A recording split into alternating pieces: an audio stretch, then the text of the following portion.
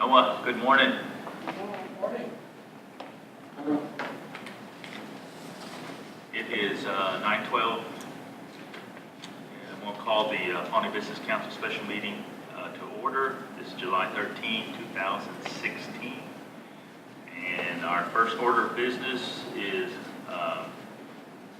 the call to order and invocation. And so I'd like for us to get started this morning, and I'll ask our treasurer, Ms. Angela Thompson, if she would voice a prayer for us this morning, get us started. Good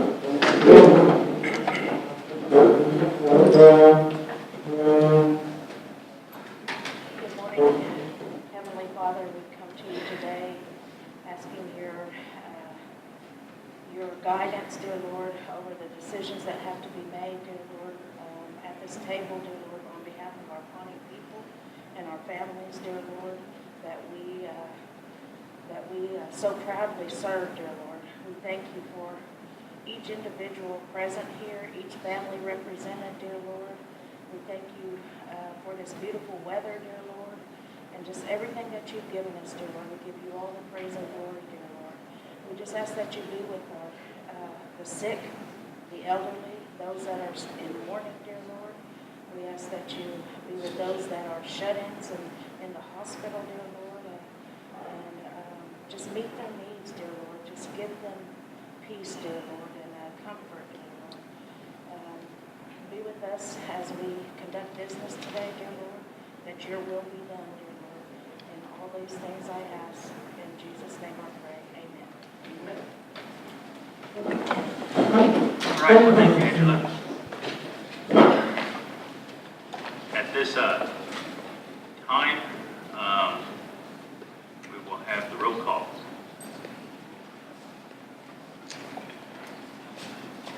Bruce Pratt. Here. Darrell Walker. Here. Debbie Littleson. Here. Angela Thompson. Here. Sammy Abson. Excuse, she's on her way. Donna Hare. Here. Adrian Butterworth. Here. Leanna Chapman. Here. Okay, we do have a quorum. Move to item number 3, and that's the approval of agenda.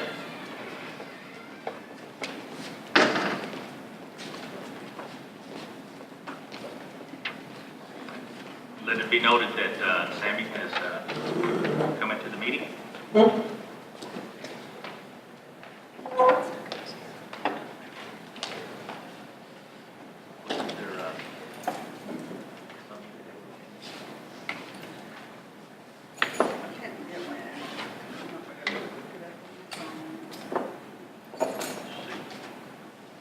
Yeah, there were several items that were emailed to me yesterday. They were asked to be put on the agenda. Did everybody receive those?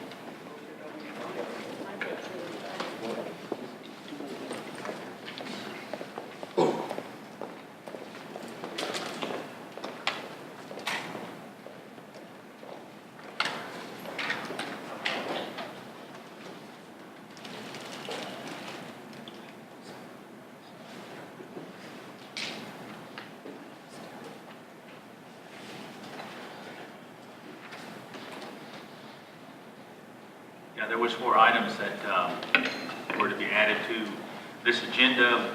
One was item number 8, PD wind update, a 5-minute presentation. Okay, hold on. Hey, we're here. Yeah, it's like I'm in a cave now. Hello. Item number 9 is approval of resolution 1661. Let me turn myself down. 1661, Keeps Eagle. Item number 10 is discussion on the agreement in principle for the Bison project. And then item number 11 was approval of resolution 1662, BIA project for terror.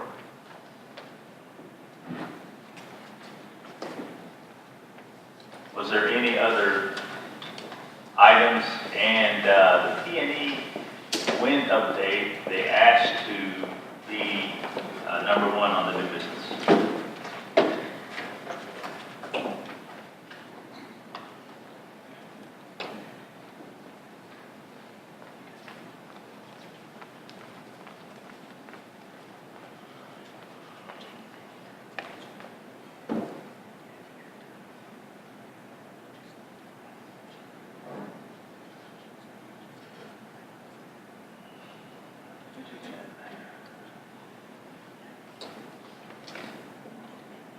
Did you refresh Keeps Eagle? I don't remember about that.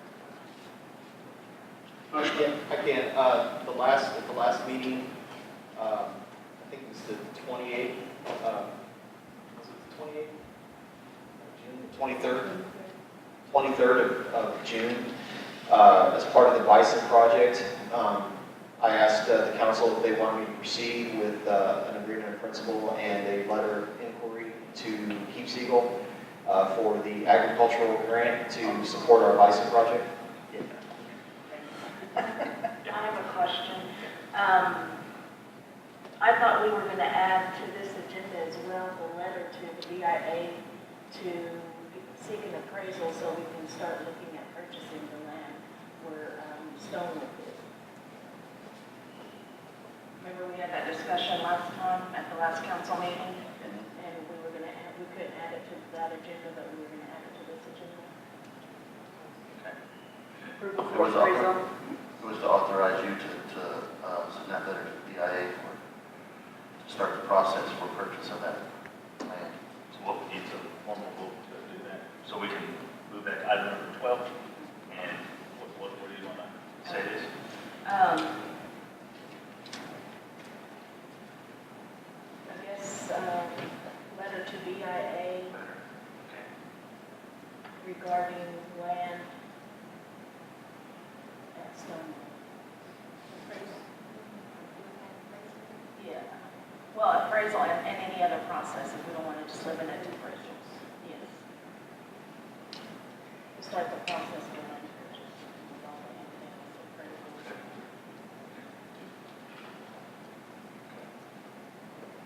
All right, is there any other items to be added to the agenda?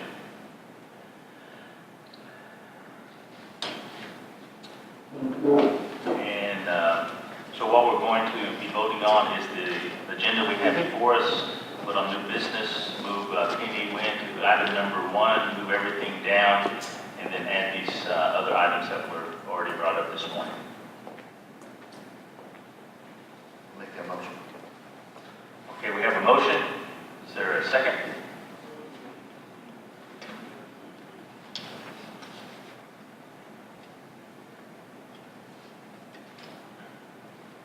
I'll second. Okay, any more discussion? Call for the vote. Gary Walker. Yes. Randy Middleton. Yes. Angela Thompson. Yes. Sammy Adams. Yes. Donna Hare. Yes. Adrian Sparta-Horschief. Yes. Deanna Key. Yes. Okay, that passes. So, item number 4, move on to item number 4 is approval of the minutes, Pawnee Business Council quarterly meeting minutes, June 4th, 2016. And then Pawnee Business Council meeting minutes, June 23rd. We will deal with the June 4th meeting first. I have some additions or clarifications or on line number 35. That's a repeat of line 28 through 33. Is that a repeat? No, I'm sorry, well, you guys made a motion to do something, and then I probably just copied it, so I'll bring it up. Okay. Okay. But there were two motions made. Okay. I'll go back to it. So you'll add that vote, that, whatever that motion is. And then, on line 90, approval of donation request from tribal member, can we add their initials so we know exactly which one that pertains to? I have to pull up that meeting prior, but I can get that to you.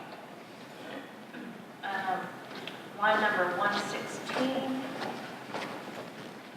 was that letter issued to HPIA?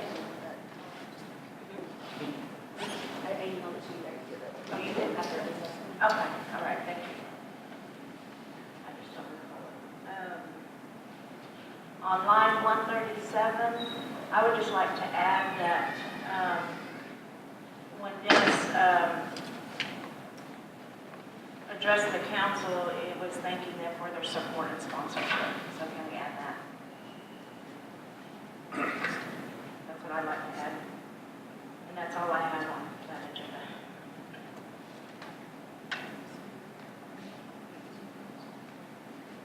On that 137, it's got down the price versus the craft.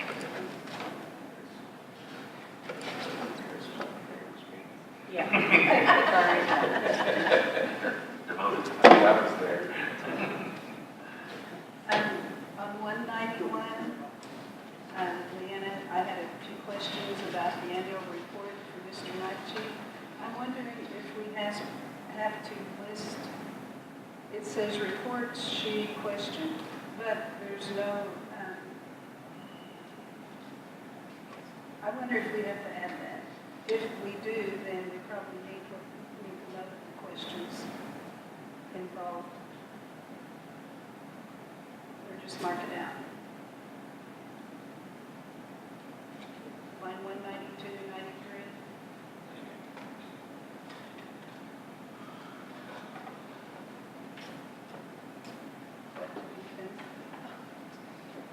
I'm sorry. 192. I wouldn't mark it out, I would just add, if anything, add the questions to it. Okay.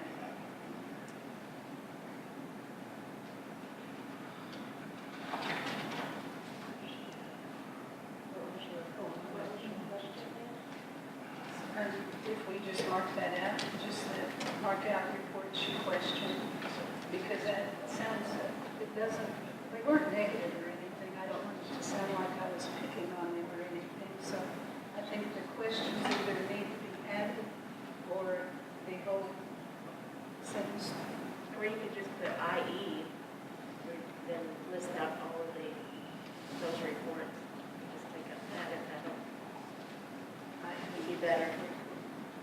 It just shows Just the mark list. out reports she questioned. Yeah, you can delete reports you question and just enter I.E. Okay. And then list out those reports, and that way Okay. there's no connotation to it. Okay. I think it was the quarterly report. Oh, that's true. Okay. That confused me too.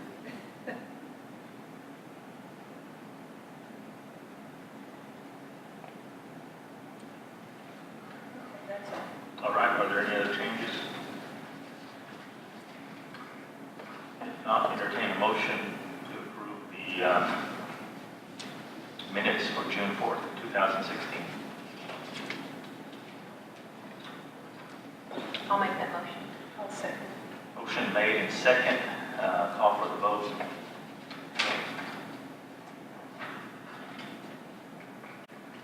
Darrell Walker. Yes. Peggy Littleson. Yes. Angela Thompson. Yes. Sammy Atkins. Yes. Donna Hare. Yes. Adrian Sparkles. Yes. Leanna Keith. Yes. All right, those minutes are approved. So we'll move on to the Pawnee Business Council meeting minutes of June 23rd, 2016. Okay, I have a few thus far, and I think I had a couple more that I seen last night, on line number 30, that was not a tribal member request. It was a donation that was brought forth by Bruce in regard to the Indian Exposition, and we've had prior discussions on assisting them, but since the Chiefs Council was assisting them, we just went ahead with the $300 one. So it really wasn't coming from the tribal member is what I'm trying to say. So if we could just say donation to Indian Exposition Princess for that. Line number 31, That's approval of the Pawnee Nation NACTAP grant, right? Is that reading NACTAP? Not NACTA. And then line number 83. I believe Councilwoman Harris attended the property meeting, not the budget committee meeting. Right. That's all I have thus far. Still.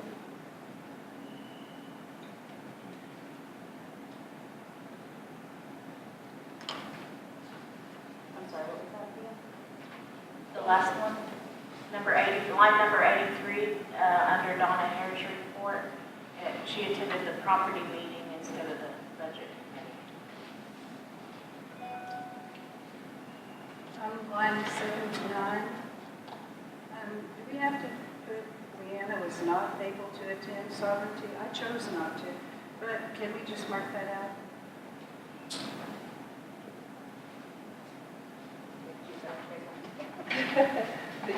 It says, was not able to attend sovereignty symposium or budget meeting.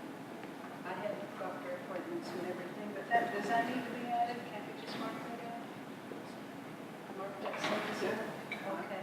On line 114, about the Pawnee Tribal Development, number 1, it says pretend meeting.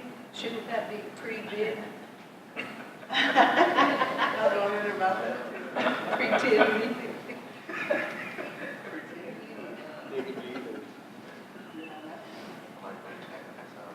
And line 127, number 1, let's see, no report. Okay. I'll look at it. But there was no report. Report, I have report email to PBC members, no discussion. And then, okay, line 162, that resolution 1658, recognition of Glenn McGuire. Were we going to add poet as poet? How do you pronounce that? Emeritus. Were we adding that or not? Do you know? Okay. That was just a question.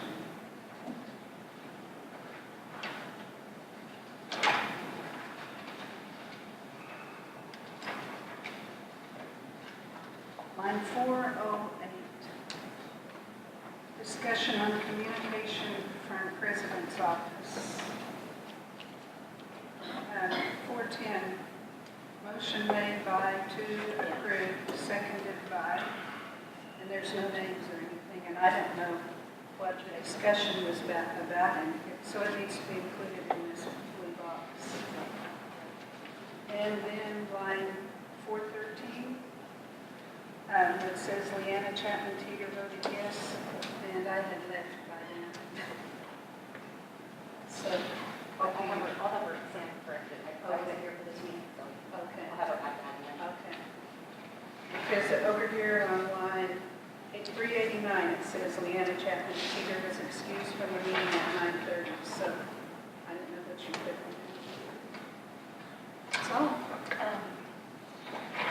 On line number 157,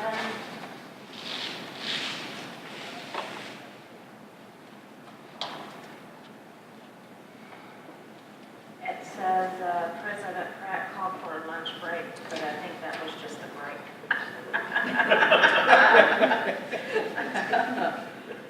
so let's see. I'm hungry. Yeah, and the other thing was on the meetings in regard to the strategic planning. I thought we also included standardizing the council meetings in that motion as well. Can you put that back online?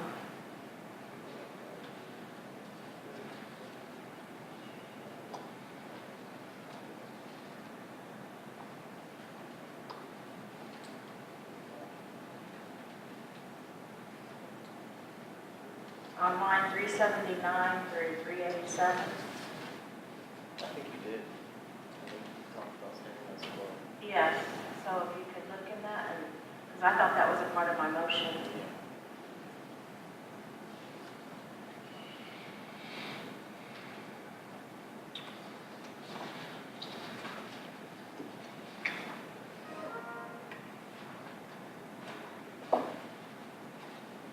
Okay, are there any other changes, discussion?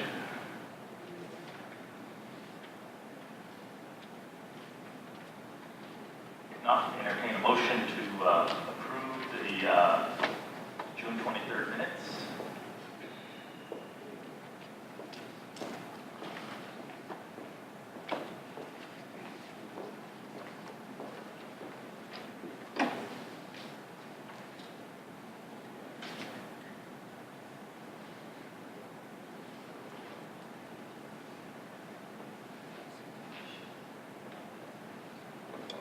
Make that motion. Motion is made, is there a second? We have a motion and a second. Call for the vote. Darrell Walker, Yes. Amy Littleton, yes, Angela Johnson, That includes the changes, right? yes, Timmy Addison, Donna Hare, Yes. Aaron Spotted Horseshoe, Yes. Deanna Keeler. Yes. All right, those minutes are approved. Move on down to item number 5, Pawnee Business Council President's Report. And since our last council meeting, I attended the strategic planning meeting in which the election ordinances was the primary discussion. And so it was good to look at those, the ordinances and also to consider proposed changes to the ordinances, trying to strengthen our election ordinances. Also attended the budget meeting, and those items are going to be discussed today for this meeting. Also attended the division director. Let's see, it wasn't division. It was the planning division director interviews. And so we had the interviewees that we spoke with and considered, and there were others from council also at that interview. And those discussions will be coming up later today on the agenda. Also attended the Ricora celebration as a representative from the council. There were others from the council that also attended, and I will say this: it was a real blessing to be a part of their going on, they're doing up there. It was amazing to see the economic impact that has transformed that place for the Ricoras due to the abundant oil and gas reserves that they have on their lands there, and we will be in discussion with our cultural division director about a direction as far as this planned visitation that they're trying to look at between us and them. It was good to meet with some of their council people and have those discussions. Just a wonderful time. But I'll say this: it's a long ways up there. It is a long ways, and but was glad that we could represent the Pawnees up there, and look forward to whatever comes out of this. I think it will strengthen our bond that we have with us and them and us, and so I know others will probably want to say some things on that in their reports. And the last 2 days, I attended the Southern Plains Tribal Health Board, the Tribal Epidemiology Center updates, and let's see. Some of the main things discussed was the employer mandates on the Affordable Care Act that is impacting the tribal nations. Still trying to see if we can get some, I don't know if the right word is relief, but get some help there from the IRS on that. If not, then if you're not following this, then you will be fined and have a fine placed upon you per employee. The PRC Medicare-like rates went into effect on May 31st, so that was good. And so, we have been in discussion on that for a long, long time, and that went into effect on the 31st. The chef rule, catastrophic health insurance for our people. The chef rule was supposed to go into effect. We thought it was approved, but they are holding off on that, and they're taking it back to consultation. And so that was brought out yesterday. They advised the tribes if you have a new indirect cost rate, to let the IHS know, and that can affect your rate, and you might be able to get additional monies if it's positive for you. They also were talking about the new pharmacy rates, and it was approved to go into the OMB rate, which will be a positive. That's a positive for extra monies to be able to utilize a little more monies. And so all of these changes are good. And so these are the things that all of the different advisory councils across the nation, they strive and try to find as much money as we can, try to get as much as we can get, trying to make them stretch our dollars, trying to stretch the dollars that are provided to us. So those were some of the things discussed. The meeting was held in Tulsa at Tulsa Urban Clinic, and so it was good to go over there for that. And so those are the meetings that I attended since our last council meeting. Are there any discussions? Any questions? The only question that I have is, what is the chef rule, the new chef rule, and what effect will it have on our Pawnee Association? I think the chef rule was that they tried to, my understanding is, I think they're trying to, when a person goes into the hospital, there's a designated dollar amount, and I believe it was $25,000, and when they reach that $25,000 threshold, and then they can take the cost for that person, and the chef catastrophic payment would kick in, and so it would not come from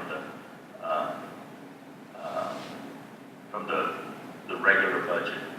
And so it was a special amount that would kick in for that person. And what we tried to do is that the chef rule was so high that it was hard to get to that level. So what they did is they lowered it. They lowered it so more people could be eligible for that chef role, so it would not take away from the main budget.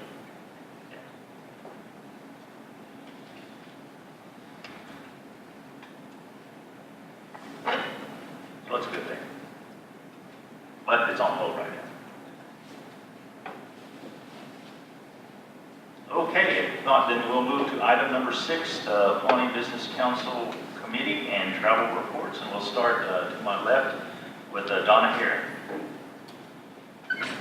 Good morning, Council. Good morning, everybody. I also attended the strategic planning session, and as President Pratt said, we focused on the election law, and so we look forward on developing that and look forward to being back on schedule with our strategic planning sessions. I also attended the planning director interviews and attended the language public meeting that was held at our Cultural Resource Center. I also went to the White Shield, and Newtown, South Dakota. And it was good to see what the Rickarods are doing and to understand, more about them. They looked at their dance grounds and their enterprises, as President Pratt said, their immaculate Arrow building. I've never seen one like that in Indian country before. It was really neat to see. And then their mud lodges. Went over and looked at the mud lodges that they have built over there, and they were really neat. And going through, coming back home, and I have to echo President Pratt, it was a very long trip.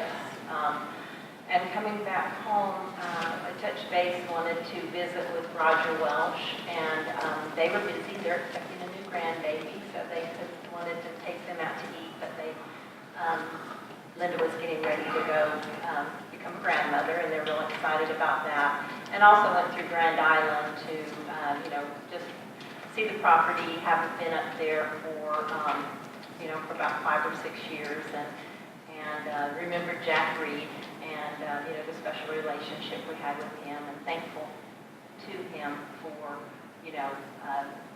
giving us his land before he passed away. But it was good to remember him and just kind of look at the area again. We have standing meetings for the Human Resources Committee, and they're Wednesdays at 2 o'clock on the third Wednesday of the month, and that's like an all-council. On this Wednesday, we have our strategic planning, and I believe that's all day. And so, and I think that it's looking like, and I want to ask the council about this, that we're going to have our strategic plannings on the Wednesdays that we're not meeting. And if that's the case, I will go ahead and get with my committee and reschedule our set times. So are we locked in on those Wednesdays that we're not meeting? And then also for the next council agenda, I would like for us to, we talked about this a little bit in the last meeting, but I would like for us as a council to take some action in finding out what happened to our superintendent at Pawnee Agency and why she is no longer here and why they have somebody acting. That concludes my report. Are there any questions for Donna? If not, let's move on to Leanna. Okay, let's see. I have also attended the interviews for the planning director. We didn't have very many, and oops. I think we all were kind of disappointed in the number we had that had applied for this position, and we either had the degree with no experience or we had experience with no degree. So that's why we have it on our agenda today, to figure out what we're going to do. Of course, we all attended homecoming. It was quite interesting with the rain and the sunshine and everything. It was a good week. Looking forward to next year, whatever that may be, and that's on the agenda too. Okay, I also attended the Pawnee Nation College quarterly meeting, and we met 2 days, and that's also on the agenda, so we'll have further discussion later. I attended the strategic planning. I felt like we stayed on task and looked at the election ordinance, and hopefully we continue with that. I attended the, let's see,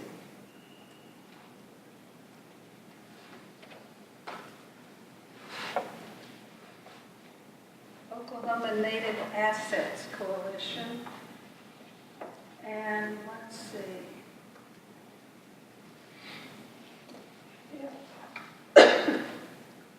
It is a Native-led nonprofit asset building coalition that works with tribes and partners interested in establishing asset building initiatives and programs in Native communities. Some of the programs in Oklahoma that they are interested in are Native financial education programs, voluntary income tax assistance, credit builder programs, Native small business resources, homeownership assistance programs, children's savings account programs, Native and individual development account programs, and family emergency savings accounts. We had several outstanding speakers. Vincent Logan, a special trustee from the Office of the Special Trustee for American Indians, spoke on asset building perspective from his direction.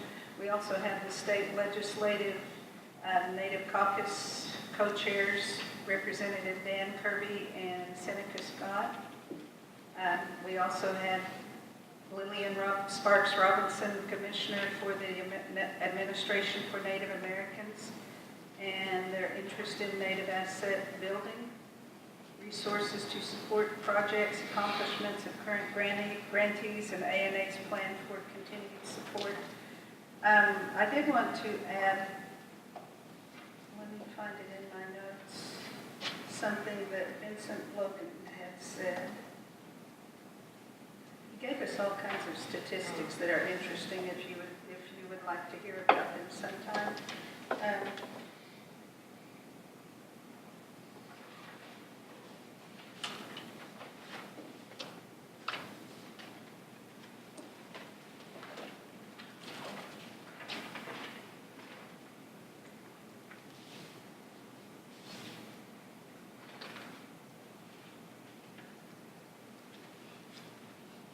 Well, I can't find, I don't.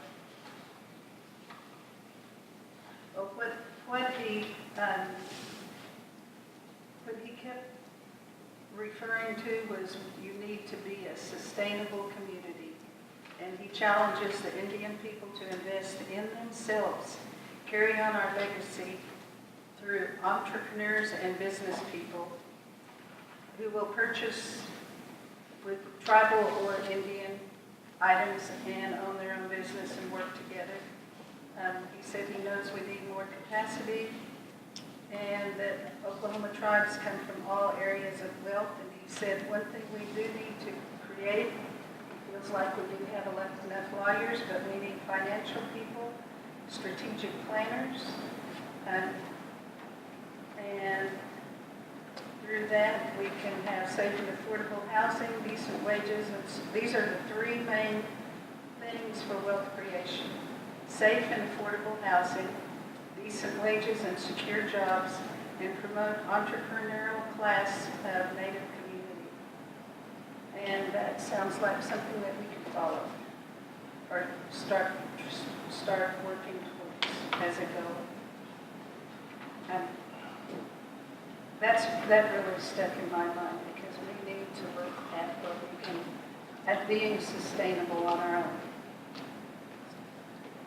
That's all. Are there any questions?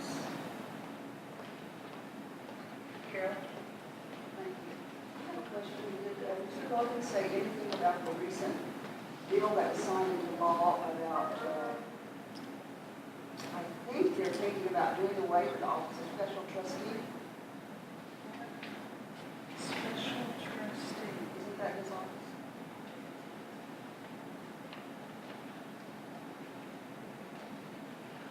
I don't believe he did. That seems weird since it's a new law that's passed. Thank you. Anything else? Thank you. All right, we'll move on to Angela.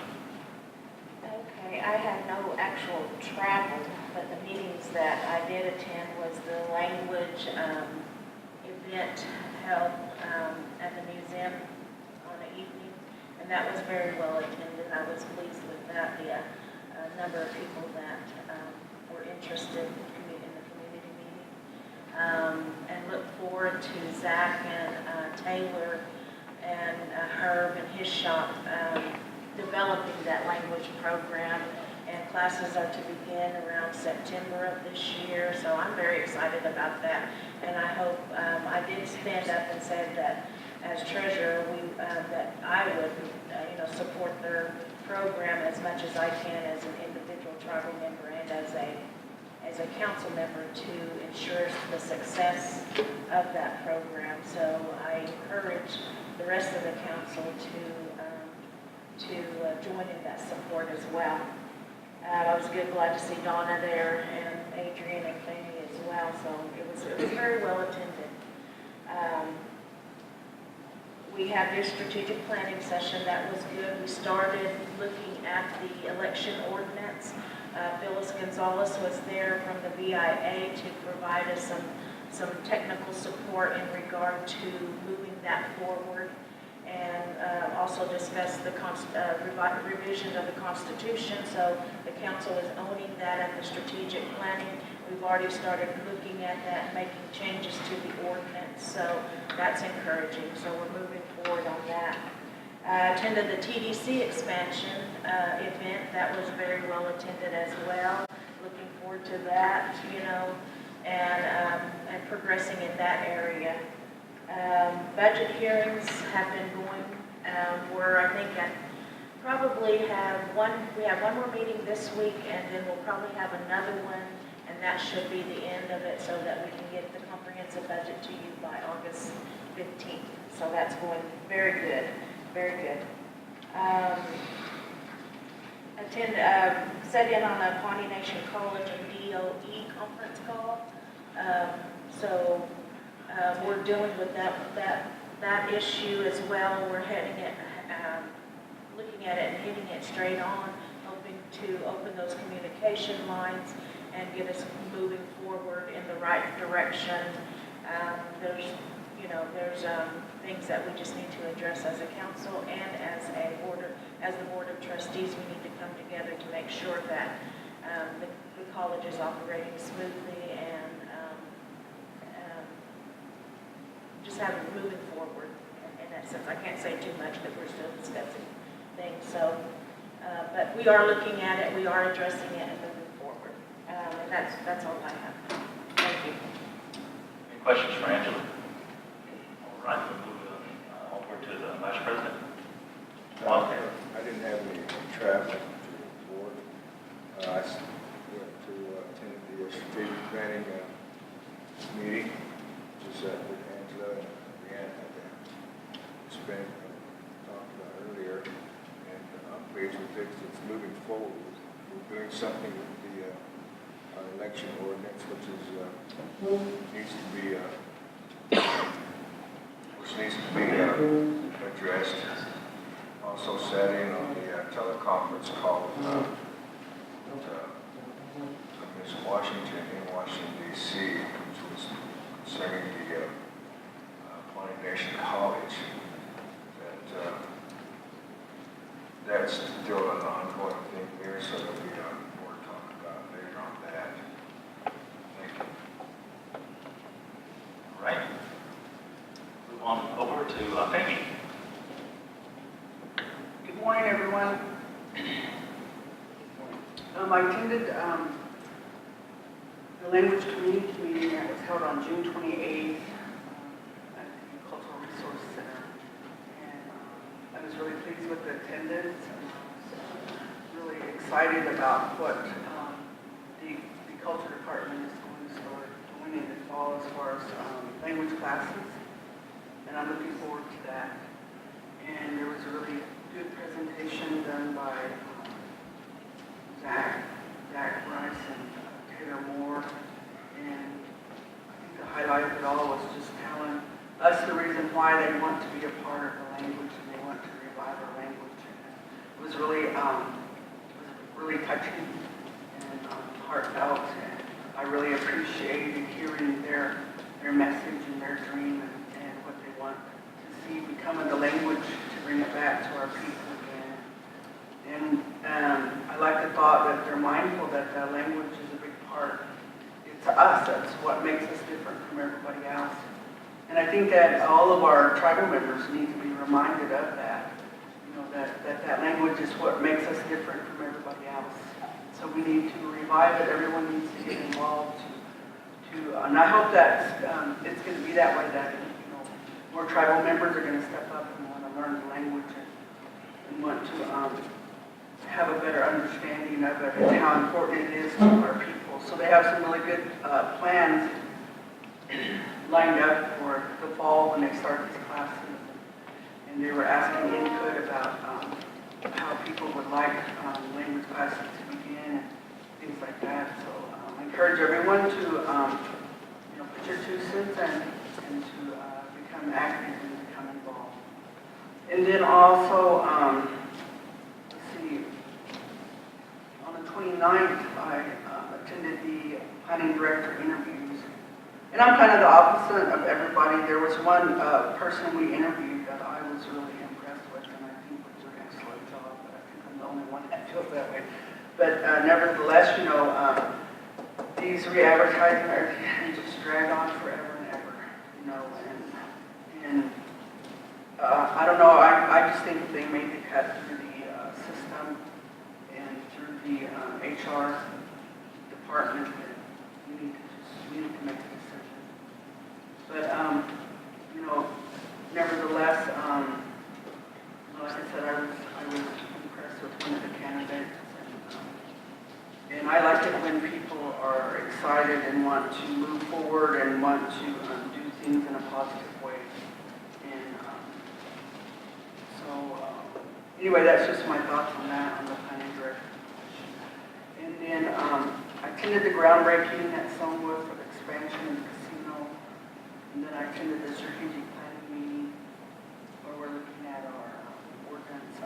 They brought us several different models, I guess, from other tribes that have really good election ordinances. And so we're kind of trying to look at those and compare those and with what we have now and to make the necessary changes. So it's going to be a process that's going to take some time. And we were already told that in the beginning. So I'm glad we got started on it, and we continue to stay on track to keep it going so that we can get it done. And so that's what we're working on right now in our strategic planning meeting. And I also attended, I think, one of the budget meetings. I can't remember which one. And I've kind of been hit and miss. I didn't get to attend as many as I'd like to. But I'm thankful to Angela for leading the way and getting it done. And then all the rest of the crew, Muriel, she's a big part of it. Thankful to everybody that pitches in and helps out to get it done so we can stay on track and keep up the good work.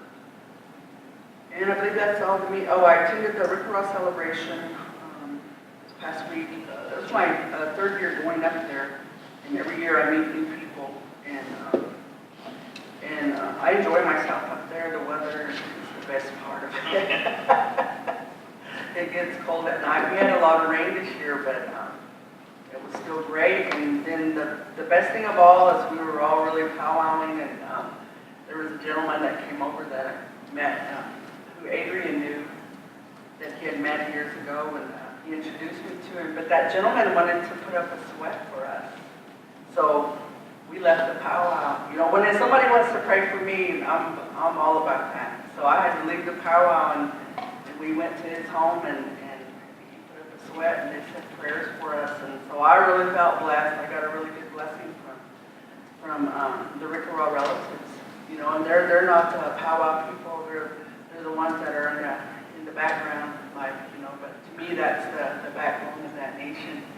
So I just felt really fortunate, really blessed, and they were telling us about the ways that they have and the things that they do, and it was just totally amazing. So I just was really, really super happy, and so to have met this gentleman and his family, and they took us in, and it was just really a blessing. And so that was the highlight of the Rickawaw celebration for me was the prayerful part. And so I was real thankful that I got to take that in and got to be a part of that and got to bring that blessing home with me, that I can share with my family and even my people, and they knew that we were part of our tribal leaders, and so they really said good prayers for us. So I really appreciated that. So, any questions? That's my report. Thank you. I move on to Sammy. Good morning, council and visitors.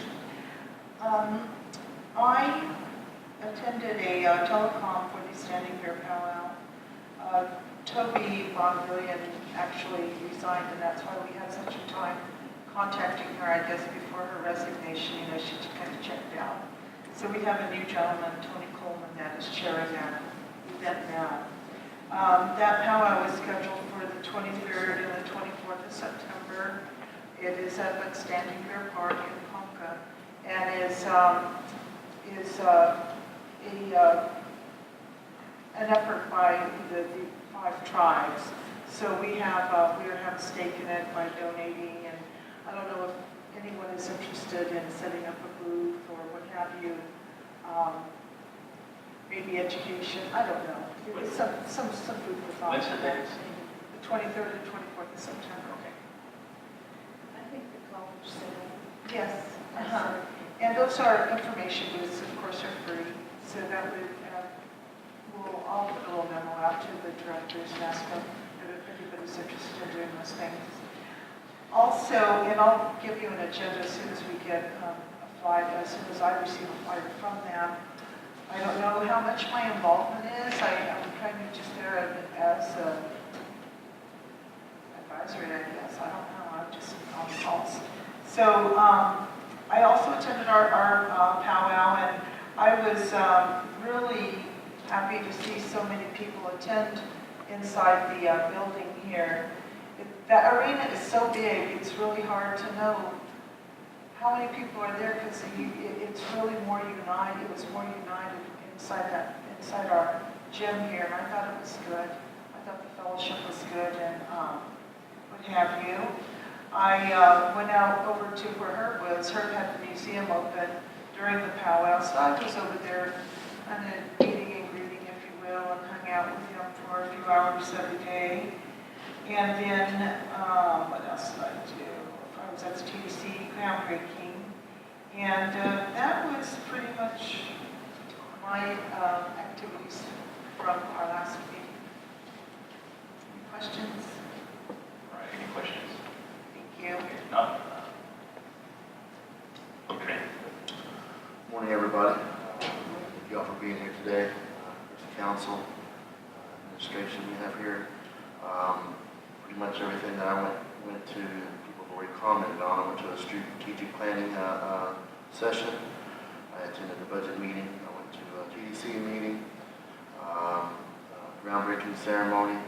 I went to the discussion concerning our college, the planning director interviews, language program event. We had a cultural meeting last night to discuss various things that's going on here in the community. If you guys aren't aware, next Wednesday, the 20th, the Wichita's are coming up for the Kuskahadu ceremony, the annual visitation. So we'll be hosting them this year. And also, the Auriculas are coming down September the 23rd to the 25th. And so we were discussing on things that we were going to do to try to take care of them as well. I too attended the Auricula celebration. My whole deal wasn't necessarily about with the powwow or anything. It was to establish these ties, our relations with the Auricula. This is probably about my 7th or 8th time I've been up there. And like I mentioned before, that they have always wanted to establish a relationship, like a ceremony like we have with our Wichita relatives. And so, they made an effort to come down here about a month ago to try to start those talks, with various people here in the tribe. And so they wanted Pawnees to come up here. I think I mentioned that in the last meeting. They wanted to try to have invite people up there. So I went up there, with to help build on those cultural aspect of the, trying to establish that visitation. But in the meantime, too, like Fabian said, I've met various tribal members and families up there and established relationships with our Ricker relatives. And one of my real good friends up there, I call him my Adadi, my Ricker brother, he was there and he come there looking for me, so we got to visit a long time. And he's a real traditional cultural person there amongst the Ricker. So he wanted to have a sweat, and wanted to pray for us and stuff. And so he invited Amy as well and stuff. So I went over there to his house on Saturday evening. Had a real good sweat out there on his land and the things that he's doing with their culture. It's amazing, they really got it going on up there as far as their culture goes, language, things like that. So it was very encouraging to hear. I enjoyed the prayers as well. So I had a good, enjoyable time. The rain came in and kind of put a little dampening on the powwow and stuff. But I tell you, of all the years I went up there, that was huge. It was the hugest one I've ever seen. But when you got $20,000 for a certain contest for first place, that gets everybody out. So it was something to see. The weather was, gosh. Weather was perfect. 70s every day. So anyway, that's all I have. Any questions for Adrian? All right, council, thank you for those reports. Oh, real quick, I discussed that I don't know if I mentioned that we had the discussion on the Bison project, but we're going to talk about it here a little bit later on too. So. One of the things that was mentioned here, but really want to thank the TDC for the groundbreaking. They really did a really good job out there and things. And it was good to get that started. So I just wanted to mention that officially, that I really appreciate the efforts that was done for that.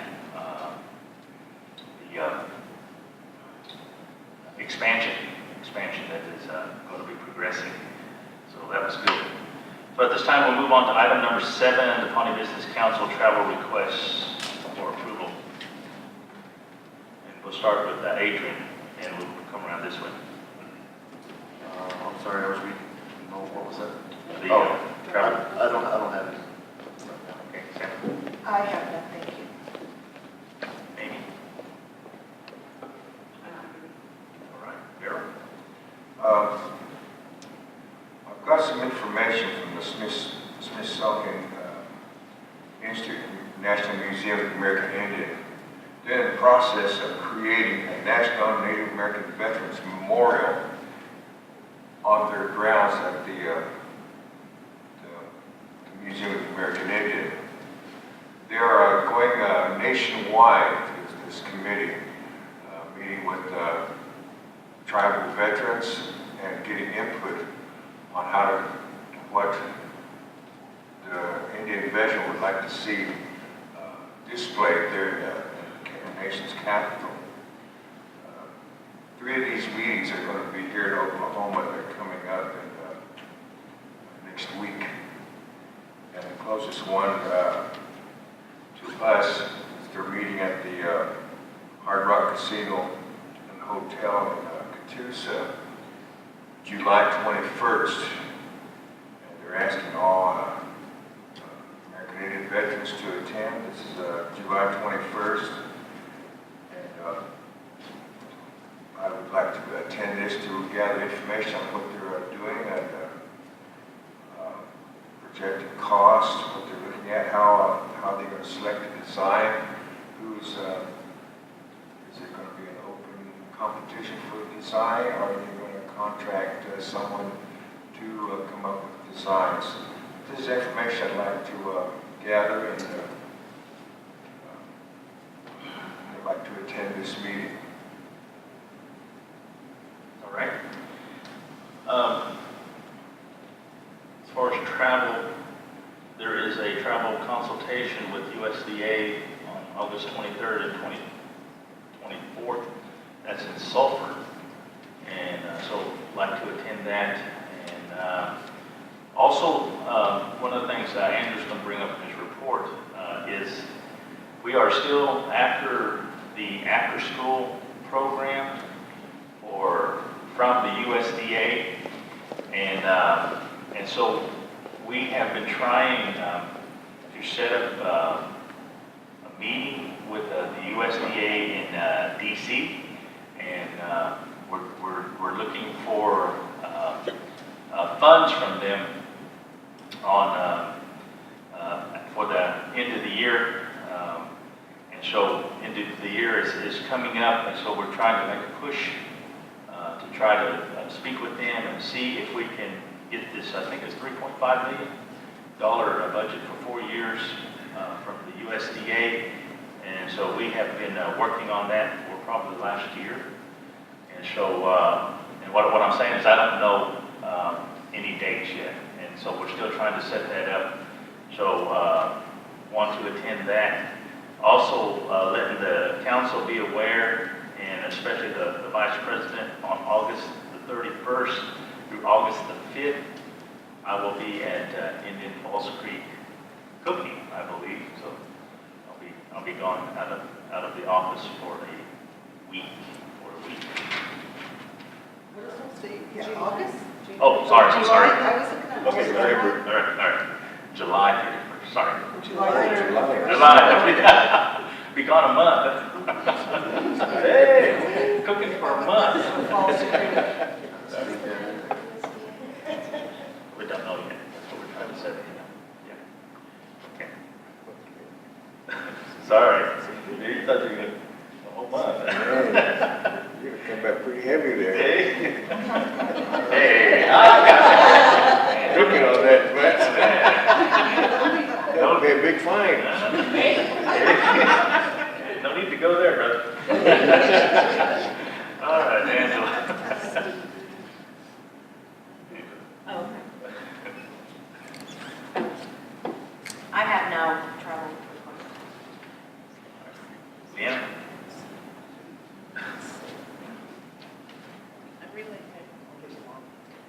I don't have any. I have no travel request. I just wanted to say, Angela, I know you're supposed to be gone this week, and I want to thank you for staying, be here for this council meeting here today. I know that was something that you was very interested in and stuff, so I just wanted to say that, make an acknowledgement to you. Thank you. Yeah. All right, we can entertain a motion to approve travel. I'll make that motion. All right, is there a second? I'll second. All those in favor say yes. Yes. Any opposed, no? Okay, that passes. So let's move on to item number 8, which is the TDC report. I believe we had his report. Oh, there he is, right there, right on time. All right, Roger, you are right on time. Been waiting on it. We're waiting on you about 10 seconds now, so.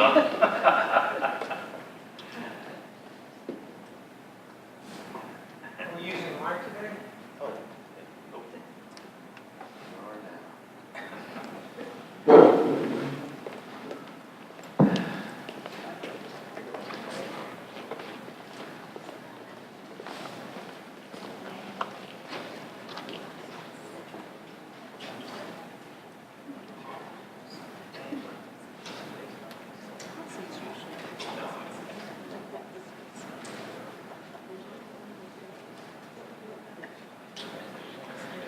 Good morning. Hope I didn't keep you waiting. I'm up now, right? Correct? Okay. Going right into my report, talking about the expansion and give you an update of where we are on that.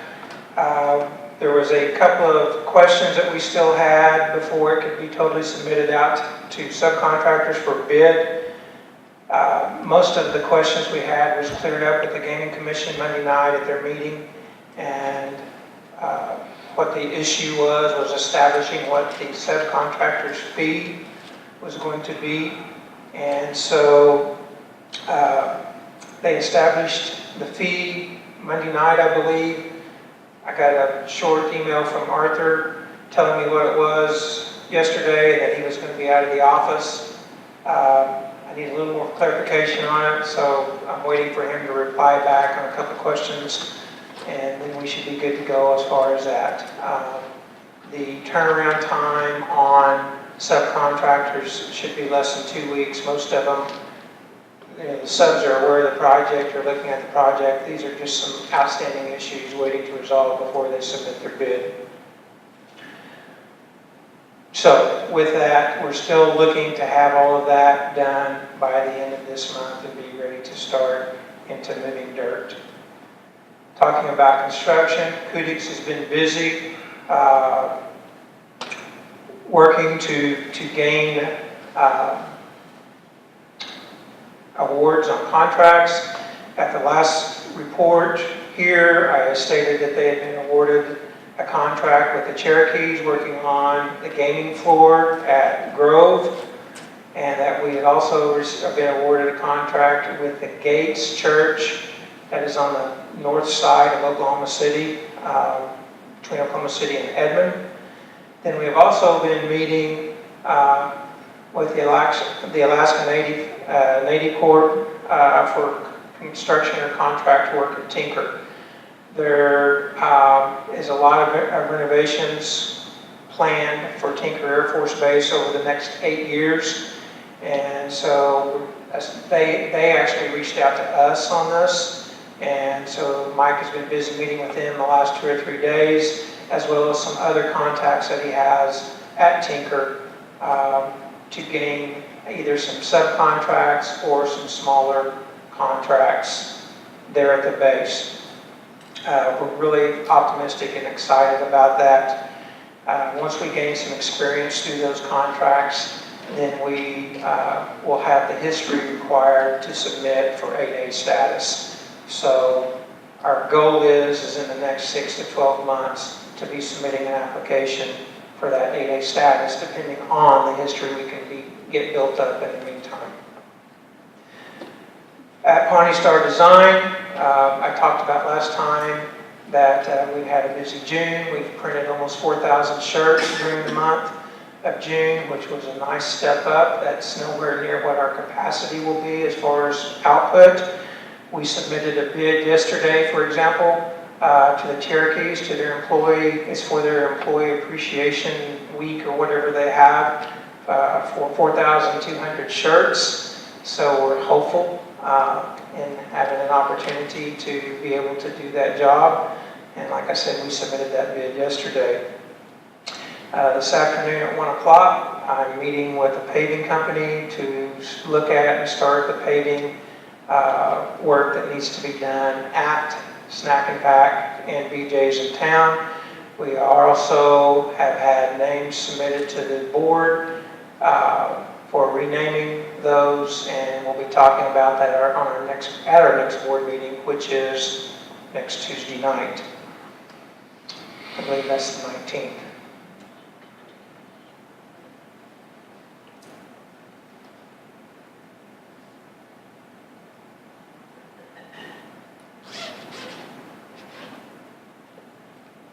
That is my report. Are there any questions? I got one. Do you provide a written report, a quarterly report, or anything to us? Is there anything written? I submit a quarterly report, yes. Okay, so all this will be detailed in there, and I can just have a quarterly. In some way, shape, or form, it is in that, yes, whether it's from minutes for the board meeting or in an actual report, yes. Okay, great. And I want to thank you for the outstanding involvement with the groundbreaking fund. I thought that was a class act. I thought your marketing team did a really good job with that and made us proud. Thank you, and I'll share that. Thank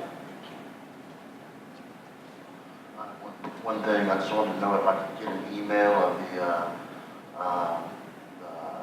project, how you're going to do it. When I was up there at that meeting, I forgot to look at it. I just glanced at it. I just wanted to see what it's going to look like compared from now from what it used to be. I just want to see It's gonna look like a. The add-ons? Yeah. Okay. Yeah. What I have presently on those renderings is not color accurate, and so I don't have a color accurate reading at this time. I can take a snapshot of what I do have and send to you. You'll get an idea of it, or you can come by and look at it as well. So I think what I really wanted is for the council, because not everybody has seen, those renderings and stuff. And the fact that you say that, it's not color accurate, I'll keep that in mind. And that's why it hasn't been publicized, is because those colors aren't accurate on there. And in order to not cause some confusion on that, we've avoided sending it out. Okay, I'd still like to see it. It did, absolutely. Okay, thank you. Roger? Yes, sir. Along with 8A, also apply for HUD zone? Yes, because we are in the hub zone, and that's some of the work we're actually, Mike is talking to, is because of the hub and getting into, yes.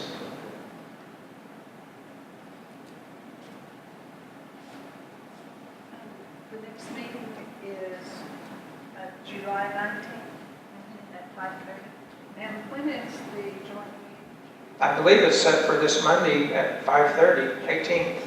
The 18th, okay. Maybe you could bring up what Adrian's talking about. Good- That- good point. That meeting, that joint meeting, we could at least kind of get a picture of it.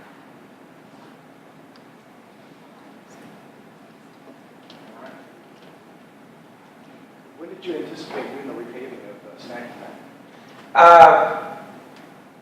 Talking to them today. I've got one more company that I'm waiting on to come look at it. So within the next month. I'm trying to give myself plenty of time. Hopefully it's sooner than that, but. All right, well, thank you, Roger. Okay. Very timely today.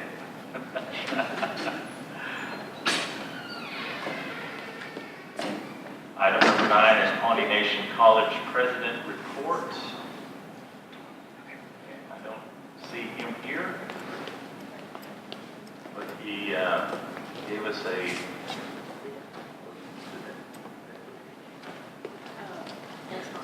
okay, yeah, there is no report, I guess.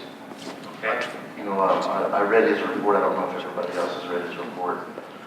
He stated in there, I read on one of his deals about he was, said he was mad because he was questioned, here in council. And I think he requested that whole video be, not be uploaded on our site. And my deal is with that is that, he reports here to the council for the college. And why does he not think that we don't have questions? We've questioned him many times before. And the questions that we had, I feel like, we had the, obligation of us as a nation to ask these questions. And if he doesn't feel comfortable coming to this meeting, then maybe he needs to send the president of the, board of trustees up here. Originally, that's, to me, in my opinion, that's how it should be anyway. But, if he has a problem with it, I think that they guys need to discuss it because we have questions. It ain't any different than Roger coming up here and talking about his deal, with TDC and us questioning him as well, So if he doesn't like to be questioned or if he doesn't have the answer to the questions, well, that's, why is he coming here before, if he doesn't expect to be questioned, so. Well, we just received an email, Cindy just received an email from him, and he asked to be moved to a later time. Okay. Today. So I said, well, get here when you can. All right. Okay. I'll ask those questions in. Well, and I think we wholeheartedly should ask him why he's been unaccountable often. He hasn't been to our meetings and he's been on the agenda. And that's just unacceptable. Okay. So let's move on down to item number 10, and we will wait on that executive director report. Morning, council. Morning. It's been a busy couple weeks. Start with the fun stuff first. The Bison project is moving forward. Since the last meeting, I've drafted a agreement in principle, which the Attorney General's looked over, and it looks okay, and we're going to present later on the agenda. Now this agreement in principle is, you know, just for us to be able to start requesting bison from the National Park Service. We also submitted the letter of inquiry to the Keeps Eagle grant, Keeps Eagle settlement grant that provides.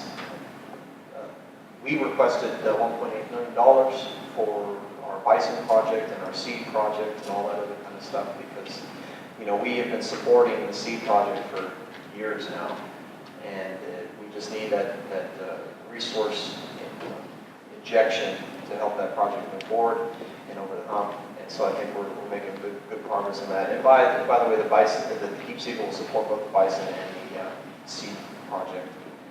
Good news is more good news. TIPO, the NAGPRO documentation and consultation grant was approved and funded. So congratulations to John Michael. Did an outstanding job. And okay. But it's the first time that we've gotten that grant in a while. Oh yeah, Nancy too. It's a team effort. But it's the first time we've had that grant in a long time. We lost that grant, and so I'm very excited about it. It gives our TIPO officer, our repatriation officer, the ability to go hire another employee. So that means we can, you know, get somebody else to work around here and start, you know, really digging into the objectives and goals that John Michael has set for his office. So I'm looking forward to that. Other good news is we had a meeting with Jill Sherrill on Monday regarding the after-school proposal. Jill Sherrill is the field representative for Congressman Frank Lucas. The congressman is going to, he wanted to reiterate his support for our program. He thinks it's very, very worthy, the fact that we have such a good relationship with the county and city of Pawnee, and that we're going to include, you know, Payne County as well, with the rural communities around Yale and all that kind of stuff. He's on board. As a matter of fact, he's going to write us a letter of support, and as soon as we get through to the people we need to get through to in Washington, the undersecretary for these programs at the USDA, you know, the president has asked that we set up travel for him to go there and lobby, because this is a very, very competitive grant. Lots of applications have gone through. We've made the appropriate steps. The congressman wants to know when we're leaving, or when the president's going to be up there in DC as well, so that he may be able to send one of his staffers with him, with the letter, and personally deliver it from him. So everybody's very excited. The grant application looks good. We've made a few changes to it, a few tweaks, but everybody's excited about this, and we have as good as an opportunity as anybody else that's applied for this grant to get it. And again, you know, it's always one of those things that I have in the back of my mind that it's hard to root against other people when they're applying for the same grant, because I know how much these resources are needed across the nation, and especially in Indian country. But I think we've got a good chance. We just need to do that last little bit of effort of lobbying and make that last little push to get the USDA on our side. More good news, we completed our HUD audit. HUD came and audited the Housing Authority, and they came and audited our ICDBG program, and it was an outstanding audit. We were missing one document, which we are searching for now, but other than that, it was a really clean audit, and I was very proud of Reba Howe and her management of the ICDBG department. The audit for the nation is going on as we speak. They arrived on Monday. So far, everything is going good, going smoothly, and we don't see any real big issues with it. They'll be here for a couple weeks, and hopefully that'll continue to be smooth, and there will be no major findings. Budget hearings are continuing. As the treasurer mentioned earlier, I thought this budget process this year, compared to last year, has gone so much smoother. And everybody's on board, everybody has got an agenda, everybody knows what they need to do, and so it just moves really easily. I mean, just really quickly and smoothly, and that's a credit to my staff and to Treasurer Thompson and to our directors who have made this as painless as they have. Now on to some other news. Oh, one more good news story. Our staff was asked by the Oklahoman to do a interview about the earthquake issue here in Pawnee County. So I had some staff members participate in that. Jimmy Justice, Gerald, our emergency management services coordinator. I don't want to abuse his last name, so I won't say it. It starts with a W, it's with an H. Monty Matlock, John Michael Knight Chief, our typical officer, myself, and basically they were just curious about the earthquakes, and hopefully you all got a chance to read the story in Oklahoma. It's a good story. They kept trying to steer it back to oil and gas, but I was like, no, we'll let you guys talk about that. We won't talk about that. Because tomorrow we have our fracking meeting. This is what was started in the end of February. In March, we had contacted or met with Senator Langford up in D.C. during the NCAI winter meetings. He offered to get us together at the table with decision makers from the BIA and the BLM.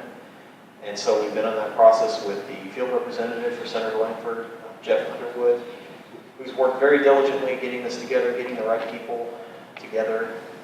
Initially, we're going to have it at their office in Tulsa, but their office only seats 10 people, so it's not worth it. So we moved it here to the Pawnee Cultural Learning Center and Museum. It's just a bigger space. And everybody's agreed from the agencies to attend. We have lots of stuff going on in the oil and gas side of things that we need to get control of, and it's something that the council addressed, that you all addressed in your fracking moratorium. So we're just trying to work through a resolution on that. Tomorrow is just going to be about diplomacy. I imagine that we're going to try to keep it casual. We're not going to try to keep it so formal. The reason why is we don't want to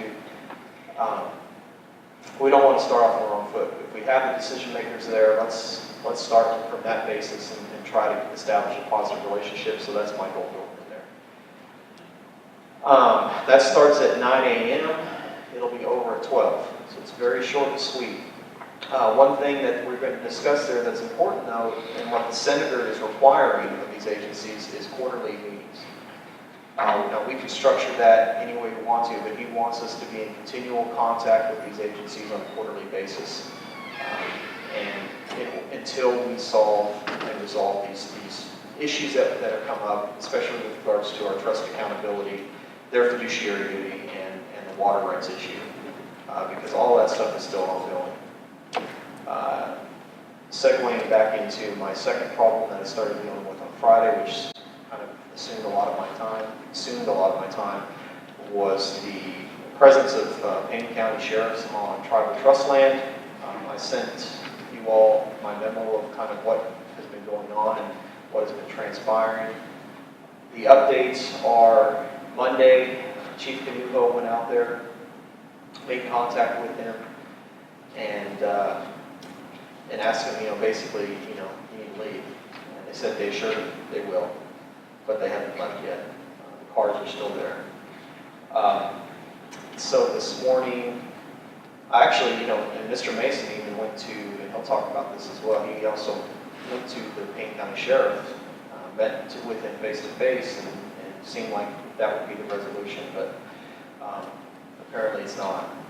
So this morning, I had Kelly Kersey, one of our Pawnee Rangers. He drives by there every day anyway on his way to work. He stopped by, the cars are still there today. So I called the FBI and said, hey, this is what's going on. It's starting to get out within our community. These guys are there, they're law enforcement officers. There's no need to have an unnecessary confrontation between tribal citizens and Pawnee County sheriffs who shouldn't be there in the first place. Can you please make a call to the sheriff and just tell him to move the car, get out of the uniforms. If you want to be private security for Crown Energy, be private security for Crown Energy, that's fine, but take off your uniforms, be in your DOB, because you don't have any authority anyway. The fact that you're in your uniform does nothing except infringe upon our tribal sovereignty to have control of what goes on our property. that is our land, and our laws apply, and the state has nothing to do with that. So that's an ongoing thing.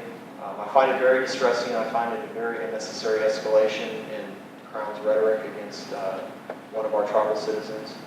The fact that he was singled out and targeted worries me. That's his home. That's his land. Crown is the foreign entity here. So it just worries me. And we want to try to push back against this as quickly and as forcefully as we can, but it's also as diplomatically as we can, because we don't want to make an enemy of Payne County. I mean, we work with them on almost a daily basis, it seems, with our joint ventures between EMTs down in Yale and fire department and our rangers and our law enforcement. It's not the issue here. However, this cannot become the norm or the standard practice for businesses coming onto trust land, hiring state law enforcement officials to keep Indian folks off their land. I mean, that just cannot be the standard policy, and that's why we need to push back. This is probably one of the most egregious things I've heard about happening in any country in a long while, and it's a very serious thing. So we're going to continue to work for that. Let's see, what else do I have?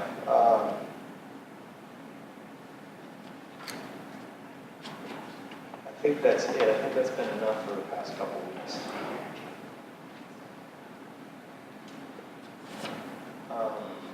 We're moving forward on the tax return, or the refunds from the tax agency, the tag agencies. They're moving a little bit slower than they need to be, but I talked with them, and they're going to push. They're going to continue to push forward. They don't have the staff really to really make it a 24/7 operation, but they'll get there. Everybody will get their payments back. But anyway, that's all I have. So, any questions?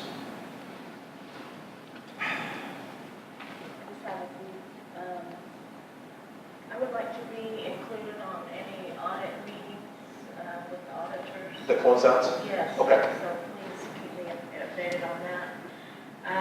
The other thing is I would like a quicker turnaround on the meetings being uploaded on the internet, so that they're not 2 weeks, out after, another issues are arising. So more timely response. And I think Jenna's doing a great job. I'm seeing some improvements online and on the website as well. So I want to give her kudos for getting those updated as well. Have we moved up the chain on BIA to the assistant secretary? Is he aware of what's going on that with the Pawnee agency is doing? Well, the issue is, or the answer to that question is no, because we gave Jeremy the opportunity to. He contacted the OJS, and the OJS is like the new renamed BIA law enforcement section. We have done that we could do. I mean, it's Jeremy's job to get it up the chain. If we don't have the resolution that we need as a tribal authority, then we could take steps, in which we have, which is just as a courtesy, call the FBI, let them call the sheriffs. I mean, if it becomes an issue, what I don't want it to be is something outside of our control, because this is our sovereign boundary. So we're going to use the tools we need before we engage Washington level BIA. I mean, it's because, and I see you shaking your head because you think that's the more appropriate way, and I do too, to some extent, but the fact of the matter is we have a tribal citizen right now that has a BOLO looking for him right now. The time it will take to move it up the bureaucratic chain in the BIA does a disservice to that tribal citizen and endangers our sovereignty anyway. So we need to use the quickest measures we can to rectify the situation. Now, the bringing in the assistant secretary for the BIA, that's a step for after action. That's a step for, hey, Jeremy, you or BIA or whatever, or Southern Plains or whoever, I don't know, you know, you failed us on this one, or, you know, you didn't do this on this one, so let's figure out a way to do it. And that's the point where if they're not willing to work, then we go to the assistant secretary. But this is an exigent circumstance. This is something that's happening now, that needs to be corrected now. Right. And we have provided notice to everybody, all the players, and because we're trying, or all the local players, because we are trying to fix this and rectify the situation now. So, And I know it's, we're trying to work through the process, but I think we're at that point now where we need to do it simultaneously. Is the Assistant Secretary of Indian Affairs, not BIA, needs to be made aware of this issue because he is overall all of those agencies underneath them. Also, there's other lines through TBIC as well, and there's strength in numbers. And this, of course, what's happening here could potentially happen everywhere across the United States. And if we could take a resolution to TBIC and they pass that resolution, I'm telling you, TBIC has a powerful voice. So, and we meet this week, we're meeting directly with the Assistant Secretary. And, you know, we could be, since I'm on that, we could be taking this forward. I think we're missing the opportunity with what we have in place now to get this addressed and rectified. I don't think that we as a nation, a sovereign nation, government-to-government negotiation is directly with the Assistant Secretary, not going up through Jeremy Lovecamp. He's already took his stand, in my opinion. He's not going to work with us, and that's how I feel. I don't see him working with us. From the fracking summit and everything I'm hearing thus far, nothing is happening. They're failing the Pawnee Nation and that tribal member in their fiduciary trust responsibility.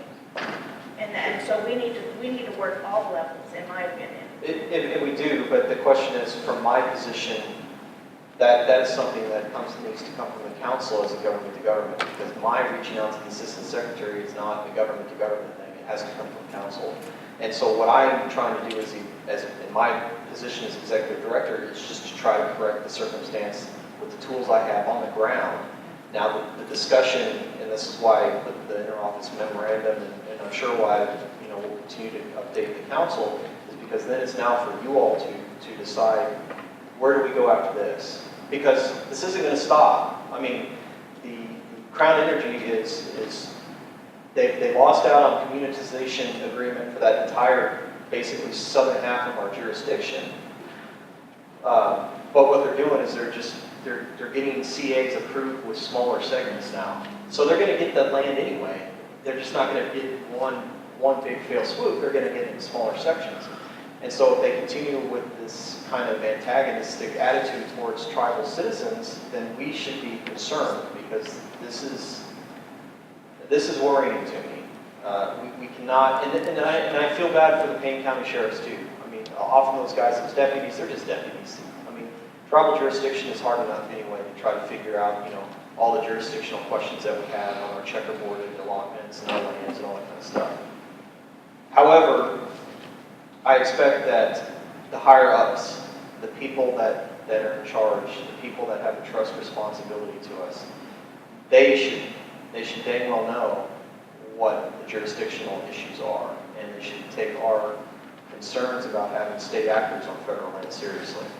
But again, the government-to-government stuff needs to come from the council's level, and that's why it's kind of inappropriate for me to just start screaming at Washington, D.C. Let's just try to keep it local and to fix the problem on the ground as it is now. And it's important that the council engage, because we don't want this to be a precedent in Indian country. I mean, we don't want this to happen anymore. And so that's an important part. And I agree with that government-to-government relationship is this body here. Yes. And this is not directed at you, we need to be made aware of the council. I didn't even know that. I knew that the Langford meeting was in the works. I didn't know it was already scheduled until an email came out just the other day. And if we're going to address this head on, we need to be made aware of these issues. and these meetings so that we can attend and we could come up with some solutions.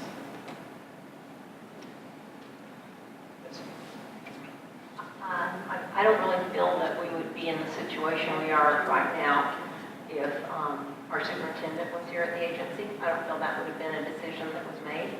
And that superintendent was hired through the process with tribal input and that selection process and was qualified.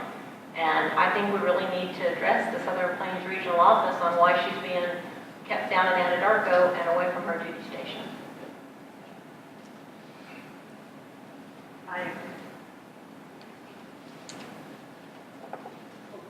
But that's for us with the council. Yeah.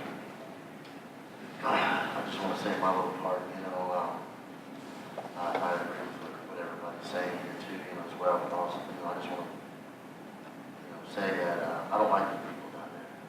I really don't. They shouldn't be there. They shouldn't have a tribal member, be on the watch for a tribal member. I believe it's, politics, in their realm, that they're trying to have an agenda. And I don't know what it's going to take. They need to be out there. And I agree with you, if they're going to be hired by Crown, then they need to get their county sheriff's, uniforms and their vehicles, use their own personal stuff. I don't know. I just don't like it because to me, it's just, once again, you have these white people coming in and feeling like they've got the control, total power and stuff, and they don't. So that's all. I just want to say that much.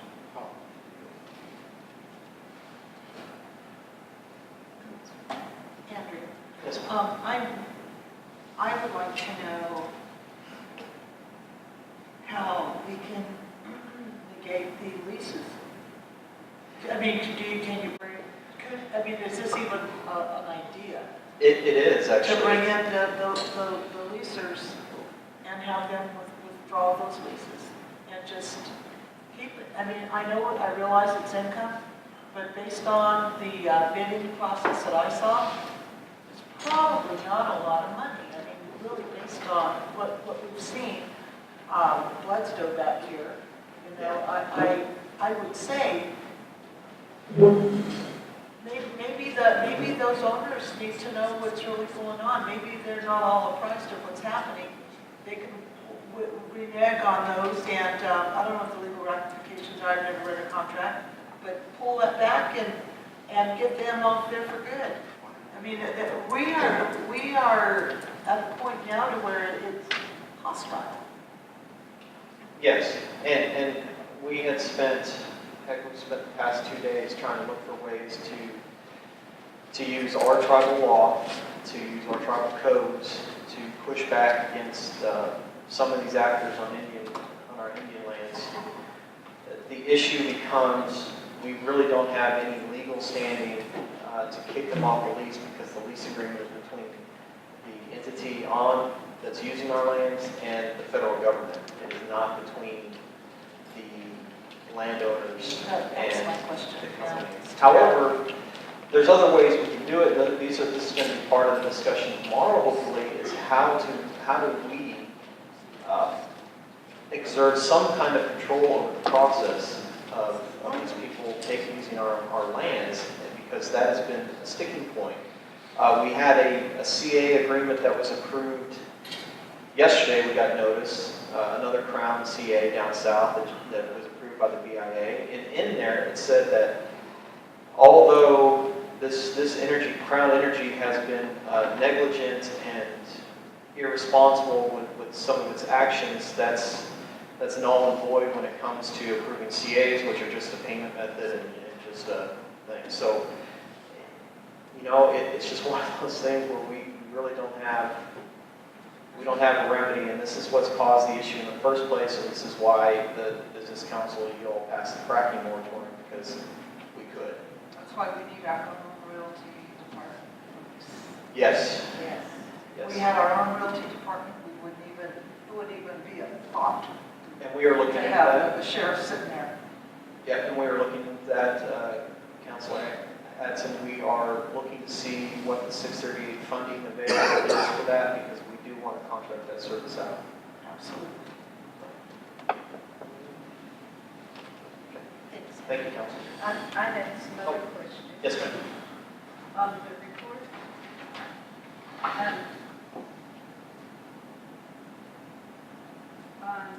the education division, the 477 grant updates,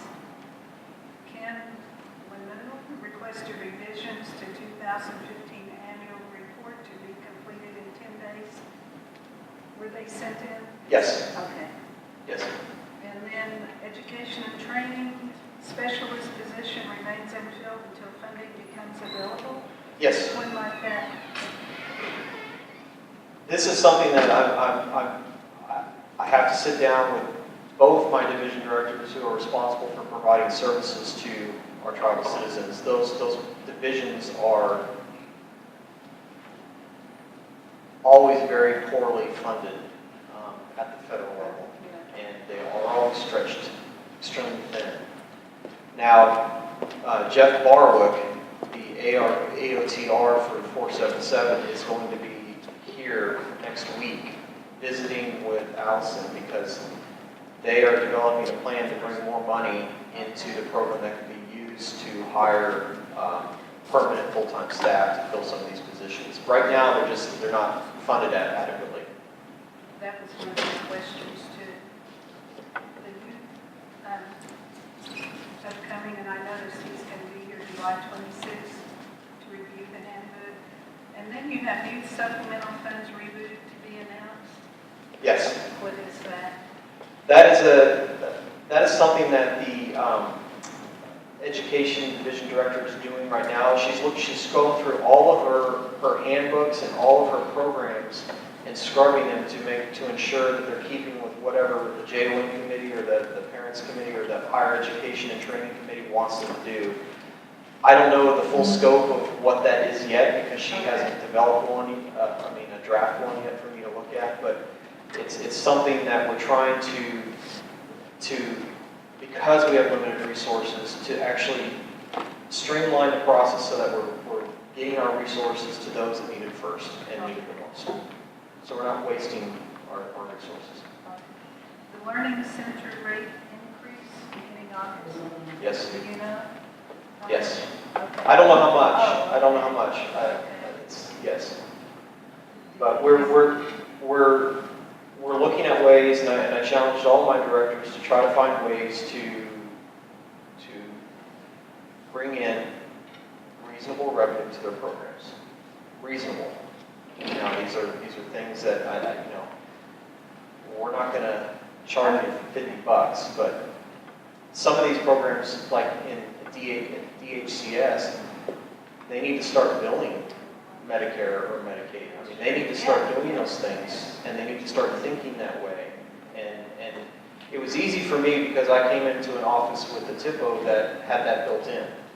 The Section 106 was built in, and I understand the difficulty of it. But we have programs here that we can build, and they can start providing sustainable income, because that's what I'm looking for, sustainability. So. Yeah. Well, I think they have always charged less than most places, so I'm glad to see. Sure, and that's fine. I don't have a problem with that, but as long as we sustain. And the summer youth enrichment camp says canceled. Why is that? Funds. Funds?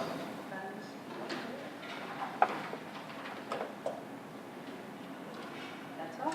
Thank you. All right, thank you, Andrew. Thank you, Council. We'll move on to the aging, Attorney General.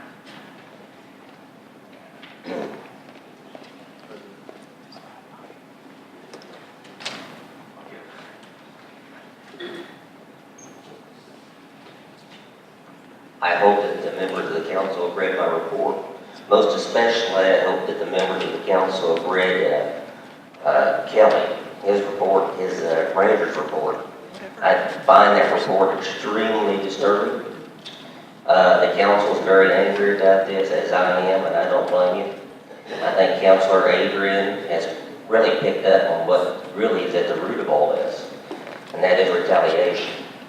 As I see this as a retaliation against the Pawnee Nation for standing up for trust responsibilities and for also demanding an official policy on their water. Of course, that's a segue into tomorrow when it comes to the federal officials. Tomorrow, we're going to have that meeting with Senator Langford's staff, as from what I understand, BIA, BLM, EPA. I hope something constructive comes out of it. I think Andrew may have the idea and the goal of the meeting, and that is that maybe start building some diplomacy. But as I see it right now, I really don't have a whole lot of faith in BIA. So we'll see what happens, but I'm not happy with this situation, and I'm definitely going to voice that tomorrow at our meeting, and I hope and I welcome members of the council doing the same thing. I'm going to elaborate a little bit on what Andrew talked about, because Andrew and I have been working on this crisis really since Friday afternoon. And I do color it as a crisis, and it's consumed all of our time since then. Initially, I contacted the sheriff, who was out. I contacted the undersheriff. Well, then I contacted the DA.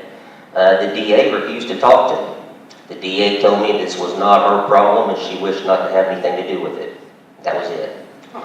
Then I talked to the sheriff Monday morning. First of all, the undersheriff told me Friday afternoon, after we had what I considered a constructive telephone conversation, that the 2 deputies and the patrol car would be removed from the property. I considered the problem settled. I come into work on Monday morning and find out that, nope, the car is still there.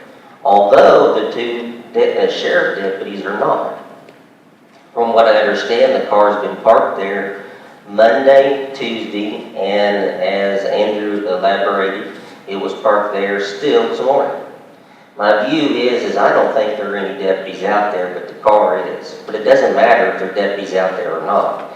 The car is there, and it's still on the front to the Pawnee Nation sovereignty and to the Pawnee Nation people. And again, it is retaliation. So I'm not real happy about this. Andrew and I did a conference call this morning with FBI, the duty station special agent over in Stillwater. He said that he would give the sheriff a telephone call and talk to him about this problem in an effort to resolve it. But in talking to the special agent over in Stillwater, I do have to give you, in my opinion, I was not impressed with his tone. I felt like, once again, I heard this tone before. I'd heard the same tone from the undersheriff. I'd heard the same tone from the sheriff. And I don't have a lot of faith that the FBI is going to do a whole lot for us, but we'll see. I think in the end, what I'm going to have to do is make a trip to Oklahoma City and have a face-to-face with the U.S. Attorney about this. If anything's done, it'll be the U.S. Attorney. I also welcome Counselor Angela's idea. That is, I do think that this is a government-to-government issue, and I think it would be very wise and prudent for the council to draft a resolution and submit it to the Assistant Secretary of the Interior about this issue and how this whole thing is a gross violation of the Pawnee people's sovereignty, and the whole idea of state agents being out there on Indian property and how insulting that is to all Indians. Andrew's right, this is one of the worst things I've heard of in a long time. And not only that, but it's a slippery slope. Because the thing is if you let them get away with this time, they're going to do it again and again and again, except each time they do it, they're going to try to push it a little further, a little further, a little further, a little further. And when it starts, it'll start with oil and natural gas, and then it'll go to gaming. So everything I've heard from the council, I agree with, and I implore you to go ahead and take some action, and I'm all for it, and I endorse that. So, as it stands this morning, this is where the crisis is at. It started Friday afternoon. There was a question asked about the gating leases. And Andrew and I have been looking at that. The lease actually runs between the U.S. government and the exploration company. However, one of the things I've been looking at is the criminal code. Maybe trespass, criminal trespass, maybe some other issues. We've been looking at that really closely. And I'm seriously thinking about maybe charging some people, but underneath the criminal tribal code for some of these violations. Why don't we just tow the car? That was one of the things we also thought about doing, is we came very close to doing that yesterday morning. I got a AAA car, tow it. Yeah, that we came very close to doing that yesterday morning. In fact, what we did was we instructed the chief of police to go out there and put a sticker on it to be towed. What happened though, later on we found out is our police chief decided not to do that. So that wasn't done. I'm not going to have I don't have any comment on that part, but I do agree that I'm all for towing it, and I was willing, ready, and able to do it yesterday morning, and I'm still, hey, I'm all for it. If the sheriff, if the police chief won't do it, maybe one of the rangers will, but I'm all for putting a red sticker on that car and getting it towed.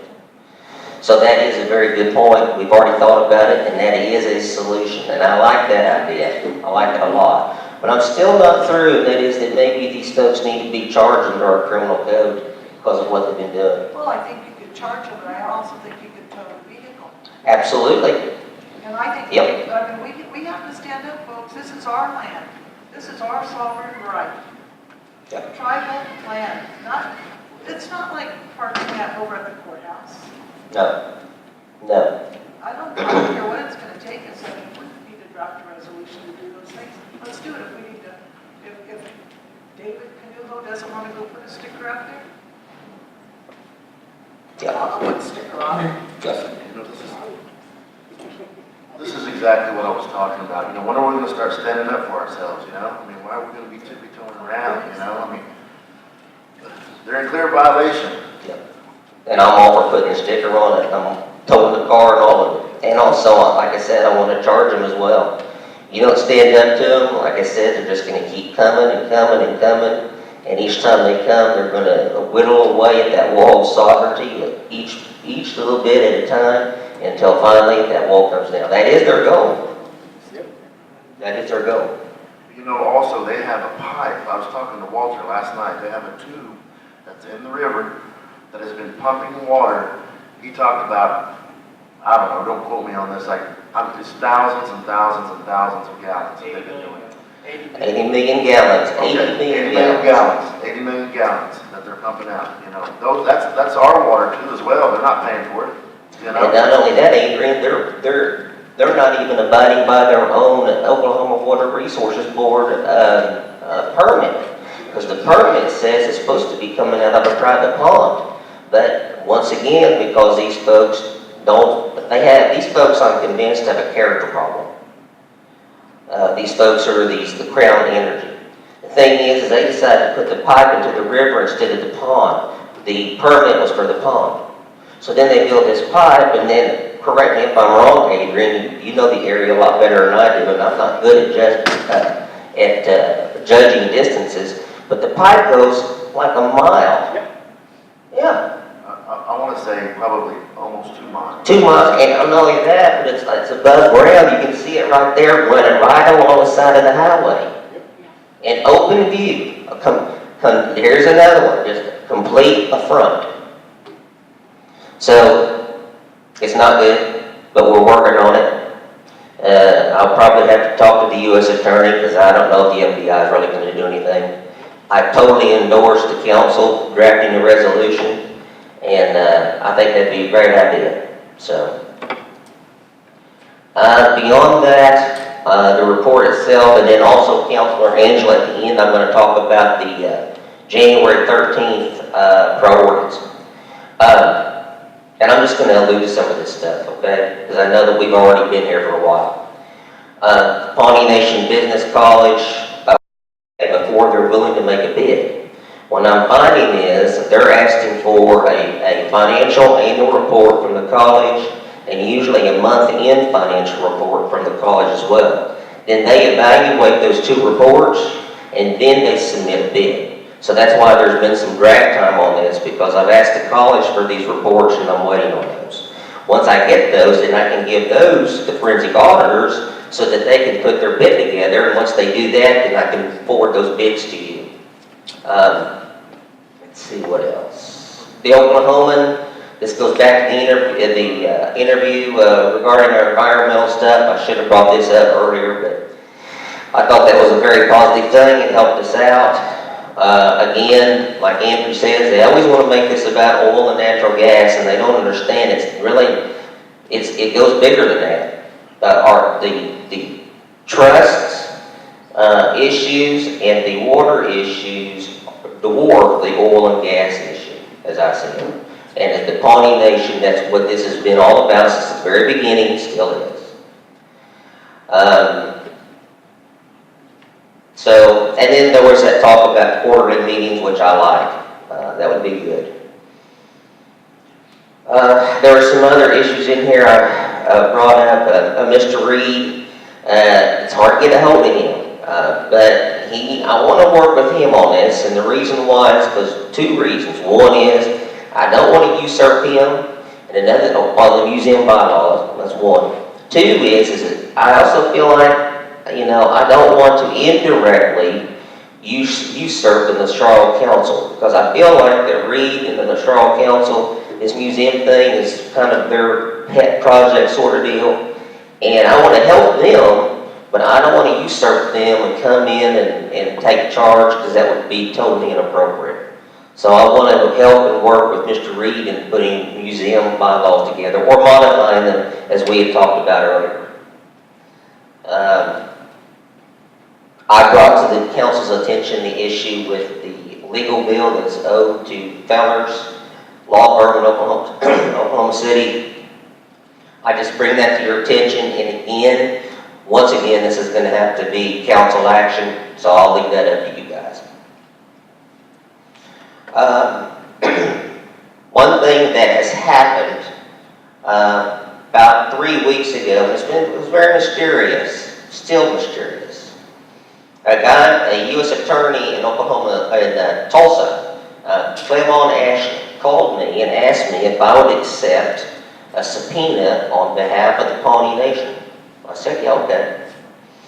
So I told his secretary to mail it to me. I haven't seen or heard anything. I called her yesterday, and she said, oh yeah, I was supposed to send that out. I'm going to do that today.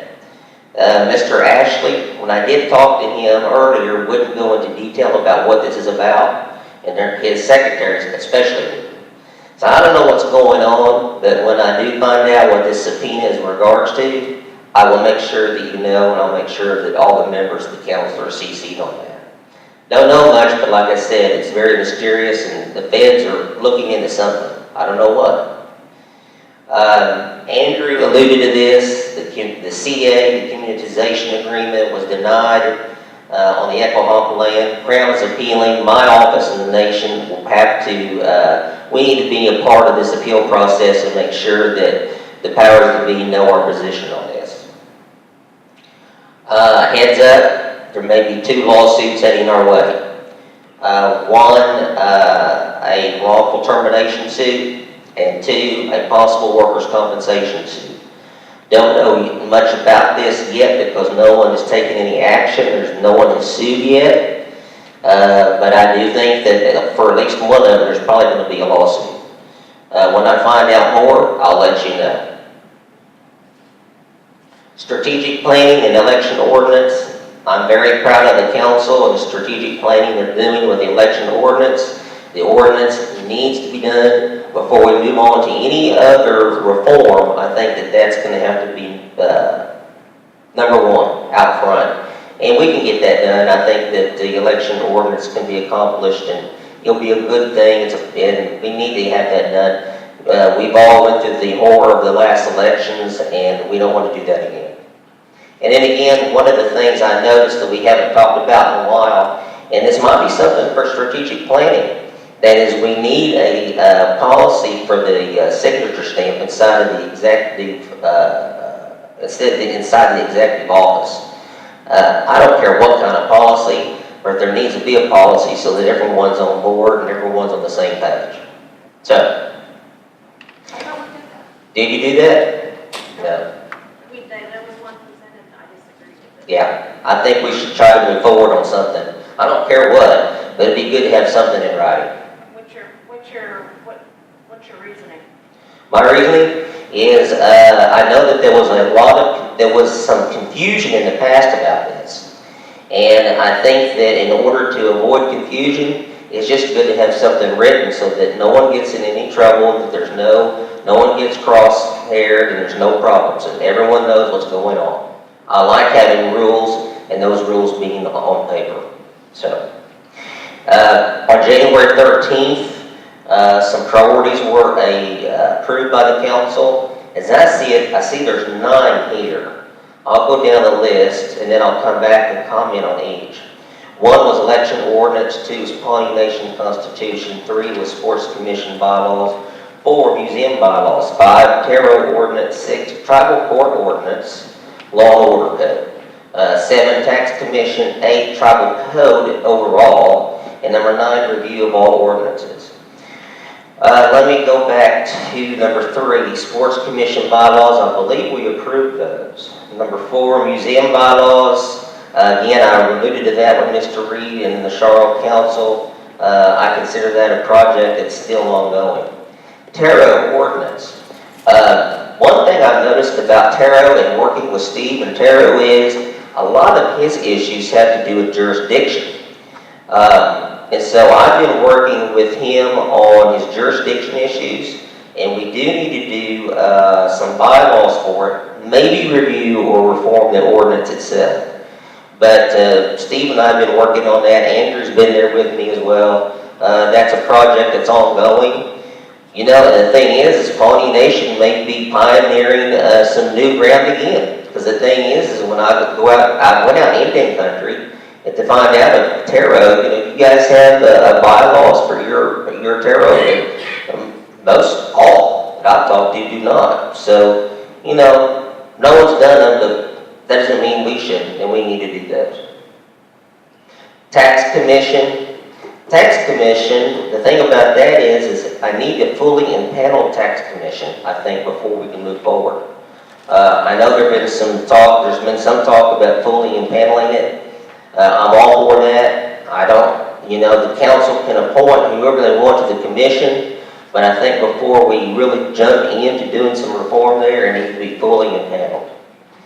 Now, 1 is election ordinance, 2 is constitution, 6 tribal court ordinance, 8 tribal code, and then 9 catch-all review of all ordinances.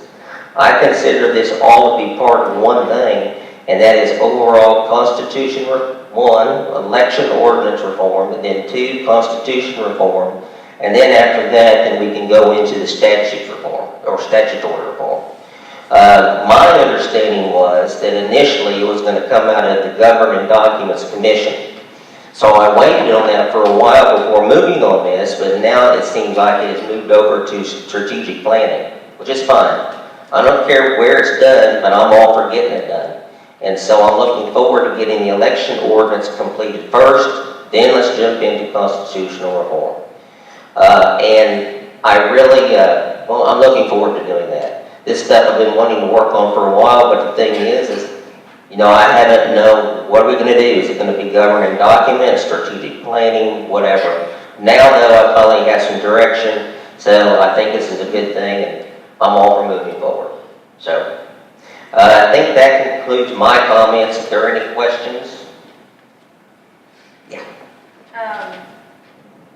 You had talked about criminal charges and things of that nature simultaneously looking in these environmental things. My concern with that is that, and my understanding of your position is that you are to protect, you are our attorney. You are to provide us legal advice in moving forward in addressing these issues.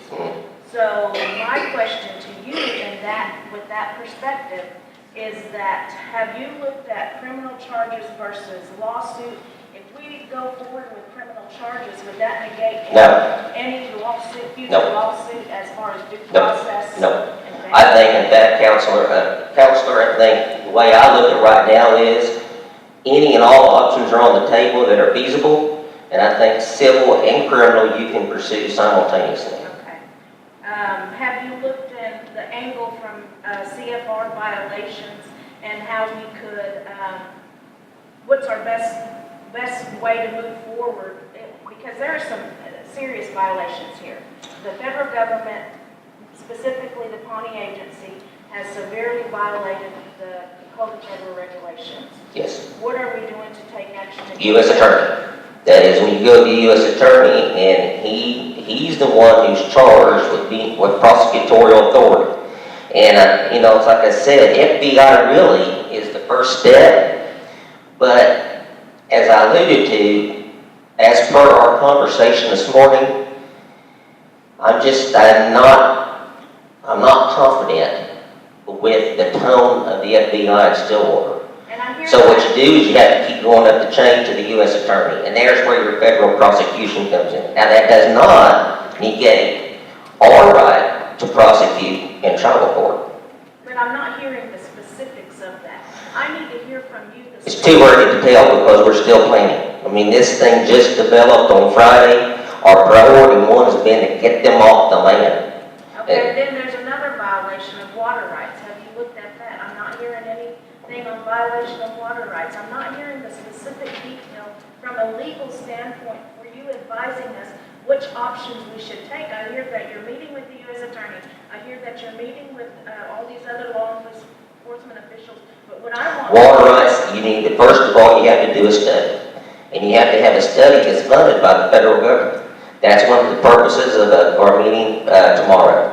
Once you get a study funded, then what happens is that study becomes the basis or the foundation for an eventual water policy.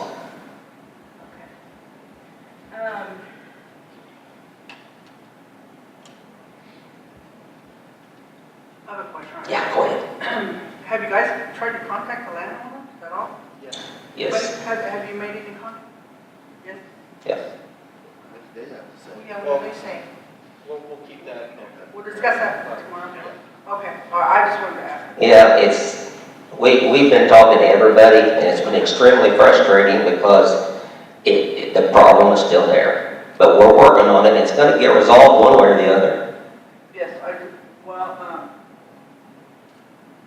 think we're all in agreement. If we have to take action to get something done, we need to get it done today. Yeah, we need a resolution.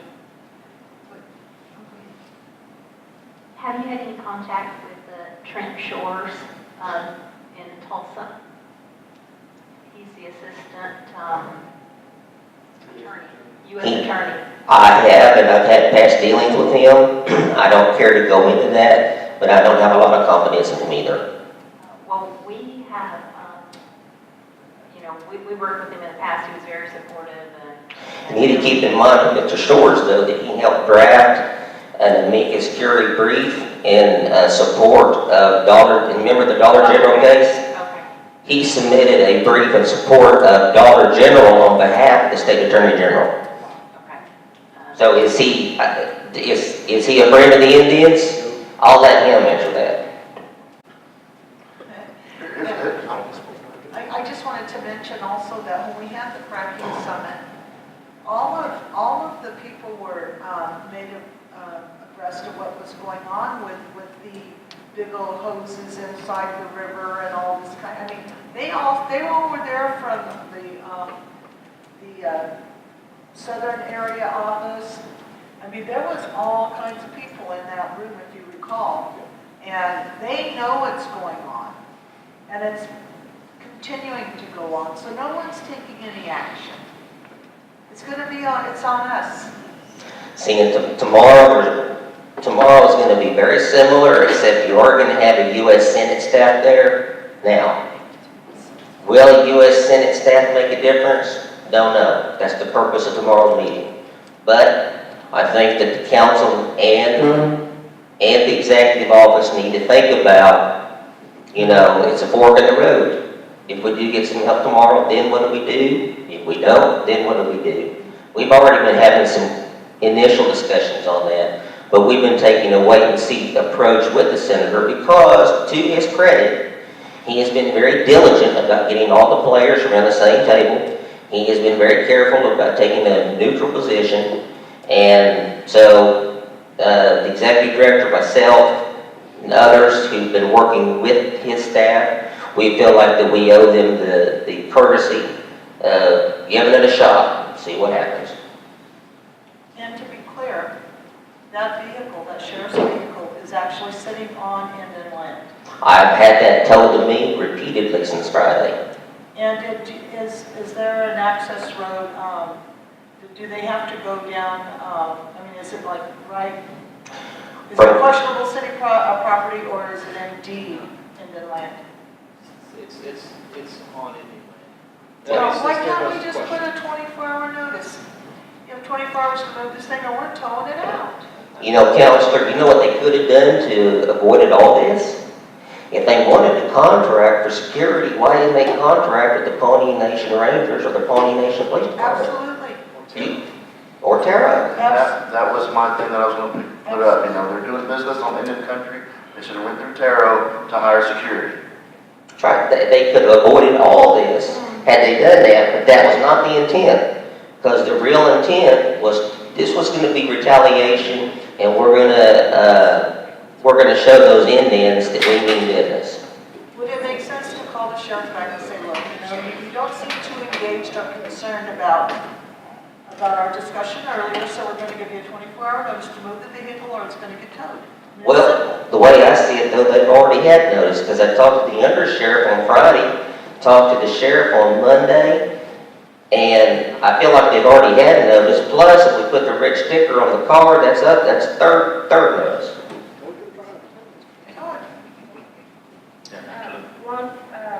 Andrew, are you dealing with law enforcement on them not following through with the directive?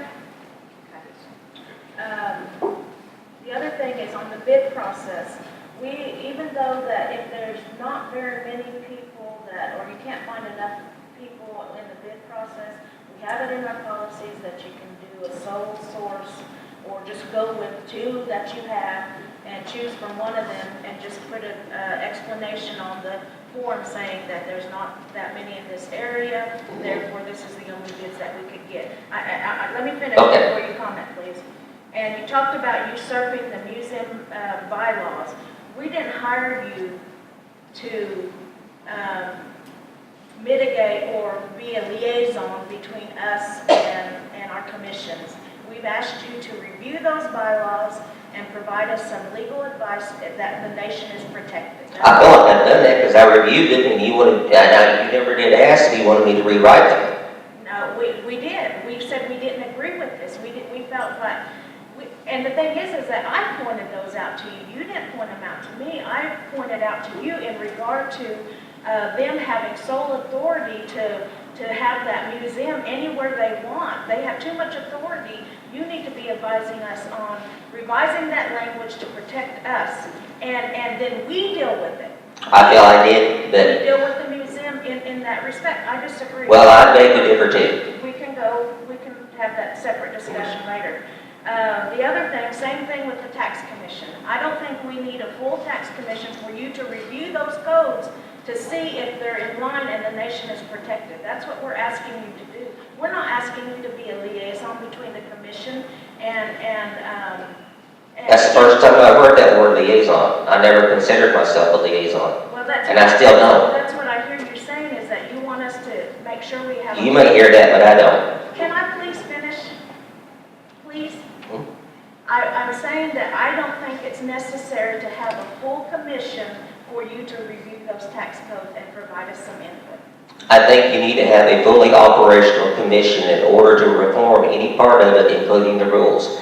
If you disagree with that, Counselor, that's up to you. Okay. I have my duty to the Pawnee people as well. Right. Well, we thank you, Mr. Mason. Thank you, Mr. President. Next, we have the Pawnee Nation College president here, so we will listen to your report.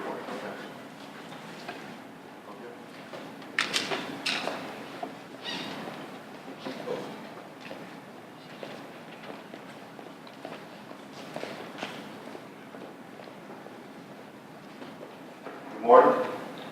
Morning. It's still morning? Yeah, somewhere around there.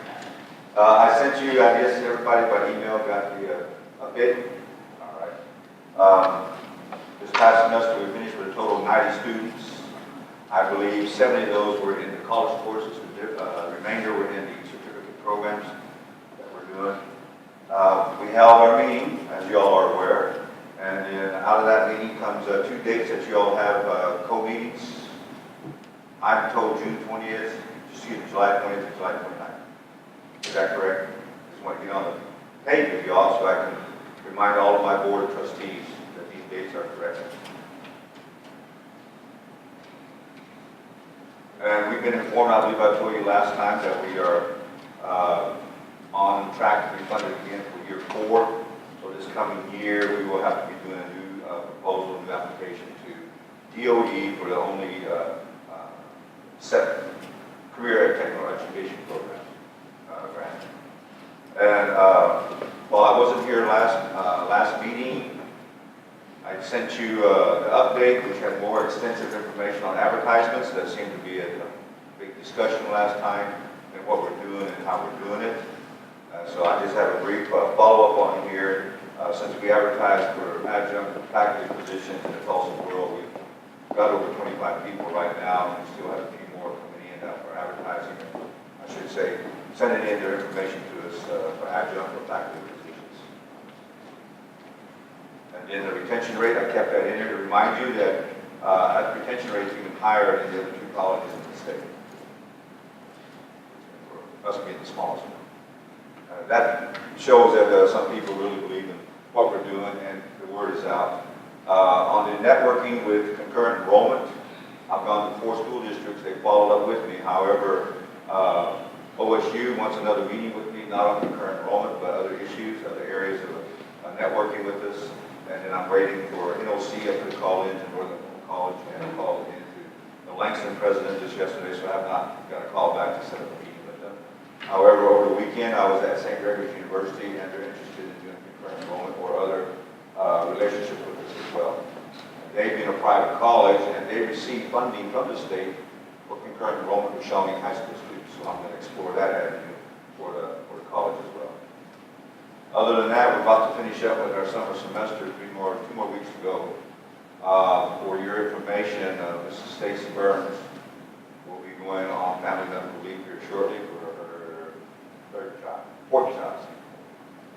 So in the interim, we'll be working along with her, and to let you know that Mrs. Brenda Shemwell, she'll be retiring, I believe, sometime in August. She's changed dates for it because of medical reasons, so she'll be retiring in August. So we end up having a position to fill and some more work to be done. And we're looking forward to a large enrollment. Projection right now are about 60 students. We've had 50 inquiries so far, and out of those inquiries, I think 30 have committed to enroll with us. Returning students, of course, and a few new ones coming back home and trying to finish up their degrees. I heard earlier that there was a statistic on the forensic audits. Mr. Basin, from our meeting previously, mentioned he had 2 quotes. Well, Mr. Howell, Mr. President Pratt, submitted the 2 quotes I got. One of those quotes was a minimum of $135 an hour. The other quote was somewhere between a minimum of $13,000 to $20,000 for the forensic audit of our records. Just to let you know. I have a question on that. Did those quotes entail all of your financial accounts, not just NACTEP, but all of them? All. Okay, great. Mr. Mason was correct, because I had to go through some preliminary questioning with them. The majority of the questions was, what's your total funding? Who's your funding source? Have you had an audit before? Why do you need a forensic audit versus your general audit that you saw that you advertised earlier? So I had to explain to them that my request for audit was trumped by the tribe on to have a forensic. So that's why the price was a little different. And I'm working through the accountant. We have a third-party accountant out of Stillwater who has worked with us over the past year to put everything in QuickBooks to get us up to date and do our audit. So she's currently updating my third-party account now.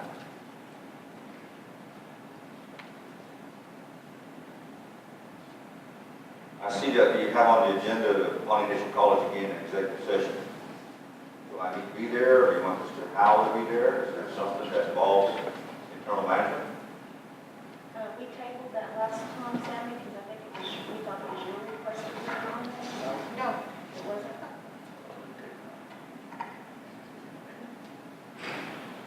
We will amend the agenda to take it on. No, we wanted it put on there. I wanted that put on there. Oh, you Oh, did? oh, okay, okay. okay. Oh, was it you? Oh, okay. I thought, okay. No, I wanted it put on there. Okay. Because especially dealing with these last emails that we got. I want it to be So we're going to discussed. talk about it, Yes, about the emails that Yes. we got yesterday Yes. in executive session? yes. Yes. Well, I'll hold my questions off to that. Well, no, let me go ahead and ask this because it's in general. Can you tell me, in your view, what the Pawnee Nation, how the Pawnee Nation supports the Pawnee Nation College? Well, one of those is space. However, we do pay the minimum for space. The other is, When you say the minimum, how much is that? I think we're paying you all about $10,000 for some of the space we have. That's not associated with indirect cost rate. None of those are included in any of your budgets, space costs is not. So, Well, the indirect cost, let me get back to it now. The way I see, IDC is different from space Right. costs. what I see is that the tribe, prior to giving financial support, had given us a lot of space, and we used that as leverage. We were using donated space. It was gaining us a lot of soft match for grants, but now that that's gone, and we can't pay a lot of rental space for every room there, as you know. So how you help us is some of that space is used as a match, when I can, and then the funding that you give back to the college. Is how much? Well, it varies. I think the first request was like 100,000. The tribe in cash, I guess, gave about 80 or 90. And then over the past 2 years, the request was around 150, and I think hard donation was 100. Whenever you gave, the accounting term, I don't know when you give for indirect cost rate space and then you receive it back. So how you label that, I don't know, but that's what it comes to. It's just that we don't charge you, we don't, it's just support. Yes. That's the support we get, and actually the nation incurs those costs. Yes. And any other support, like IT, financial, accounting, things like that. Well, from my understanding, prior to my coming in, the nation doesn't have an MOU with Pawnee Nation College. We haven't found one. But that's what's necessary, because under the Higher Learning Commission standards, the college has to be totally independent of any political body. Tribal, state, or city. Funding, yes. Management, oversight, no. That's why you appointed a board of trustees. So your support for the board, putting board of trustees and the financial support you gave and do give with space is great. Now, we don't have an MOU with the tribe. And I brought this up in the past administrations, set up a meeting to make it clear. So even in minor discussions or previous discussions with the other executive director, we never got to the point to discuss an MOU. But to spell out exactly what the tribe has given to us and what the college is in return. A part of that has to be the financial arrangement. In that if the college is going to be independent of political oversight and infusion, you cannot have control over all administrative functions. No political body should be administrating anything at the college. Now that's my understanding of it. That's where I've been before. In that we contract the nation to manage the funds according to our policies, the college's policies. And that's why we have to spell this out, because there's mass confusion that goes on with what's our policy, you have to do. And we're running into that today. I'm sitting at the office and I have to sign off on some auditing accepted letters because of something was not included in an old contract that goes forward. We don't see it. It's going to be an issue, but it comes up as an issue when finance says, well, this has to be peer-approved, you have to get bids. When we submit our proposals to DOE approves everything, and we go by their process. They tell us, you can do this, you can't do that. So today, we're told that now, bids on services that we're going to contract for over the term of our contract with DOE. Well, we've done that. We've gotten the bids, we've negotiated with those who can do these for us. Yeah. So going on, that's some of the things we got to iron out in the MOU. Right, And- and we've had these discussions last, week about Yes. regarding what policies. But my specific question was, do you get IT support from the tribe? Yes, we do. We pay for that support. You pay for that support, okay? What about utilities? Do you pay your utilities? It comes out of indirect costs, right? Okay, I just wanted to get that clarified on how much, it's not just the $100,000 payment, it's a several support that maybe it's not a cash amount, but it's either an office space, utilities, or other support from the nation that is so to me, there's more than just that $100,000 payment. If I could know the space costs for the tribe, because I understand it might change annually, if you could give that to me, then I can use that for my submission of proposals as well. Because that's a soft match, and I'll need to have that every year. And you can always get that from Jimmy Justice every year. So if you need something for leverage resources, you can always contact him or Andrew. He can get that for you. Right, because I'll make sure you get it. it will come up when we go back to F-score after one more year. We're refunded, you'll see them out there. F-score is giving us one more year. That's for the instructor and his cost. And after that, we are to hire the colleges and put him on Okay. Thank what you. we hope is a permanent basis. Mike, I had a question. What are you talking about when you're meeting with the universities and colleges about concurrent enrollment? That's where we want to get MOU with these other colleges that allow us to teach high school students in the high school. They'll be enrolled at that college. But we will be doing the teaching, we'll be doing the instruction, and that college will receive the tuition which would come from the students' parents or the high school, or what is it, OLAP, and the other program that the state has. They would pay that college the tuition rate for high school at that rate. All we want to do is teach with them.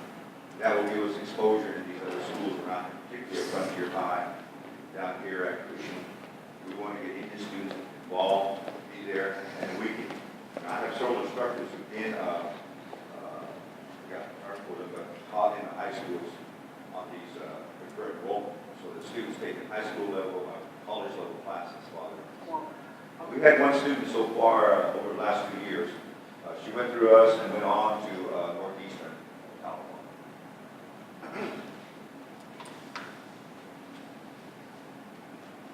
Yes. I just look forward to our meetings with the Board of Trustees and moving forward so that we can clarify the roles and also for the college to start establishing their own finance and HR and all their own functions. All right. Well, thank you, Ms. Burgess. I just have a comment. Well, go ahead, Adrian. Is there some comment? Well, I don't know if it is. I just have just a few questions. So did you welcome the questions from our Treasurer Thompson? Do you have any problems with her asking you any questions on that? Okay. Myself, I guess we'll discuss this later on. Is he going to be here with us? Yeah. For the meeting that we're having later on? Okay. Yeah. Well, all I have here, and I want this, for the record and stuff, is that, when you come here, you come here to tell us what's going on in the college. And we have questions, not all the time, but we have questions. And to me, it's not any different than Roger Foster, Roger Smith, coming from the Pawnee TDC, coming up here, telling us what, the Tribal Development Corporation is doing. And we have questions too. So I just want to know if you have any issues with us asking you questions. I mean, I understand, I read your email here, and I know you have had some questions on our questions of you, but I mean, if it's an issue to me, that you have, when we ask you questions, then maybe the president of the Board of Trustees needs to come here, and then give us a report or something. But I don't know. That's the only thing is that, you know, we have questions sometimes. I think the email sent to you, you're referring to the letter that was written by, or drafted and written by the DOT themselves, right? Yes, with They, those signatures. they have an issue with the line of questioning and the somewhat breaking the privacy laws when you talk about a student who said this, and we have no record of any student telling us who, what, where, when, how. And so Well, that's one of the problems. I just want to clarify, there was nothing that I know of that brought up anything about a student. So if Well, I think if you go back to the recording, that's where the board of trustees heard the question and saw the line of questioning after I left the meeting.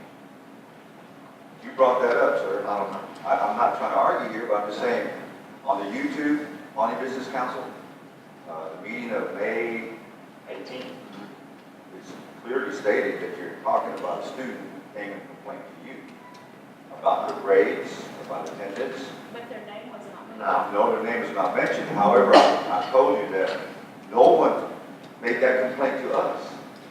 So I'm not aware of a problem or a situation.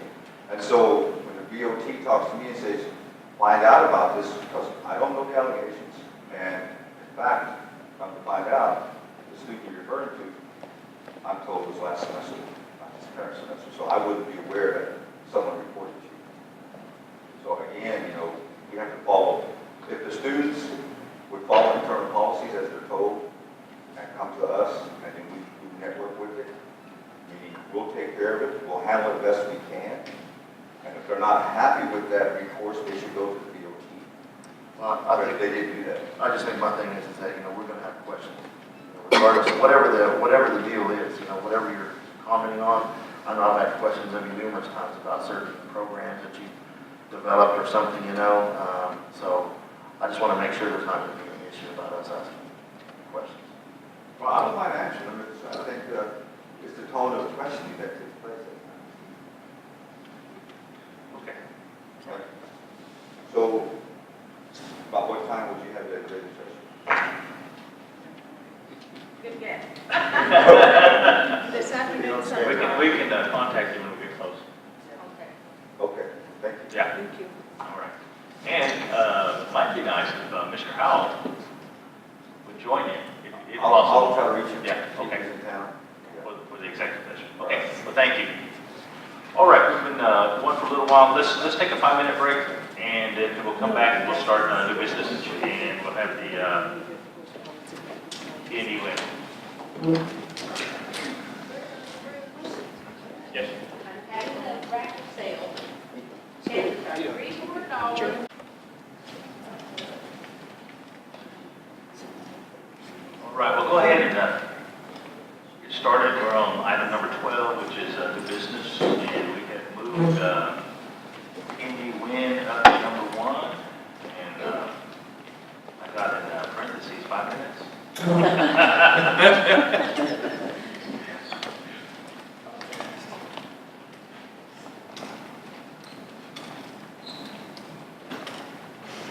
All right, well, thanks, council, for having me here again for the 30th time, I think. And for anybody that doesn't know me, my name is Kenny Wheeler. I'm with P&E Wind, and we've been working on this project with the Pawnee Nation for, about 4 years now. And we've been negotiating the lease back and forth for that entire time. The last time we had actually met with the council for the lease was back in 2015. And we had a deadline for PTC tax credits, and we didn't think we'd be able to resolve the lease in enough time, and so that the tribe decided to start negotiations. So we're just here today to give a quick update on the project, where it is, and hopefully get the tribe the opportunity to get back involved with the project, or if they have any questions about the current project or any other tribal activities going on, the tribe's involved, and we can answer those. So first of all, the biggest news is the Cherokee Nation have decided to be back involved in the project, and they've actually added another 1,500 acres of land to the project, and that's the trust land across Highway 77. So it's across the railroad tracks from the casinos on the east side. And We have been meeting with them pretty extensively the past few months, and we're finishing up negotiations on the lease, and some of their land wasn't actually involved in the first permitting phase, so it's being added on, and that's really where we are right now. Hopefully we can get their lease turned into BIA in the next few months is what we plan on doing. From the original tribes that were involved in the project, Pawnee and Hotel are still the only tribe involved. And then the second part of the update, we decided to go with a bigger turbine again. So the revenues for the tribe would be increased from $10,000 per turbine to $11,500. So that would move the 14 turbine minimum payment up to $160,000 or $161,000 per year as a starting payment. And then with inflation through the first 25 years, it would be the last minimum payment we projected at about $230,000. So over the 25 years, it'll be $4.8 million. And that's not including the $2,000 per turbine installation payment. So that would be $28,000, and then the tariff payment for the substation, which $15,000 has already been paid, which leaves a balance of $110,000. We paid it with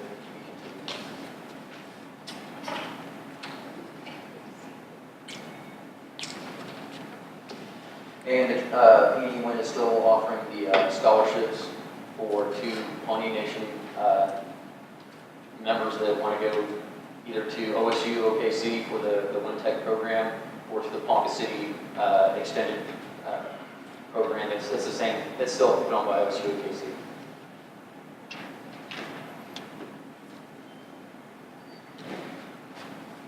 So I'll just open up for questions now. That's all I really have on the update.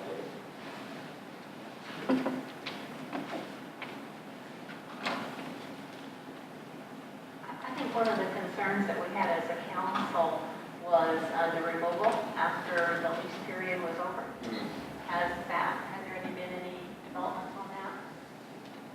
Yeah. Yeah, actually, the state passed a law about removal. So 5 years after the turbines are in commercial operation, you have to put up a decommissioning bond. So the lease that we have with you would honor all these obligations. So you would be covered under the state regulation, which requires a performance bond 5 years after commercial operation. And that includes roads. Even though that it's on tribal land? With state Yeah, you have to regulations? register the wind farm with the state. It's the commission. See, it's the Corporation Commission? Yes, yeah.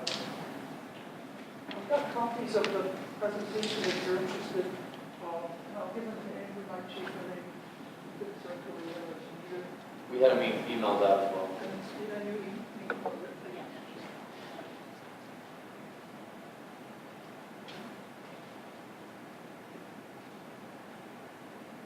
Can I add a couple of words to what Kenny has said? In listening to your presentations, I see 6 points that are relevant to the Pawnee Nation. Number one is you talked about asset building. The asset building that you would have here is $4.8 million over the life of the wind farm. And you also have property improvements. You would have roads, access roads to the property that you own. You would actually have better security because when the guys go to service the turbines, if there's broken gates or if there's cattle or if there's trespassers, they would work with your tribal police as we do on other projects. The other one is strategic planning. One of the focuses of the tribe has been on improving the lifestyle. And for example, the Kumeyaay tribe has built a wind farm across the road from their casino, and they just added a turbine right next to the casino. And it's a landmark project for them. It brings more revenues to their casino. The budget hearings, you mentioned that you need to fund the projects that you have. Well, you were realizing a $4.8 million cash flow, and it requires no action on your part. It's a passive income. The next one is college education. You mentioned the Pawnee College. Well, Kenny mentioned that we would be supporting with 2 scholarships. The next one is sustainable community, creation of wealth, sustainable income. The wind is something that never runs dry. The oil wells can run dry, but the wind is very consistent.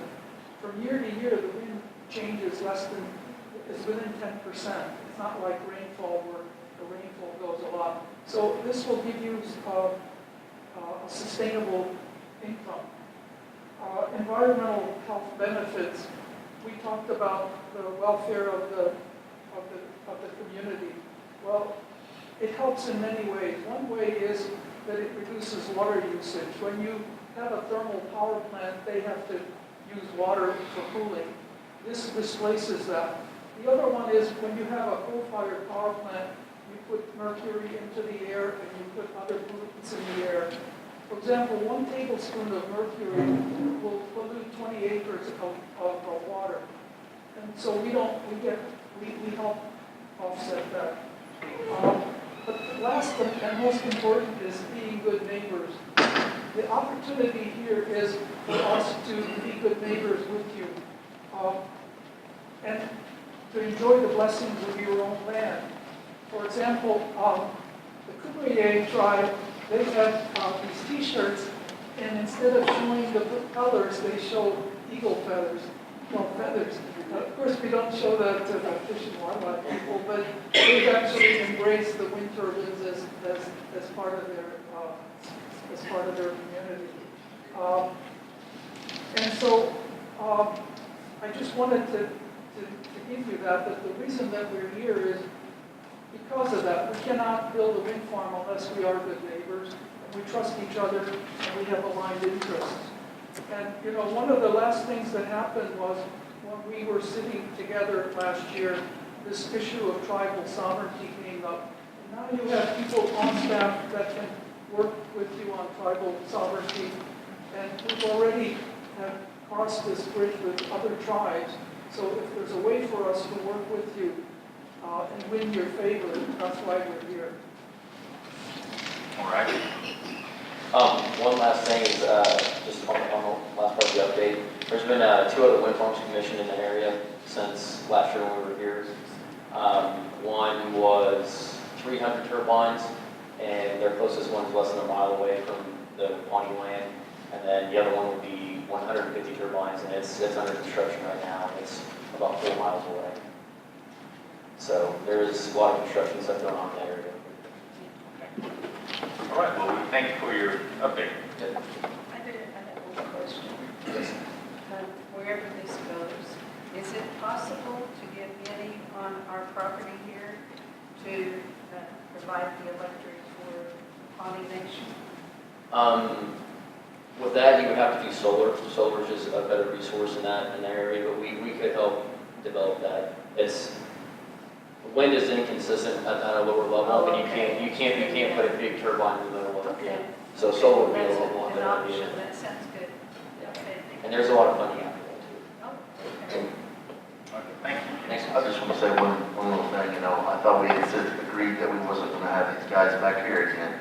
So I don't know what happened to that, you know, but I mean, anyway, you guys are here, you know. One of the things is that, you know, you guys have always said that, you know, you guys aren't going to make any money on this. That's what you've always said, you know, so you're still here again because you guys are going to make money. That's why you're here, you know, but you're still giving us chump change compared to all this money that you guys are going to be making, and you win, you know, that's the thing. You're saying 25 years, $4.8 million with up to 14 wind turbines, but in your terminology, in your agreement, you had a minimum of 3 turbines. You didn't have no guarantees that you were going to have 14 turbines. So if you had 14 turbines, then you can guarantee us that we'd have $4.8 million. But all you had in that terminology was up to 3 turbines.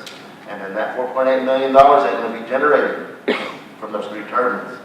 So that's the kind of things that I'm talking about. You guys kind of cover things up and put all these big numbers in here and kind of entice us and stuff, but it doesn't actually happen. And a lot of things too with this thing was about the, after everything was over with, the construction project was over with, who was going to clean that up? You know, at that time, you know, the towers were still going to be sitting there. We was going to be responsible for that. That's where all that $4.8 million was going to go, was to take all that down. But you know good and well we're going to spend that in between that time, you know. So I mean, I'm just saying, you know, don't come and just kind of digging your beads around and stuff, and your pots and pans and everything, and try to help us and stuff, because you're helping yourselves. You know, said it before. So that's all I want to say. Can I answer Adrian? I think that's fine. We had the update, so we're good. All right. Thank you. All right, let's move to the next item, which is the approval of resolution 1660, Title 6 survey participation. Council, I know that you all have the resolution. That resolution is for the National Resource Centers on Native Aging to do a survey with our Pawnee Nation Title 6 programs. And that survey is a requirement for their funding. So we have to have a survey in order for them to pursue their application. And that's how they take care of their funding from the Title 6, Part A, B, C, and the caregivers program. So that's basically what the resolution is, just to allow the Resource Center to do a survey with us. And then on the very bottom where it says, now therefore be resolved, it does say what the Pawnee Nation does receive, and we do receive a summary from the assessment along with the national report. That's what we will get in return. And they will take care of everything. We don't have to, but this is just kind of like we did 2 weeks ago when we said we were going to do the national baseline with PAW. We don't have any jobs available with Title 6 or the survey. It's just them surveying our needs within our population. I make a motion to approve resolution 1660. I say. I'll say. Okay, is there any more discussion? We have a motion and a second. I call for the vote. Darrell Walker. Yes. Dave Littleson. Yes. Angela Thompson. Yes. Sammy Addison. Yes. Donna Hare. Yes. Adrian Sparrow. Yes. Leanne. Yes. Thank you. All right, thank you, Tiff. Move to the next item, which is discussion and/or action on payment of attorney fees for lawsuit. The reason why this is on the agenda, Who put it on? Because I thought we discussed this last time. I put it on the agenda. We have a bill for you, and we're paying it. We paid today, I believe. Should be in the process today. Yeah. What this is about is about continued payment to counsel or to legal counsel on behalf of the tribe for the 4 remaining named folks in the suit. And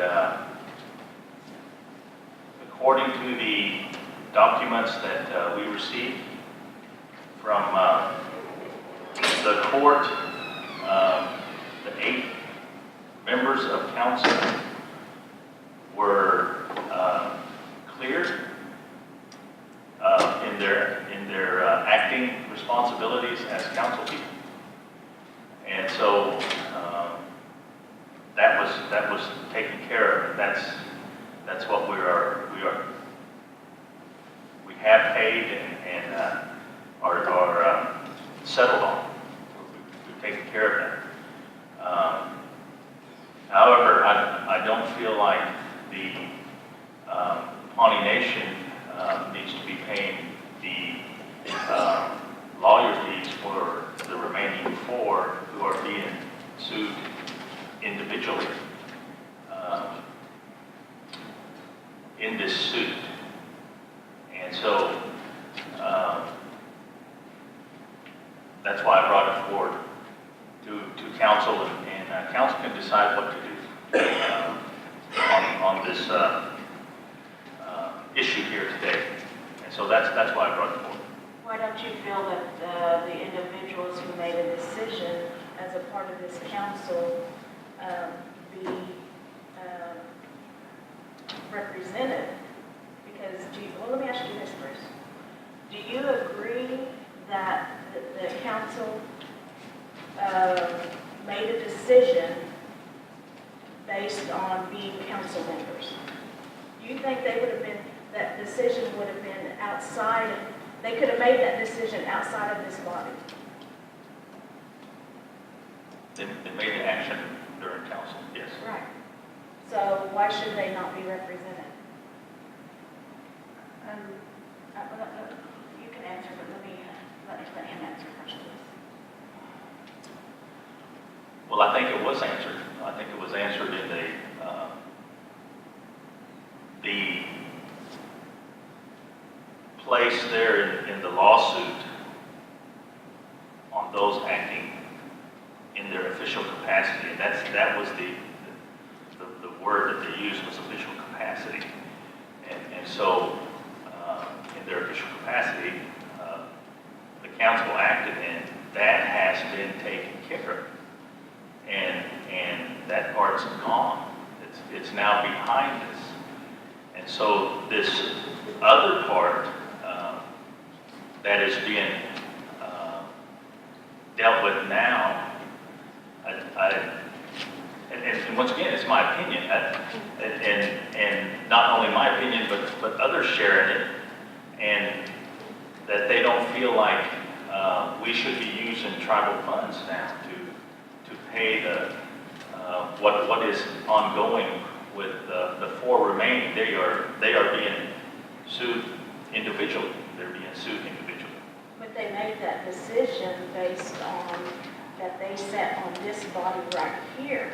So let me ask you this: do you, if it's decided by this body, and whoever votes to make that decision, they are in turn are turned around and sued as individuals for making that vote, do you expect to come back to the same council and ask for representative or ask for representation by an attorney using tribal resources to defend that?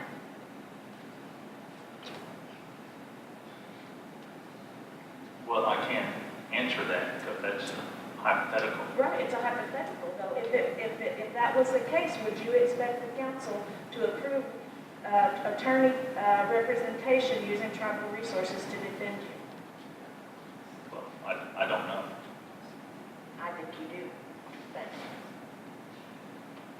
So I have a question, Bruce. Then you don't want this paid for, so do you think we could have made those decisions if we weren't on council? Could we have made that decision if we weren't on council? You know, I have a real hard time with John being in here. It just goes all over me. And, you know, with due respect, this is business. And this is all about you. It's all about you. And we've had this conversation before.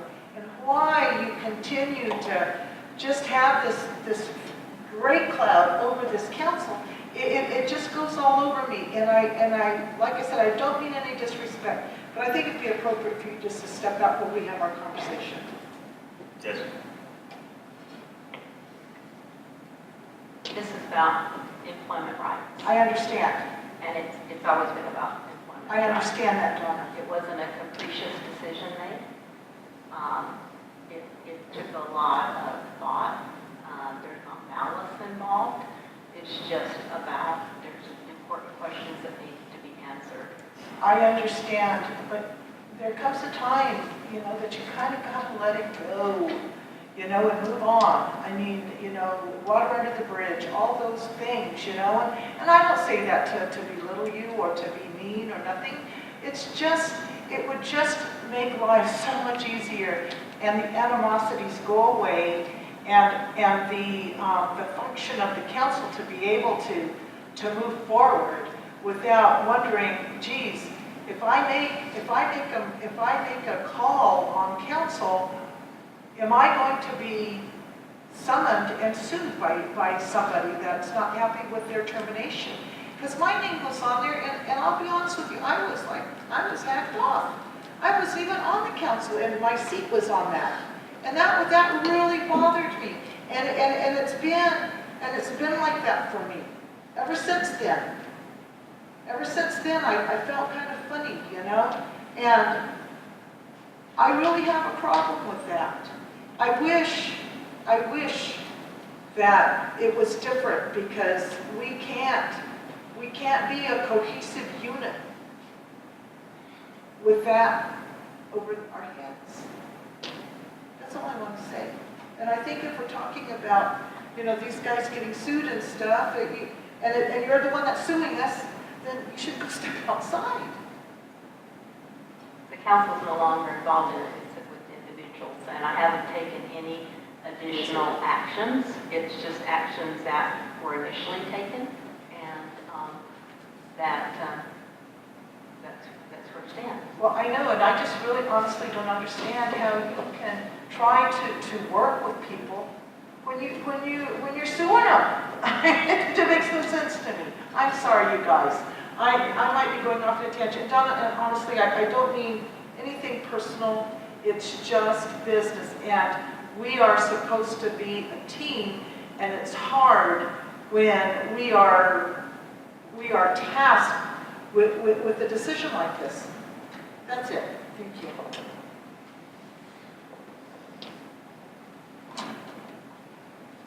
Well, just so you know too, that we have expended approximately $100,000 on this lawsuit. Oh, I'm sure thus you have. far.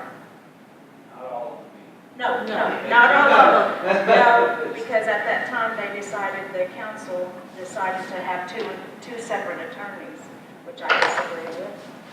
But there's been approximately $100,000 expended, and I agree with the sentiments of Sammy as well, is that it's hard to understand that we take an oath of office to protect and serve our tribal members, and yet we have this lawsuit hanging over our head against tribal members, as well as, and it can be easily remedied, and no more further expenses paid out, but that relies on one person's decision.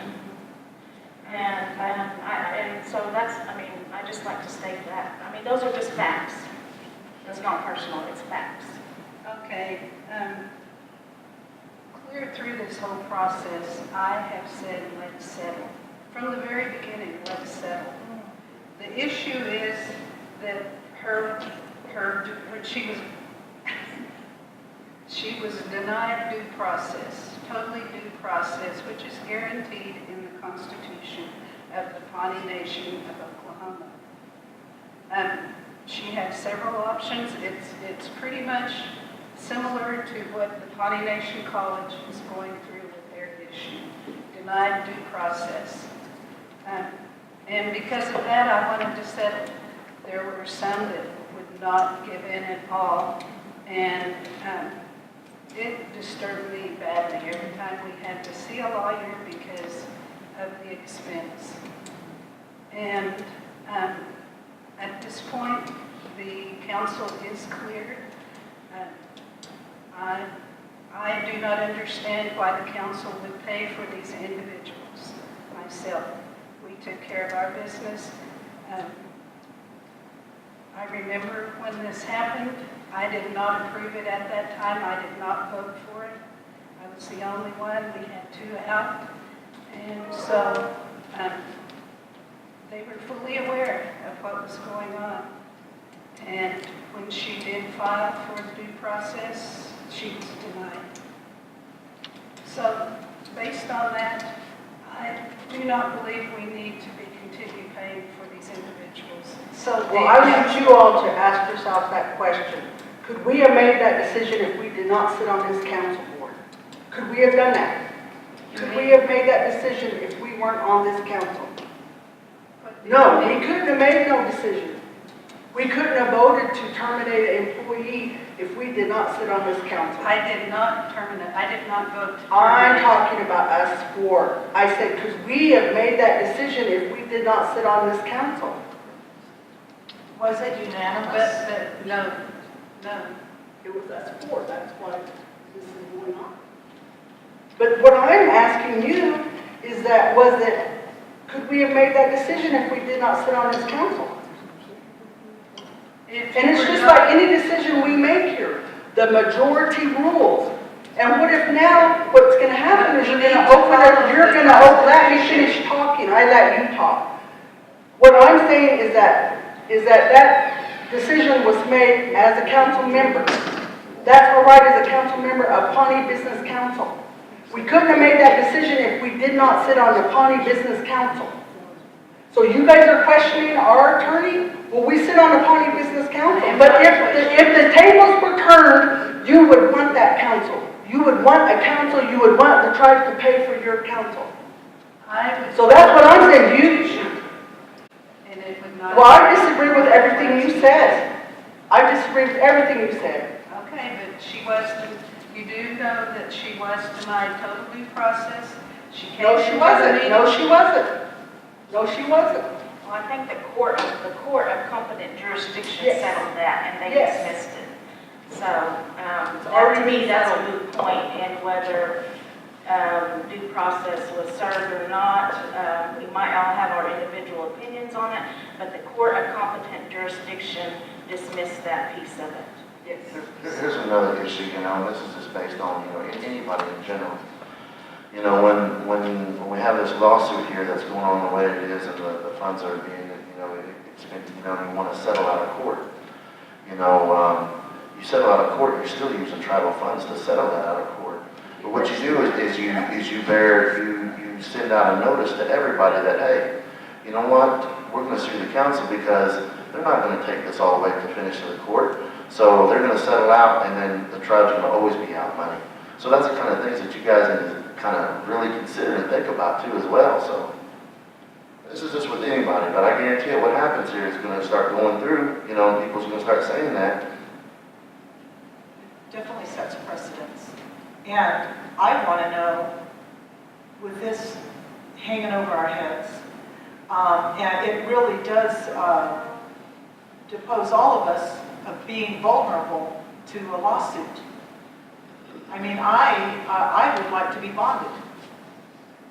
I want to be bonded. If I'm going to be making personnel decisions, which really it is a majority vote, and whether or not you agreed with it or not, it's still a majority vote. I would hope that I could be bonded to prevent somebody to take advantage of me. Because it was acted as council, despite whether or not you agree with it. It was a body of council members that made that decision, right or wrong. I'm all about due process. I'm all about employee rights. I wasn't here. I don't know what happened. I can only speak to the fairness in being able to protect and defend this chair. If it was me that had voted to turn, and now I'm being sued, I would expect to be supported by the entity that I'm representing. I mean, that's fair.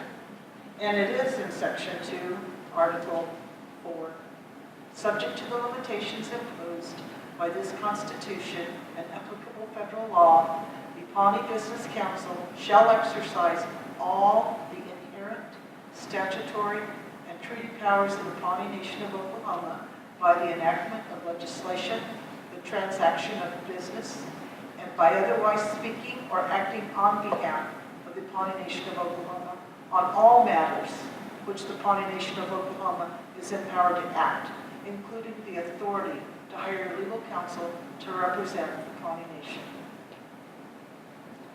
See, and then that goes back to you, Bruce, you and all your people, whoever it is you talk to, your own interpretation of that. You just said that. That's your opinion and your people's opinion. That's why we have issues. Are these the ones being sued? Is it on behalf of the business council or is it individual? You can't do anything on an individual basis. The I don't council know who are the was, individuals. I don't even know that. what is your seats? Your seat. Yeah, oh, the seats that your seats. You're being seen to. Yeah, your seat. No, you're not. It's the 4 individuals. Can I have the names? Yeah. Adrian Spotted Horse Street, Frankie Littleson, Carla Knight, and Misty Nutt.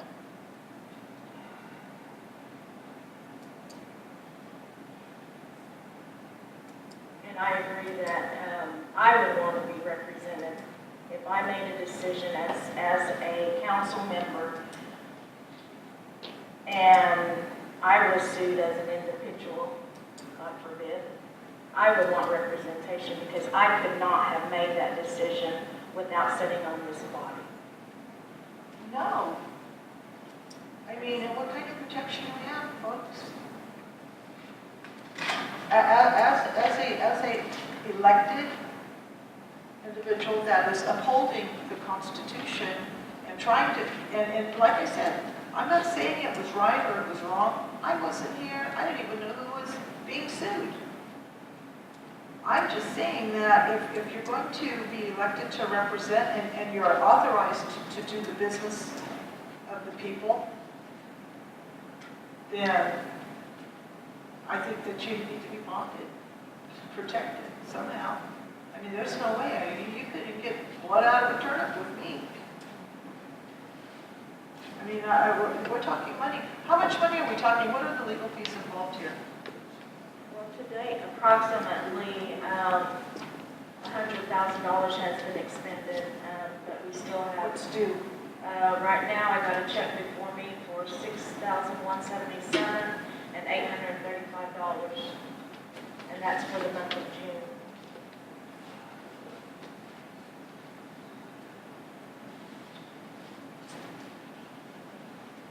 You no longer have the other body. I just paid, But I was, and I just paid for my payment, yeah.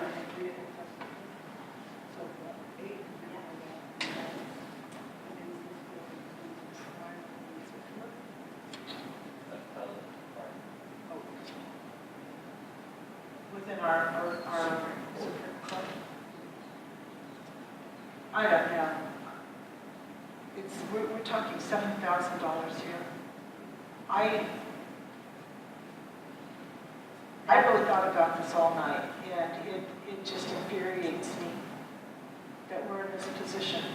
That not only was it thrown out of court, then it was appealed.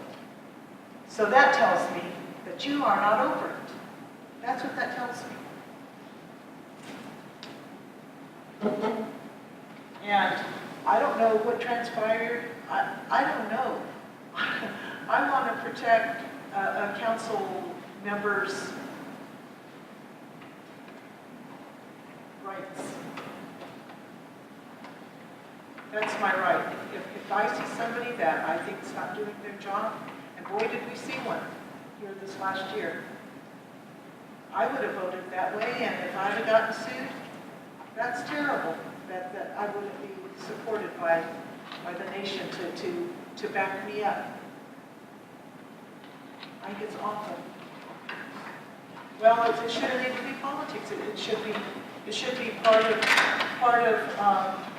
our inherent responsibilities to do what we think is best, whatever that is, and to be protected.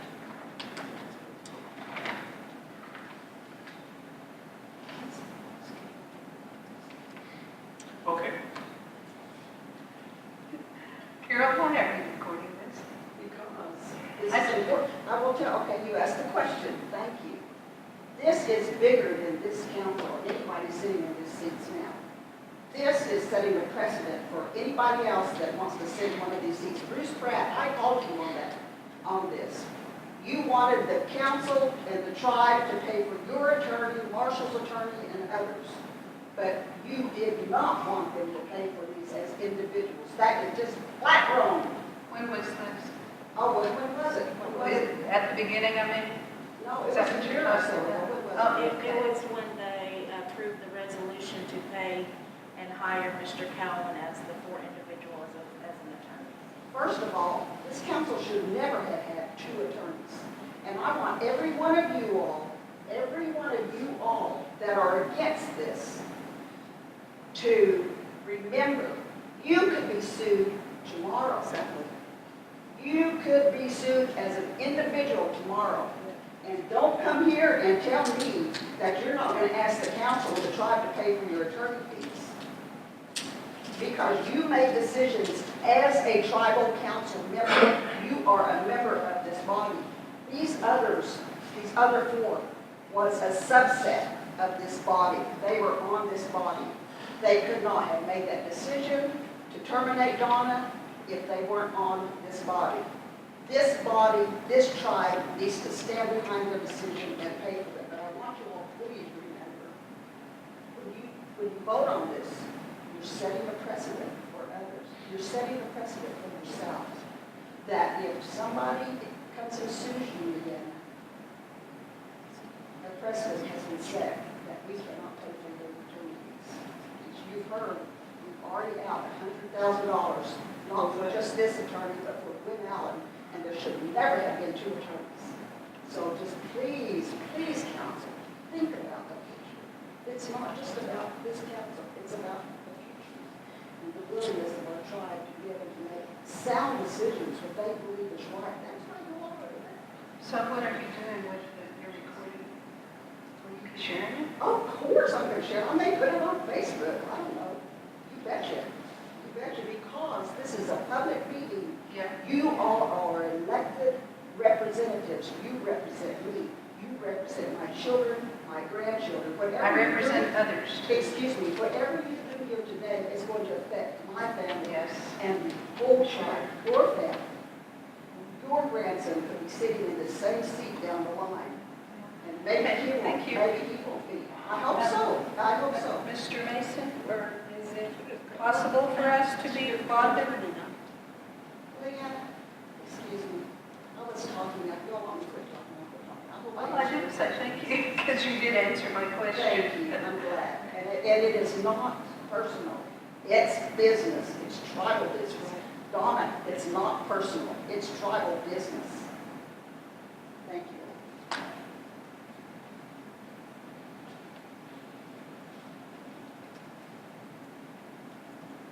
Watch how you vote.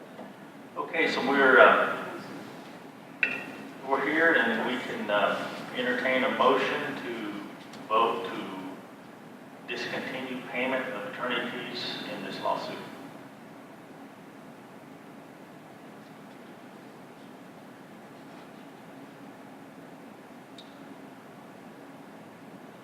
For remaining named.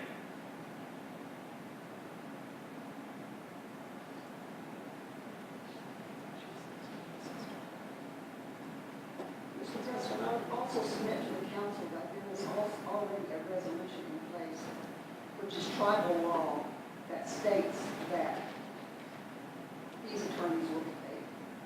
That is tribal law. This tribe operates in resolutionary law, resolution law. You all are bound to pay this. All right, what resolution is that? I don't know the number. Cindy, can you find the number?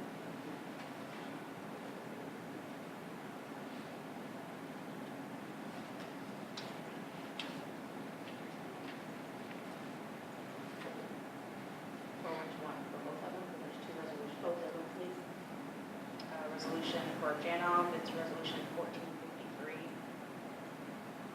For Cowan, resolution 1454.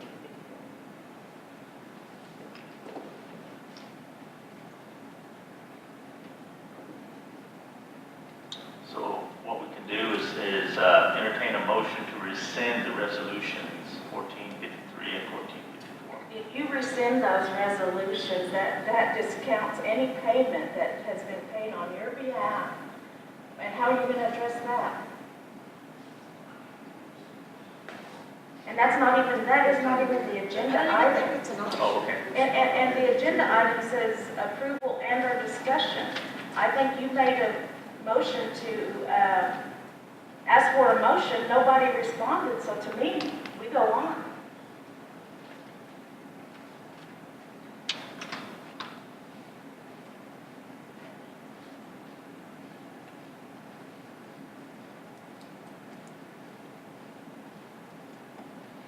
Is there any motion? I have a motion. I make a motion that we pay this attorney for his work. And I also am forthcoming billing as such to protect the seats and protect the business council members that did their best, right or wrong, for this action. He has to continue to be paid. It's not fair. In fact, if this doesn't go as is, if this doesn't go to have him paid, I'm going to resign today because I'm not going to be vulnerable to this for myself. I don't need it that bad to be sued by somebody that doesn't agree with being terminated, whether or not the due process was met or what. I think it would set precedents to be sued from all kinds of people. And I'm not up to that. I don't have the bandwidth for it, nor do I have the desire. So I'm going to vote to pay this gentleman and to continue to protect the council seats who were elected into these seats. They didn't act out on their own. They didn't go behind closed doors and decide this was done in council by majority vote. That's how I'm going to go, and that's my talk. I second that. Okay, we have a motion and a second to continue to pay Mr. Cowan to represent the remaining 4 in the lawsuit. So I call for the vote. Darrell Walker. Yes. Sammy Wilson, yes. Angela Thompson. Yes. Sammy Jackson. Yes. Donna Hare. Abstain. Adrian Sparrow. Any other time I usually abstain and stuff, but this is affecting all council, and this is, like Carol said, has something to do with the future as well, so I vote yes. Leanna. Because it will be protecting council members from continued legal fees, to continue the paying legal fees from here on out and in the past, I agree. Okay, motion passes. So this part is behind us, so we'll just let it right on out. So let's move on to item number 3. Mr. President, Yes. if I may, I would just like to thank the council for really giving this some serious thought in terms of how it's going to affect not only this council, but all of our tribal people down the road. Thank you so much. I appreciate your thoughtfulness and your wisdom. Thank you. Mr. President, can we break for lunch? 12:44. I didn't know it was that late. Well, my stomach's going to be. All right, well, let's break for lunch. It's 12:44. Let's come back at 2 o'clock. 2 o'clock, right? It's already 1.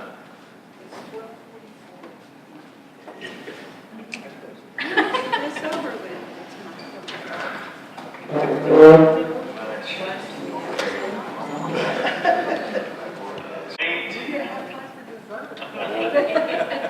It's 2:08, so we'll call back the Pawnee Business Council special meeting back to order, and we continue on with new business. And so we are on item number, well, actually 3 or 4, however we do it. Whatever, it's the Budget Committee recommendations. Okay, item A is a tribal member donation request for their daughters to attend the Summer Leadership Summit, Native Youth in Agriculture in Fayetteville, Arkansas, July 17th through 26th. The Budget Committee to support these two, make a recommendation for approval of the $300 donation. I make a motion. I second. Okay, Who second? I did not. we have a motion and second on this. Any more discussion? Okay, those that approve, say yes. Yes. Yes. Yes. Any opposed? No. So that recommendation is approved. Next one, item B. Next one is budget mod number 2, adding $2,000 or $1,500 to the communications budget. This is program income, and since it's adding additional dollars to this budget, it's appropriating additional dollars, so it comes to council, $1,500. And they added it to supplies. Are you okay with it? Yes. This all came through? What? Where's it coming from? The program income. Oh, the program. Just budget model. Yes. I make a motion to approve budget mod, communications department budget mod number 2. Okay. I'll second. We have a motion and a second. Any more discussion? All those in favor say yes. Yes. Any opposed? No. Okay, that communications department budget modification number 2 is approved.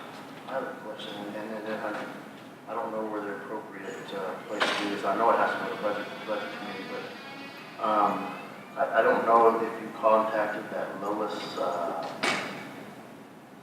what's her name? Lois Wilson. Did you ever get a chance to talk to her? I've talked to her before. Okay, I called her yesterday, got a earful pretty good. She was needing, she said she's been needing a refrigerator for a couple of years. She asked, and she's an elder, and I think she lives in Edmond. And so she said that she needs a refrigerator, and she's been denied because she don't live in the jurisdiction. She also needs her roof to be redone. She said housing won't help her either. She didn't really say, she didn't comment on this, but I don't know exactly what she said she needed from the tribe, but she's getting eye surgery and she needs some help with that. So she wanted to know what the tribe is doing for elders, and I told her that, that we have that elders money, and the money was, she said that they use that for their bill, their utilities, or whatever it is that they have. And I told her that there was emergency funds because I know that we had seen about getting a refrigerator for somebody because that was deemed as an emergency because it was a life thing, they need to have food or whatever. And she proceeded to get mad at me saying that they don't know about these programs, and she says that there should be some flyers or something sent to these tribal members or elders so they know. And I tried to reassure her that we're trying to do the necessary steps of trying to, she talked about medications and stuff, and I tried to tell her that, we've been trying to do that. So I don't know, if this needs to come to this table or if the departments like CHR or something, or maybe they already have, maybe she has already contacted them or whatever, but I don't know, if I should say this for open forum, but I feel that it ultimately is going to come back to budget. I think, if this is a needs. Well, how we've handled these in the past is they would come to budget committee for a request, and then we would review it and make sure that if there's any other programs that they would qualify for, and then bring it forth to council for approval, if approved by the budget committee at this point. But this, I've never received a request. So if you have anything that from her other than just verbal? She just said that, well, actually, she said she talked to Bruce, but she didn't say when, but. I've talked with her before, and I sent her to the programs, and the programs have responded to her, and they got her the appropriate forms and what to do, and she's never followed through. It's a Yeah, and that's where I'm at. But yeah, she was directed to the programs, and I reached out with a message to her as well. And so we were aware of everything that's going on. Okay, so that's all I just needed. You know, I told her that I would bring it up at some time, I didn't know Yeah. when. And, maybe I told her that someone would respond to her in a couple of days, if not, then I would, or whatever. That's fine. Yeah, I mean, we have responded to it. Okay. So it's, Okay. well, but thank you, we're taking care of it. Okay. Thank you, guys, I didn't know where to. Yeah, all right, well, thank you. All right, let's move on to the next item, approval of the donation request for Pawnee, Wichita Station. This did not come to Budget Committee because Budget Committee had already taken place before the council meeting, and we know the visitation is next week. And so I told Cindy just to put it on the agenda so that it's going to come here for ultimate final approval anyway. So I make a motion to approve $300 donation for the Pawnee Wichita visitation. An account could be set up for Mr. Howell and his family to charge wherever they want to, up to the $300. Is there any way we can raise that up? Pardon? Can we donate more than that? Sure, sure. Because, they gotta take care of that, the last day with the dance, and they feed everybody, and. Sure. At whatever, I mean, the pleasure of Do that. What did you say?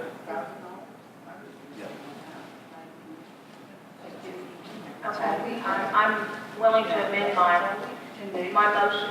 10 days. I'd say 1,500. It's 10 days. We have our chief here, and I know, Uncle, you don't say much, and everything. We're trying to help with 1,500 help. I know it's better than nothing, but I mean, will that help?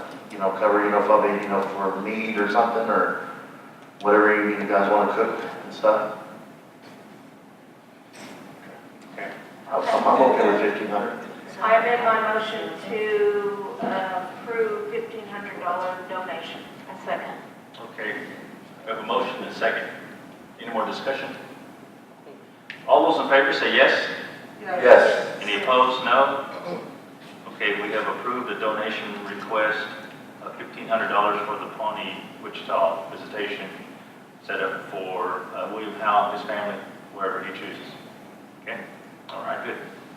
Next item is discussion and/or approval of changes to the Planning Division Director job description. Okay, I asked this to be added to the agenda because I know that we're going to be choosing, or may be choosing a Planning Division Director later on today's agenda. In reviewing the Planning Division's position description, to me, it doesn't clearly direct or delineate that their duties. In my opinion, the planner is supposed to assist with grant writing, working with all of the programs to help them write grants. Well, I find that this has not been happening. Hence that I had to step up and help write the NAGPRA grant. So I wanted to clearly state that they are to work with all programs in developing grant proposals as a part of their functions, essential functions. Well, pardon me, but I thought that's what that person did. That's what, but it's not, it facilitates annual meetings with program directors to plan and coordinate upcoming grant opportunities. It Right, doesn't and specific- provide orientation on grant writing. But they should be our primary grant writer. Yes, and I don't see it where They it's should be the gatekeeper for all grants that are going out to ensure that they're where they need to be. I guess on number 12, it says research, writes, and submits grant and contract proposals and supports program departments and divisions by coordinating, but I think it needs to state the key function is writing grants. I think research, writes, and submits grant and contract proposals and supports programs, departments, and divisions, period, to secure. Okay. And And I think, submission. I think it needs to be moved up to number 1. Yeah.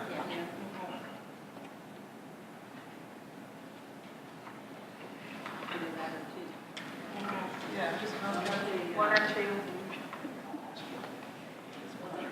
One, I think. Okay.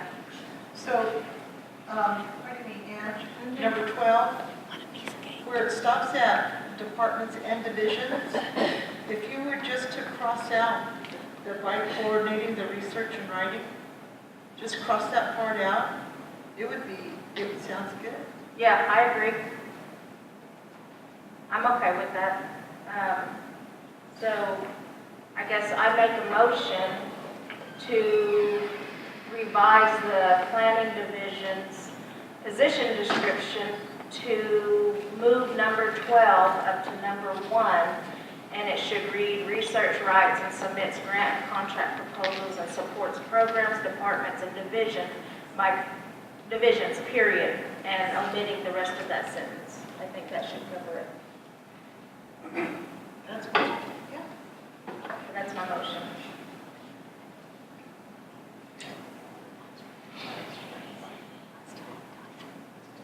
Also, Andrew, I don't know what the policy is for vetting employees, but it would seem that not everybody has gone to school and got a degree, but there's a lot of people that have, got the knowledge base of a position based on experience. I know that that happens in industry all the time.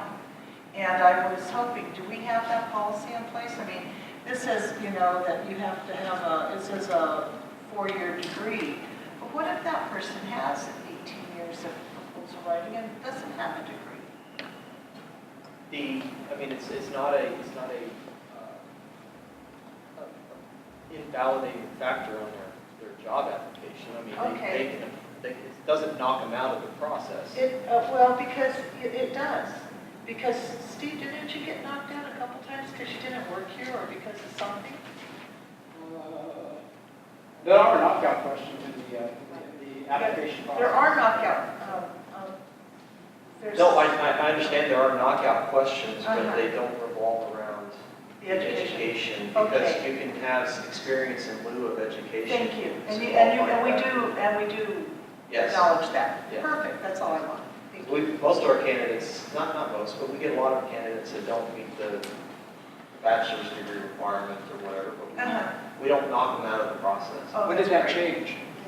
When did that change? It changed with, when we started scrubbing the whole HR policy of Right. hiring and firing. That's I awesome. don't know when it's not a real policy thing. All it was a change in the knockout questions that Paycom administers. I gotcha. Okay, that's what I wanted to know, because to me, I know a lot of people that do grant writing that don't have degrees. Yeah, and the HR committee is the one that, they talk about these things, about making the process of hiring and firing and employee relations, all that, a fair process. So, as far as I know, the knockout questions have been changed. There's only specific ones that will still knock you out. Yeah. Felonies or certain things like that. But and then again, you're still scored. Yeah. So if you don't have any education, you're not going to get points for having the education. Exactly. So Yeah, it's still a tangled web of HR. I know. So I was just wondering. I know. Thank you. HR is near and dear to your heart. Kind of. Thank you. Let's see.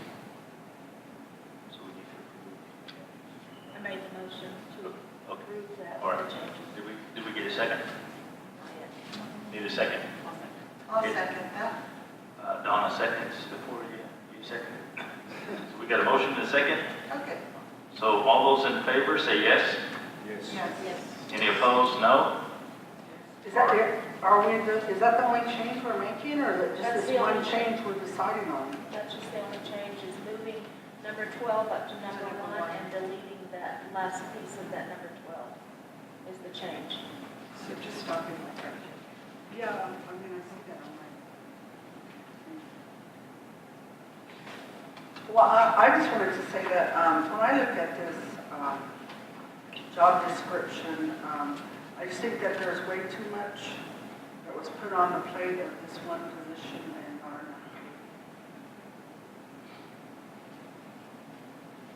I don't know, it just seemed like our last planner, she was just, you know, she was, I think we ran her off. And, excuse me, but, you know, that's how I feel about it, you know, where she got a job somewhere else that paid way more, and of course, it was just, I ran into her at Walmart the other day, and she was just like, oh man, that's great, I just gotta do one thing, you know, as to where here, it's like, well, you do whatever the ED says you're gonna do, well, the ED says, go over here and do this, or go over here and look at this, you know. So, I don't know if that's how, you know, it is, not saying nothing bad about you, Andrew, or anything, but it just seemed like she was always, wherever you were, she was attached to it. So she was just like in all your business, and I don't know if that's how you wanted her to be, or what. An interesting guy. But anyway, well, to me, it's like she was following you around and not doing her job, what we hired her to do. So that's what I'm saying is that, you know, is that the only change that we were gonna make? That's the only one I wanted to make. I wanted it clearly delineated, that's an essential function of her job, is to write grants. Not her, him, or her. Donna? I just want to remind the council that we are in an open meeting and be careful in discussing employees or former employees. Noted. Okay, Well, the Kirkanian employee. No, that's what I was just, you know, it just seems like it's a great big, you know, it's a big, way bigger than what we pay. The job description. So can we look at an increase in the pay at the budget meeting? So we can get a good quality, some quality candidates? Or will that be discussed later? Well, the range is $22 to $24 an hour, and that what does 24 equate to? Annual basis, hold on. It's $49,920. That's pretty reasonable, you know, depending, and then we could also look at the output and the input coming in. Grant writer? Yeah, that's a good price for just a grant writer, but you've got what, 15 other job duties attached here? Yeah. That's what I'm, no, 18. You have 18 job duties attached to it. Besides writing grants is one of them. We have identified, you have identified, change what your essential main function is. Could you put some wording in there? Could, let's say, and or could be these other functions as well. It's already done that. Is it? This is all relative to a grant writing position.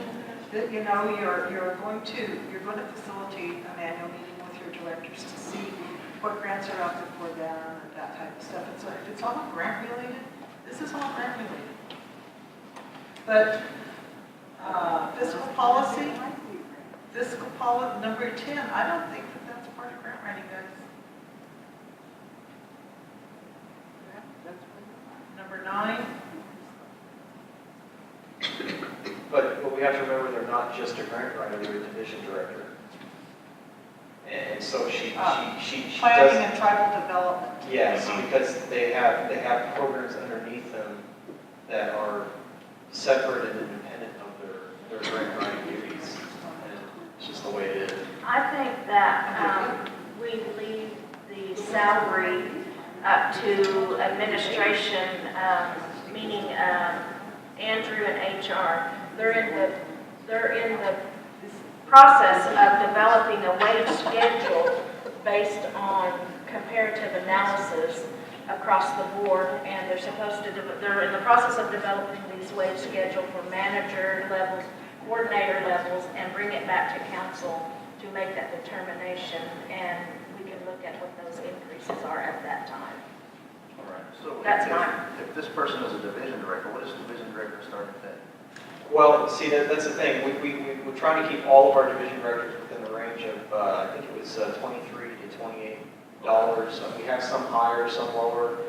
But when I first got here, it was all over the place. We had some division directors making 35, and then some making 20.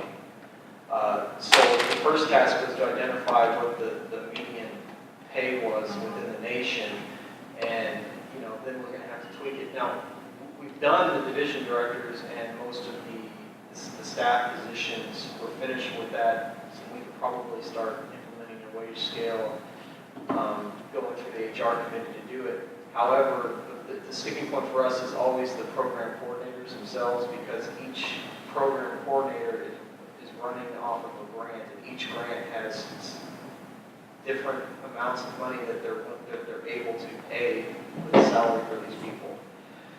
So our coordinators are the sticking point. Division directors, I want all my division directors to make as much money as we possibly can pay them. I think they're worth it. The problem is we have to recognize that there is a reality within the Pawnee Nation, and the reality is we still are a direct service tribe, so the majority of our funds comes from federal funding, and it restricts us on our ability to pay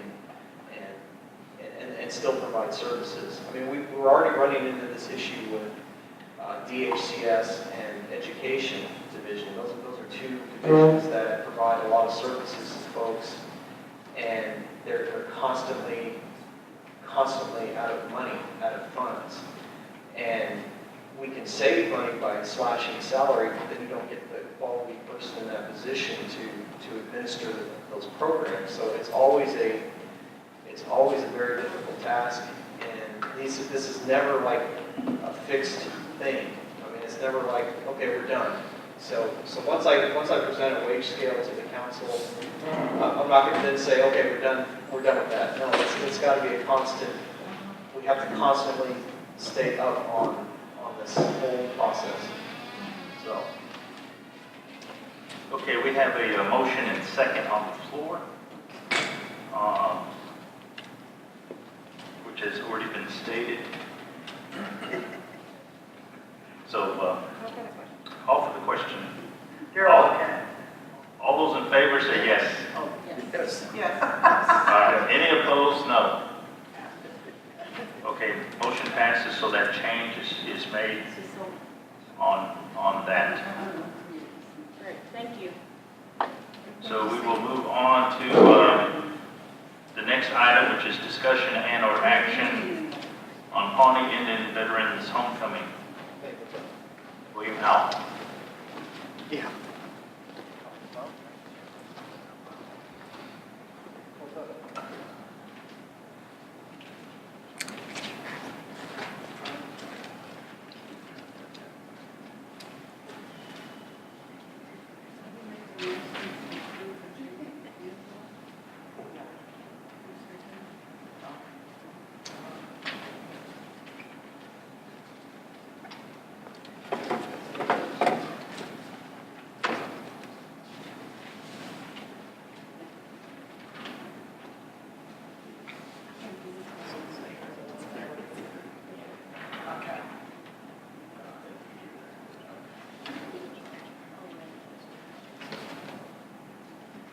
Okay,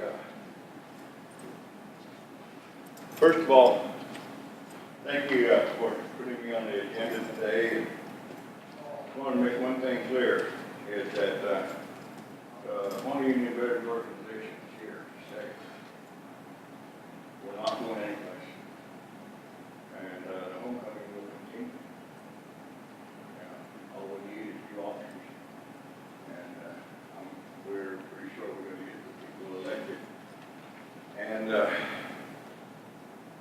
just want to make sure that you folks know that. I heard a rumor before the homecoming started that we were broke, we didn't have any money, and we weren't going to go on. Also had heard a rumor that after the rain started that Friday that everything was canceled. And then of course, everything went on. Everything went forward. Everything was good. We had a good homecoming. And had a lot of people. On Saturday, we were dedicated this homecoming to Glenn McGuire, who's the last living World War II veteran in the Pawnee Nation. And of course, prior to that, the Pawnee Nation had a resolution, honoring Mr. McGuire as poet laureate. There was some miscommunication or misunderstanding on my part, really, on what happened here. But on Saturday, we were supposed to honor Mr. McGuire, and of course, it was my understanding that he was going to show up, and he never did. So this is what happens sometimes, and we can understand at his age, and it was hot and humid, and he probably couldn't come. But I had asked Mr. Pratt, President Pratt, to secure a travel blanket so that we could, the tribe and the veterans could give it to Mr. McGuire. And that was the whole purpose of getting that blanket for Mr. McGuire along with the resolution. And of course we had a blanket and some other stuff to give to him too. But, well, since he didn't show, I've got it all in this bag here. So I'm turning it over to the tribe. So whenever the family shows, I've got the blanket, 2 blankets in there, the resolution, a couple other items in there that's from Mr. McGuire. And whenever the family shows up, they're there. And that part is over. I passed out these expense sheets. As you can see right there, that our expenses totaled over $30,000. The contest paid out over $15,000. And the money that was donated by the Pawnee Nation to the Indian veterans went to the contest. The other, everything else was from sales of t-shirts,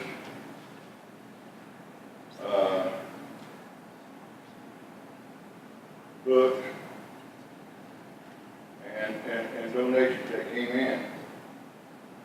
All we had to pay for was a t-shirt, and that cost us, and the Princess banner and the shawl. That came to over $4,000. Porta potties cost us over $1,000. We had a big roll-off there for a dumpster to collect all of the trash, and it cost us $300. Of course, the rations, we went down from last year. We had the same amount of rations, but they cut their prices this year for us, and we got $4,900 on that. That was great. GDC furnished us with water to begin with, but we had to pick up about $70 worth more of water. Of course, we had cleaning materials for restrooms and tobacco that we had to purchase, and over the past 2 years, our drumkeeper, he's a volunteer. We asked him to get our head staff together, the MC, the head singer, the equip man, the tail dancers, the chiefs, and all these people, that all come together. The cooks, a major part of our organization, because they're there to prepare our meals for the Veterans Day dance and Memorial Day dance, Christmas Day dance. And it doesn't matter how much we give them, it's never enough. Because once they start working about 5 o'clock in the morning, they're never finished until about 4 or 5. That's a lot of time.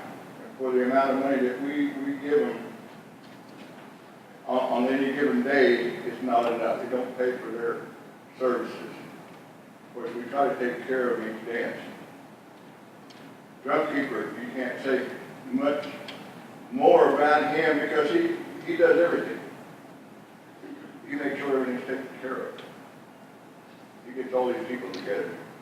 The head singer gets all the singers out there.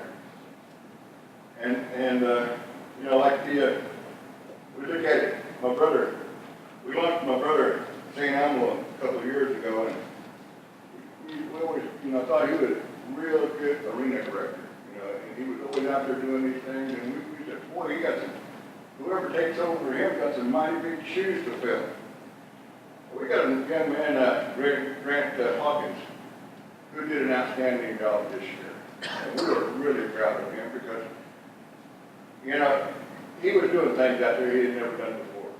He was learning on the job, well, actually 2 years. And it was great because he was hauling benches out there and then moving stuff back and forth to here when it rained. My goodness, you couldn't ask for any more than that. All the things that he did. There was a lot of things that we paid as gratuities. All of that money that we paid out on those things came from raffles, vendors, concessions, program sales, you look at this printing, costs $900. That includes the program. And that was printed at cost. Go any place else and you purchase one, get a book like that printed, it's going to cost you $2,500 each. We printed it at cost. See, I donated my time at night on that book, which brought the price down. And then, of course, the advertisements and flyers, they were free. So that brought a lot of things that we did. We did at cut rate prices, that we were charged with, and so that brought that expense sheet down. And you look at that $30,600. That's a lot. That's a whole bunch of expenses. And it could have very easily been $40,000 for rental stuff like this. So overall, with the rain and everything that happened, this homecoming was good. We did, folks, they did a great job out there. And I blame it on my drumstick. I really did. Because without him, and you got to understand why. A couple of years ago, I was diagnosed as a diabetic. And I didn't realize I was sick. Of course, with that diabetes comes, you can't stand the heat, you got to drink a lot of water. And there's sometimes the medications don't work well, and then you're sitting there about ready to fall over, and you're trying to go. Lance recognized that, and he stepped up to help me out, and you couldn't ask for any better help like that. Because, some days I feel great. I get up, I'm able to stand. One morning I had to go to the doctor. I didn't have to, at the time I wasn't planning on going to the doctor. I went to work. I got up, started to get up, and I couldn't even stand up. My back hurt so bad. And then I started getting cramps. I thought, what's going on here? And I was at work. And I called Angie and I said, call the doctor, see if he'll see me. And I had to go over there. So, what it all came down to was the meds I was taking. Wasn't working too well, and it, I was cramping up and I was doing this and that. I couldn't stand up. Right now I'm able to stand up pretty good. Then I couldn't. But things like that happen. So that with my, health problems that I hadn't expected at all. Always been healthy, and at my age, I was thinking, man, I'm healthy. But you know what? Every morning I wake up, there's a different pain, there's a different hurt here, hurt there, or whatever. I can't do this, I can't do that. And my goodness, what's happening? Got to remember, I'm 70 years old. And so I got to get that in my mind. Am I really 70? My mind not there, you know. Or some people would tell you that you got a mind of a 90-year-old. What can I say? So when it comes down to, we didn't get all of the income put together on program sales, t-shirt sales, vendors and concessions, and food and merchandise raffles and donations. We've had some great donations. But after paying off this debt, what we owe, as of today, we have $5,800 in the bank. You got to remember too that when we come in October of 2014, we couldn't even write a check. We were overdrawn. And that's when we first came in. So that to us, and there's more money coming in yet. This isn't it right here. This is more money coming in yet. So the next committee, and it's not going to be me, is going to be the recipient of that money right there. That's going over to them. They're going to start out on a good note. And other than that, other than the big rain that we were very happy to receive, I mean, it was a little inconvenient, but as I said before, our Mother Earth needed a drink. And she got it. And we're very proud of that. And a little inconvenient, but we worked fine. So we're happy with that. That's my report on the homecoming. I appreciate that. Question? No, I want to thank you for having the showers open for the campers this year. I'm not going to tell you about that. I will tell you. Somebody crashed them things. You know, overall, our people here at Pawnee, our campers, very good. They come in, and they clean up, and they wonder why we have so many rules and restrictions on things, and a lot of people, question that. We use facilities free. The Oklahoma Extension Services, they let us use it free. High school lets us use the ball fields free. And and they said, what do you want the shower to open, the bathroom?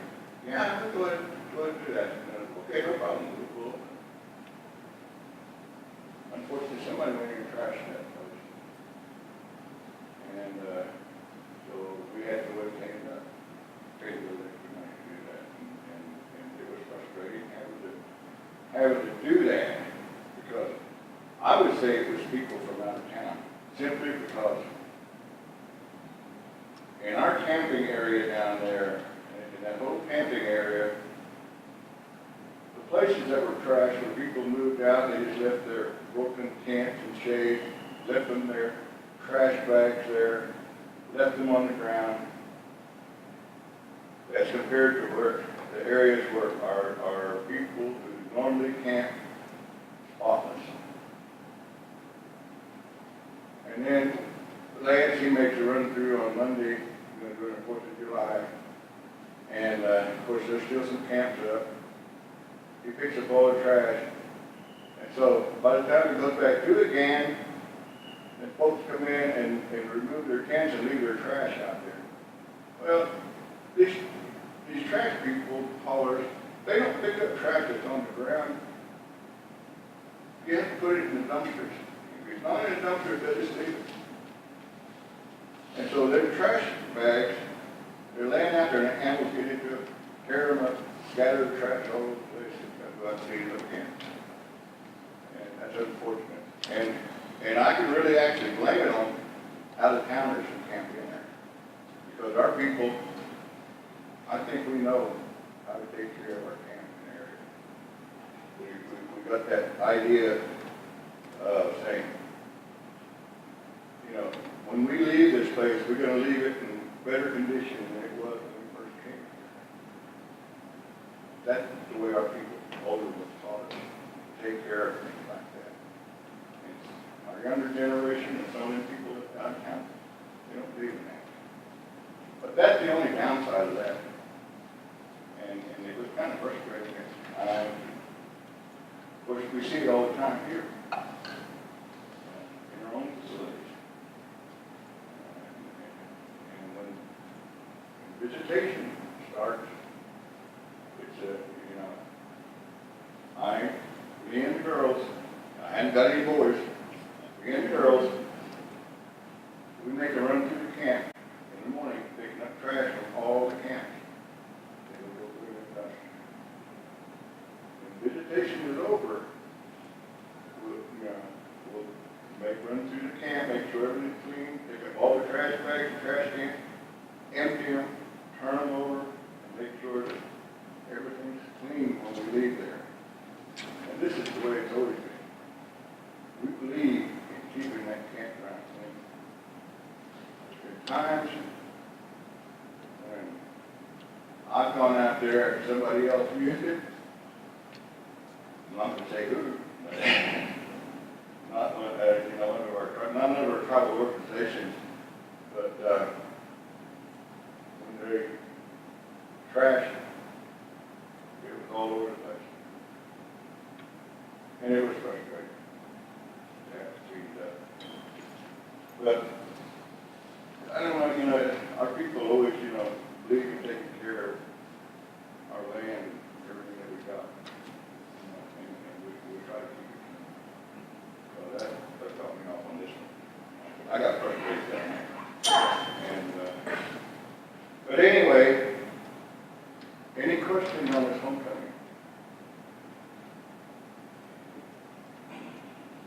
No, I just want to thank you for providing this expense for us to look at. I appreciate that. Yeah. Thank you. Thank you, William. Since your next item for discussion, you can continue on the visitation. Well, I just wanted to comment too, as far as the veteran, I too want to say the same things like Treasurer Thompson said, because the last country was kind of wanting to see this too, kind of get an idea of, how much, went into it and all that kind of stuff, And I hope that, the money that we, provide to the veterans helps out and goes a long ways as well too, and everything, because, like I feel, we're here to honor the veterans and stuff, but it's something for all of us. We all look forward to homecoming. Not just homecoming, but those other dances as well. Thank you. Yeah. There's one thing, I forgot, I should add, it's been a lot of years, many years ago, that I think it was when Elizabeth Blackout was president, of the Pawnee Citizens Council, back in the late 90s, 1996, and I believe it was, we didn't have too much participation from the tribe council at that time. Very little. And she come up to me and asked me, that, would it be okay, or would we be interfering if we had our health fair during the homecoming? Why do you guys have a health walk? Do you interfere with anything? No. I think it would be a great addition, to have that health walk, and that was the beginning of having that health fair and health walk and everything involved. That was the beginning. And Elizabeth started it. I used to agree to it. And every time after that, it grew and it grew and it grew to what it is today. The Pawnee Nation, has a big part in this homecoming, with the health fair, with the walk, with the substance abuse program, the Hawk Chief Run. They took over that and a lot of things that they've done. And they're very visible. The Pawnee Nation is very visible during the homecoming. And they're a big part of it.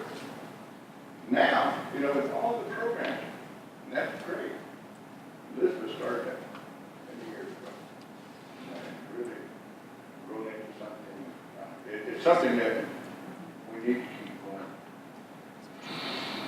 Make it better, make the homecoming better. And that's really it for the homecoming. Okay. Now, we changed gears on the visitation now. As many of you know that the Wichita's are gonna start arriving on Wednesday afternoon, July 20th. And we'll feed down there, set up camp, we'll feed. We won't have any hand dance that night, but we'll just, just be entering camp, camping time right then. Many of you know also that, this is a cultural, ceremonial type event. And ceremonial is very important in this visitation. Some of our folks, and because of the tobacco, it's very sacred to our people, to all American Indian nations. That tobacco is very important because of the way it's used through prayer and everything that we do with it. We say that, the theist, he brought that tobacco ceremony to us, give it to us, to use during this time. This tobacco ceremony has been a part of this visitation for, I don't know how long, centuries. Very powerful stuff. A lot of times when we're suffering, when we're going through bad times in a year or something, or and things aren't happening during, it's affecting our tribe.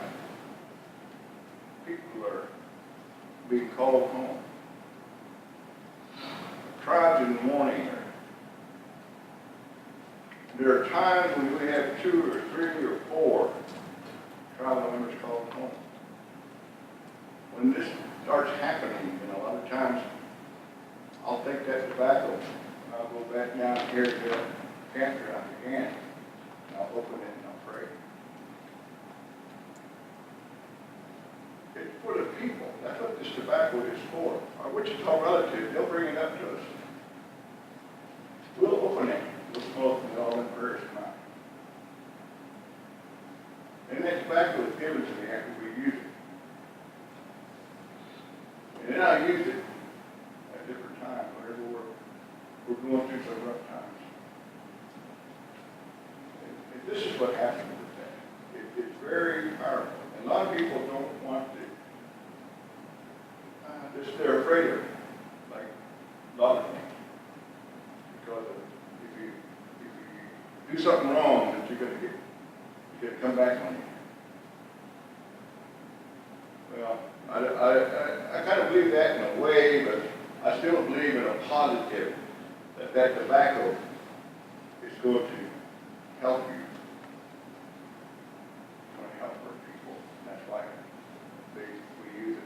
We use it in ceremony. So that's what the ceremonial part is. It controls everything that we do during this visitation.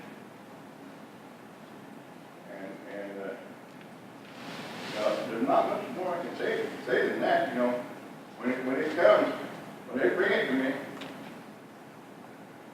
I'll call some men together at a time when they're here, and they will go open that tobacco and we'll talk, and then we'll make a decision on when that final day is going to be. Set a giveaway to you. But during that time, before we open that tobacco, I'm with that tobacco all the time. I stay down in the camp area all the time. I don't wander off. But that's what it's all about.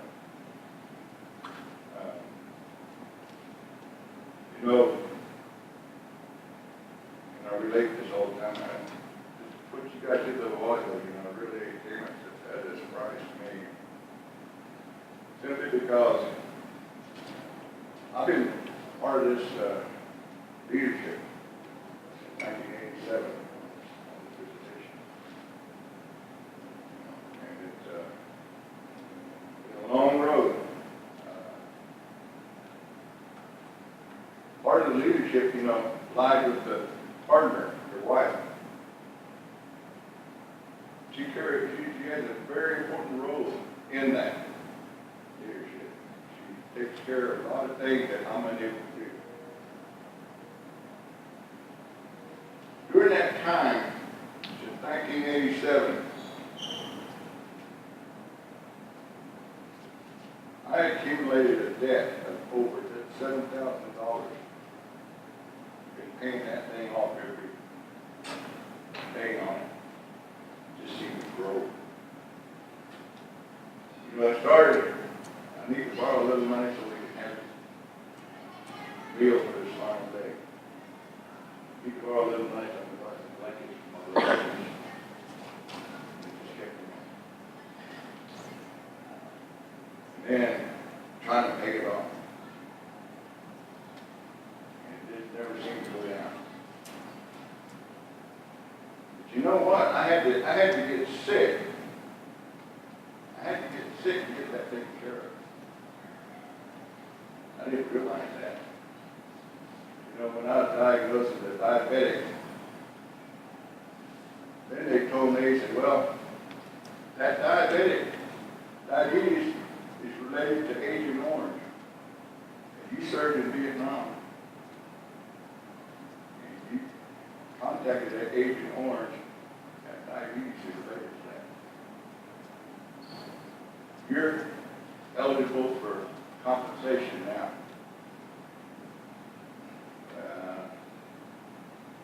I didn't apply right off the bat now, I mean, you're joking.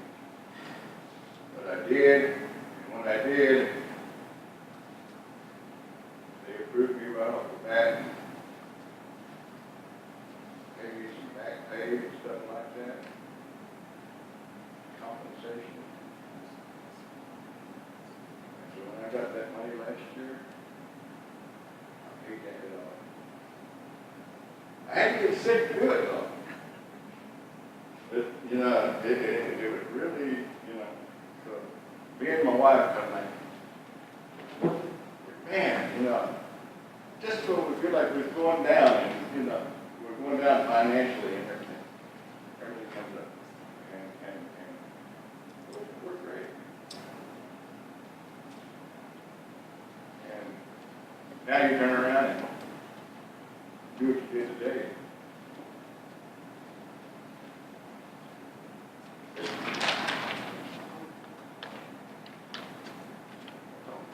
Yeah.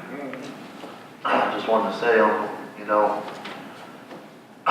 when you do God's work, God's going to provide a way for you, and everything. And that's what I believe with your story is that, you've been in charge of this tobacco for years since as long as I can remember, I remember when Grandpa Will had it and he turned it over to you, and so when you do these kind of things, he'll provide and take care of things, so I'm glad to hear that story, and I'm glad that we're able to help out as a council to try to help some of those needs that need to be met, for our Wichita relatives, So I just want to say that much to you. Didn't you like to tell us where we sign up to, for your bills and stuff? Well, I know I'm interested for the organizations that I represent and for my family and stuff, so whenever you're going to have a sign-up sheet or how you're going to do that? I'm going to do that on Wednesday. I want, people who are down there, for that final day down in the dark, it means a lot of commitment, and we want the people to, they made a commitment for breakfast or lunch or something like that, we want to make sure that they get taken care of. Then, we start filling in with everybody else, different ones who may want to do something, so we can set some, time for them. We want everybody to have a part in it, one way or the other. And it's always it's always been a chore. I mean, not a chore, but a blessing to come in every night and see their tables full. You know, or come in on breakfast and see the tables full, lunch or something. It's always great to see that. And then, as Adrian will tell you, when we're down there, it seems like, you know, they just always feeding you. We come back about 20 pounds heavier. We gotta go invest in some new britches or something, you know. It's great, and then we try to outdo them when they come up here. And we're gonna fatten them up, so. But, you know, and like I said, you know, this visitation's been going on for centuries. And our relatives not this way, you know. They're our relatives. We treat them right, they're visitors. You know, we do everything we can for them. And try to make them as comfortable as possible, even in this heat. It's always, you know, from time I was a little bitty guy to, you know, now. Back in the day, we didn't have showers or bathrooms like we have now. We had little slit trenches. And we'll run back there and showers. Had a big old steel pump, you know, like you go like that way and go over there and just throw water on yourself. Go find a swimming pool. But we didn't have ice boxes. We didn't have fans. But we always made it. So now we got everything. I mean, some folks even have tents that have air conditioning in them. It's really comfortable now. Now we'll set up try to make the room for everybody so they can feed and do whatever they want. And I'll start, you know, once you know, we get them all lined out, you know, on Wednesday, and we'll have no problems at all. I don't see any problems. That's next Wednesday. Okay. Thank you, William, for your report. Appreciate that. Okay, the next item on our new business is the resolution 1661, Keep Siegel.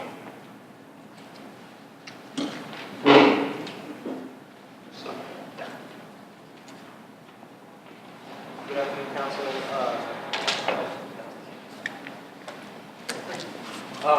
This is a resolution that's going to, we already submitted the letter of inquiry, which just starts the process for our grant.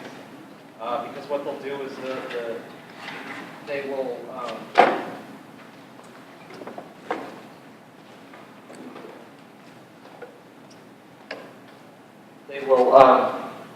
they receive the letter of inquiry along with the resolution saying that we're interested, and then they will make their selections about who they want to give the opportunity to apply for this money at a later date. So this is just a preliminary thing to get the people that are interested in this grant program, and it's just part of it. Now they let us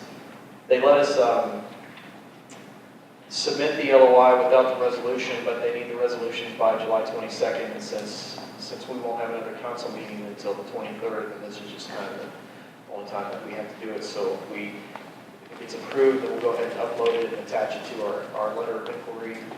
And once that initial thing is uploaded, then it'll just be a matter of waiting to hear whether or not we can apply for the grant, which will then go through the regular mechanism of our grants. It'll go through proposal review committee and all of that before we apply.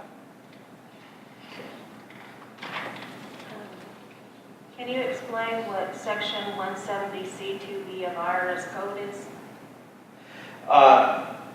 The purpose of that code is, and I don't know the specific language because we pulled the resolution language from Keeps Eagle people themselves.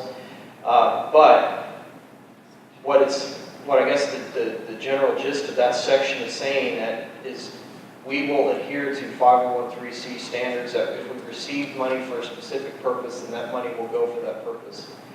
But I don't know the specific language for that. So that's related to a nonprofit organization? Yes. 501c3. Yes.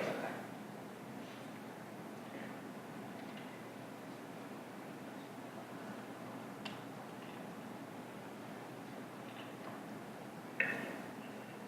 I make a motion to approve resolution 1661. Okay, we have a motion. Is there a second?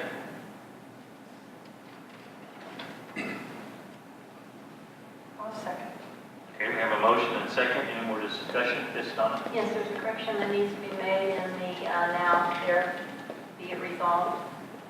Right after Keith Siegel on the second line, there seems to be a typo, unless that's No, correct. that's what it's called, That's side what it's praise. correct? Okay, all right. Side Disregard, praise. please. Side praise is a, Okay. There's no other discussion. Since this is a resolution, call for the vote. Darrell Walker. Yes. Randy Littleton, yes. Angela Thompson. Yes. Sammy Anderson. Yes. Donna Hare. Yes. Adrian Spotted Horseshoe. Yes. Leanna Keenan. She's out of the room. So the resolution passes. We will move on to the next item, and this is the Bison project.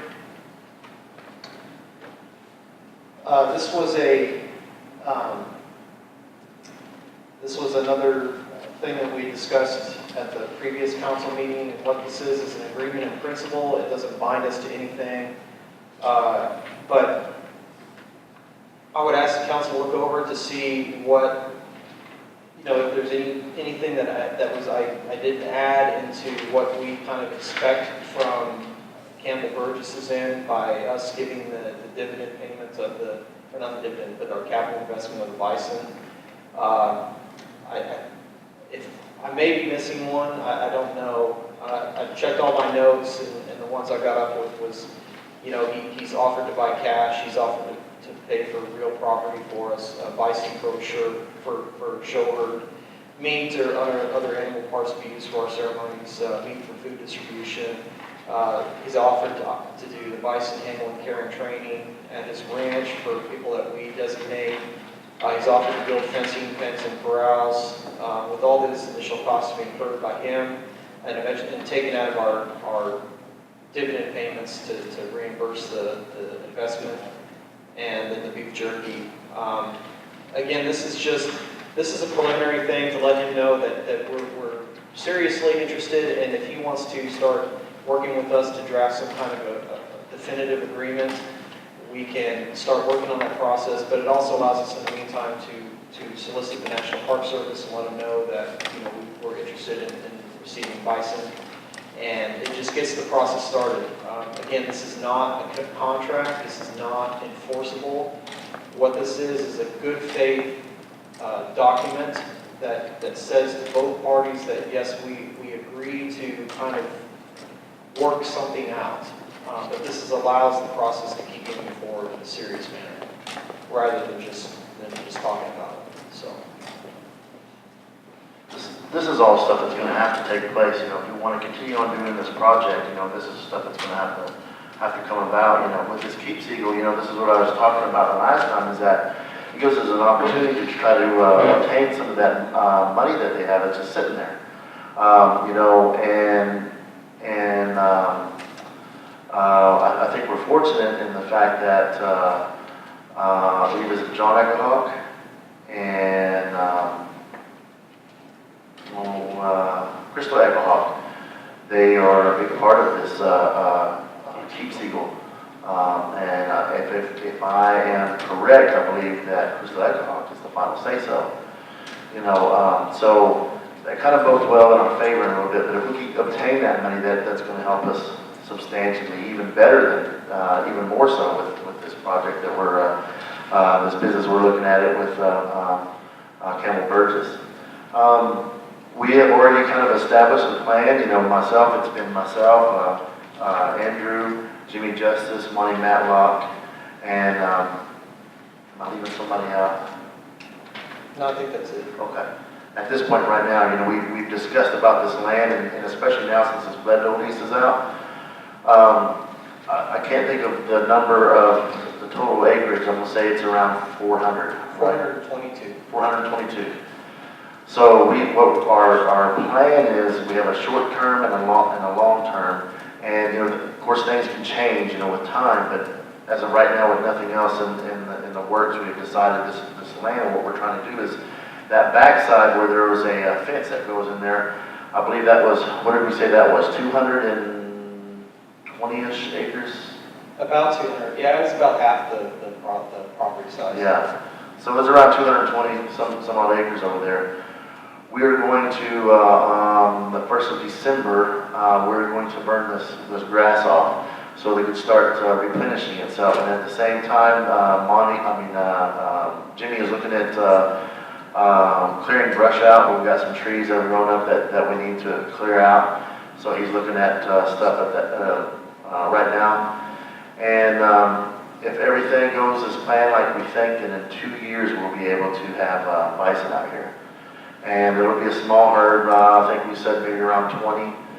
And then the later term use is this right here, this land that we got right here, that there's openings in there, but we want to fix them up. We want to get these fences really secure because of, of the proximity of where it's at coming into the tribe.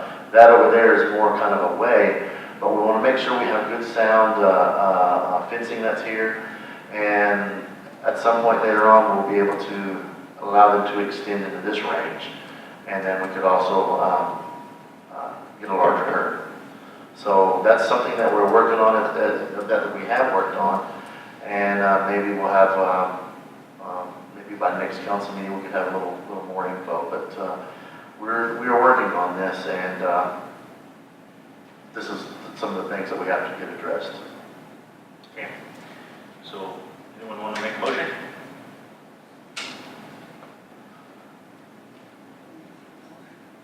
Motion, did we already do a motion? Did we already take care of that?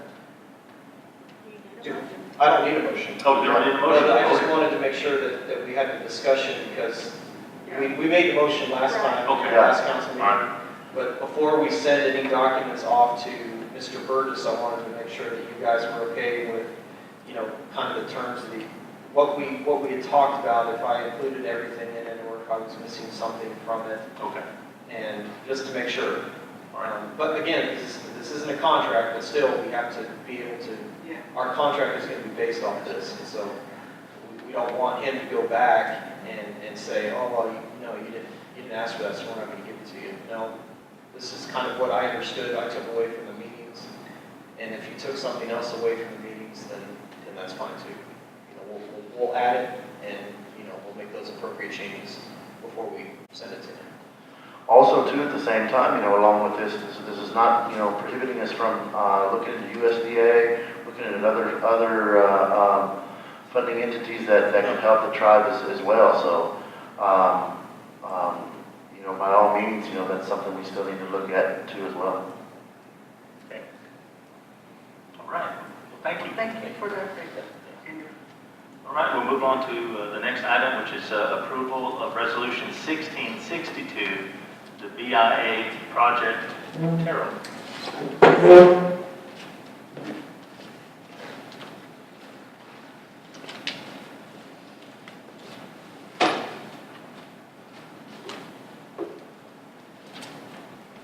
Good afternoon, Council. I believe we submitted the documentation to your emails with regards to the project. We put together a letter of intent for the President, as well as a proposal of the cost that would be associated to the project. And Mr. Lovekamp approached me graciously to replace these 2 fence lines on some of our trust lands. And it's about a half-mile total, 2 quarter-mile fences. And so we're looking for approval for the resolution so that the BIA can grant us the funding to replace the fence. I make a motion to approve Resolution 1662. Is there a second? I'll second. Any more discussion? Call for the vote.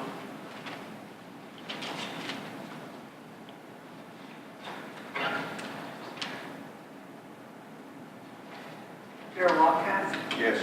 Lady Littleton, yes. Angela Thompson, Yes. Sammy Anderson. Yes.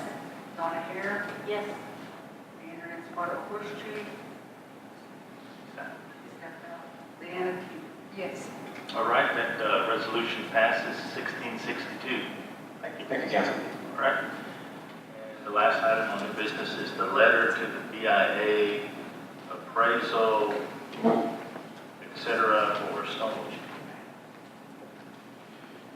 I added this to the agenda based on our discussion at the last council meeting, that we have asked TDC, Mr. Smith, several occasions, what is the process for start to seeking to have the land that we're leasing be purchased on behalf of the tribe.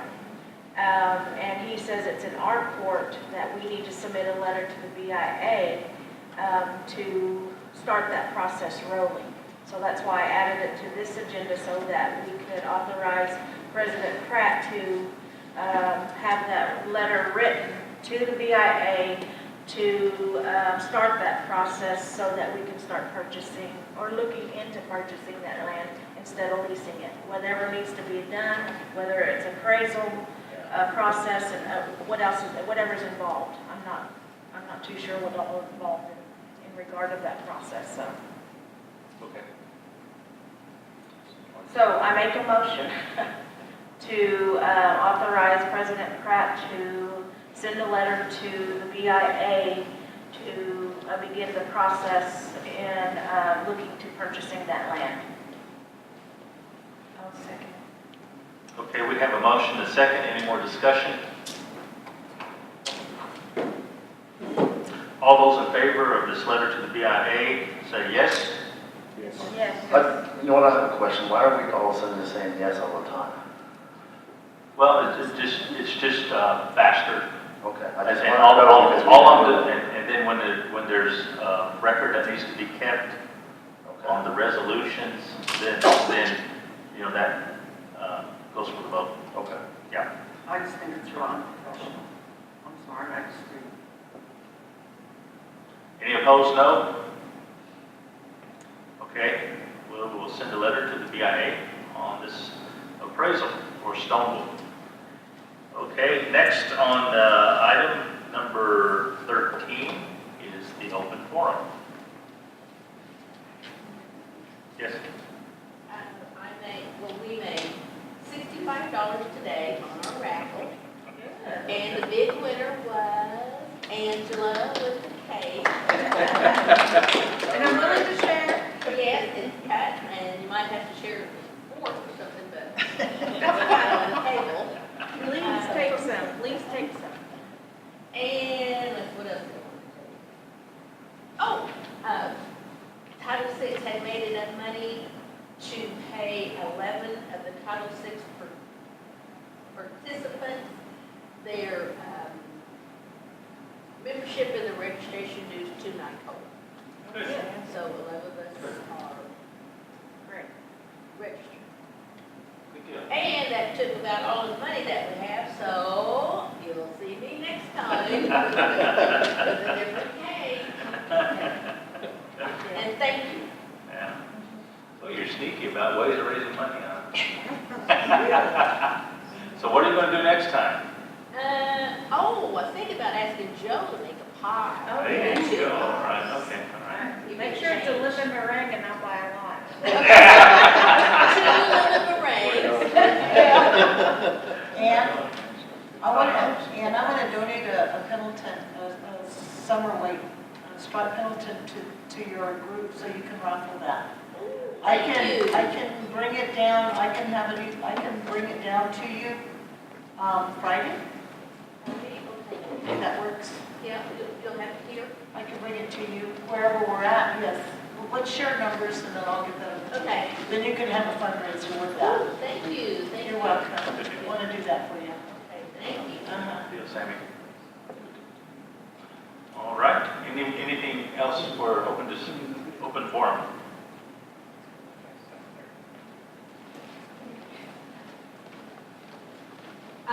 I just wanted to, first of all, introduce myself. I'm Starla Williams, and I am Eastern Band Cherokee. My little background, my birth mother, part of the assimilation genocidal process was she was sent to Chicago and was forced to give for birth here in Pawnee. So, in all that, about 5 years ago, I contacted her, and I grew up knowing that I was Cherokee, I did not realize I was Hispanic Cherokee. And so, in that, I have a passion for our people, our youth, our adults, everyone understanding their role in their tribe. And tribal nation building is huge for me. And in this, I have started working on my PhD in higher education and through community college and focusing on tribal college with Dr. Brett. And in 2013, I came up and met with Stacey Burns for the first time and learned about the college. And so I began really focusing on tribal colleges. And that's what a lot of my studies have been on, colleges around the nations, here in Oklahoma specifically. So I've had a lot of meetings with the Muskogee Nation College of the Muskogee Nation, and Comanche Nation leaderships in both of those schools, as well as, like I said, other colleges. So I find that tribal colleges are so undervalued and so extremely important to the future of our nations. So I would like to, if you would wish, if not, that's fine, I'm fine with that. If there's any type, one of the things I saw that was a challenge here is that there's not been any training, and I mentioned this to the Board of Trustees in April, that they have not had any training as far as what a Board of Trustee is supposed to be in that area, and therefore I'm sure that the Business Council also has not had any training in their position in the tribal college situation. So if at any point that is something that you would like to have help in, I would be more than happy to help you in that area. With all the background I have, I've got a lot of information there on how the relationships are supposed to be and how things are positions are supposed to be in that. So that's all. Thank you. Anything else for open forum? We have one more fundraiser going on. We have a silent auction at Title VI. It's going to last through the 29th of this month. Okay. I don't know. They're supposed to put the items on the internet. I don't know. That's not my department. All right. If there's no other items for open forum, we will go into, sorry.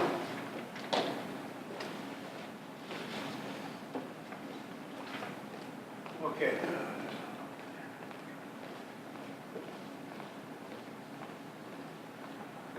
Okay, yeah, thank you. I just had a comment I wanted to make, specifically with regards to the TARO program itself. As you know, the TARO's job here is to educate, train, and enforce our tribal ordinance with regards to our tribal laws. There's two areas that TARO really plays in here with the tribe. Construction projects is the main one. You know, we have a skills bank of general laborers that we try to employ on these construction projects. It was brought to my attention a month ago that the Pawnee Nation Housing Authority has a project building 2 duplexes up by the water tower here in town. Now, as we know, we've had some jurisdictional issues. It's off of our tribal trust lands. This is public property that we're building on. Now, with that being said, I was told that, you know, we are unable to facilitate putting people on this job and collecting a TARO fee because it's not in our jurisdiction. I reached out to the Council for Tribal Employment Rights out of Seattle, Washington, and I forwarded you the response from the attorney there.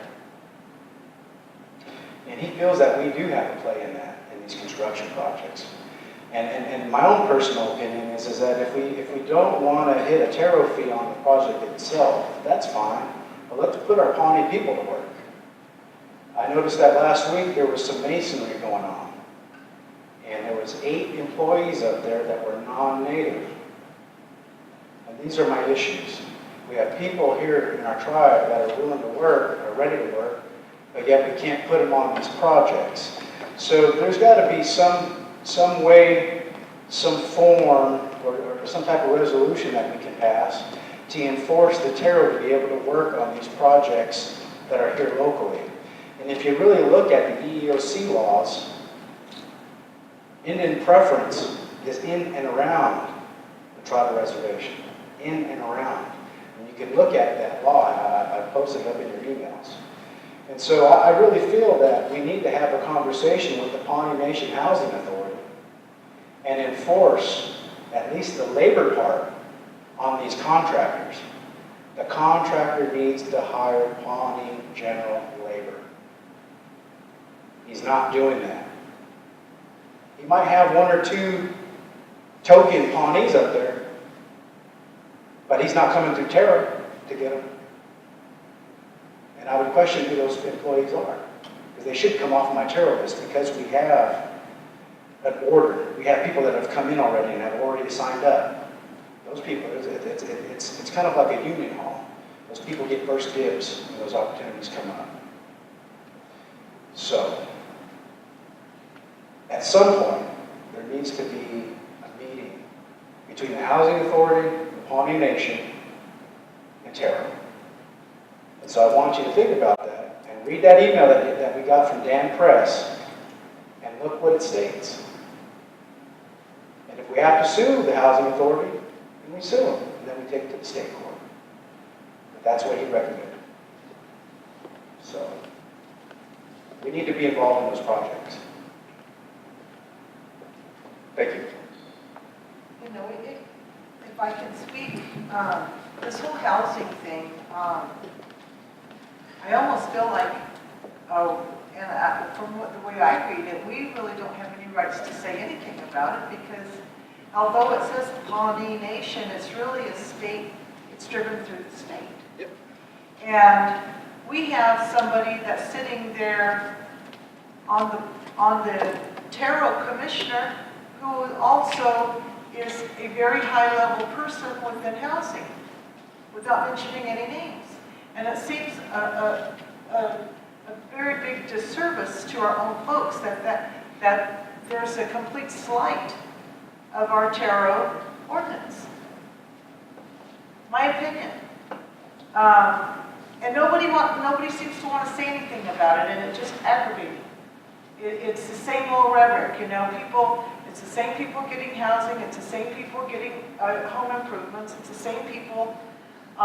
People are on the list, can't get a house. People have been on the list 15 years, still not in a house. There's a woman down here at Eagle Chief, our own relative. She's been in that place 22 years. In a little apartment, still don't have a home. Where's these houses? Where are they being built? How come we don't have a senior housing out here on the reserve?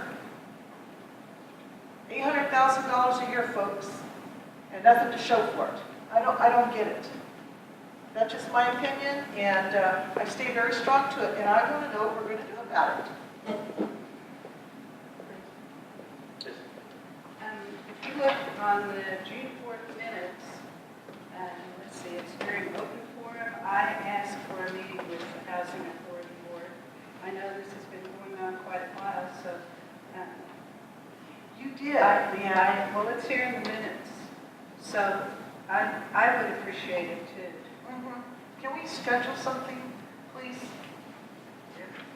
Well, it's going to come from Bruce. Bruce needs to get, I think. Do you want to get in touch, or you want me to get in touch with them? Because I'll get a meeting scheduled. We can get in touch with them. I think we had a housing discussion on the last meeting. We didn't know who put it on the agenda. It was me. Yeah, and since you weren't here, then we didn't have the discussion. I And really so- want to do that. And so what we what we will do is schedule a meeting with the house.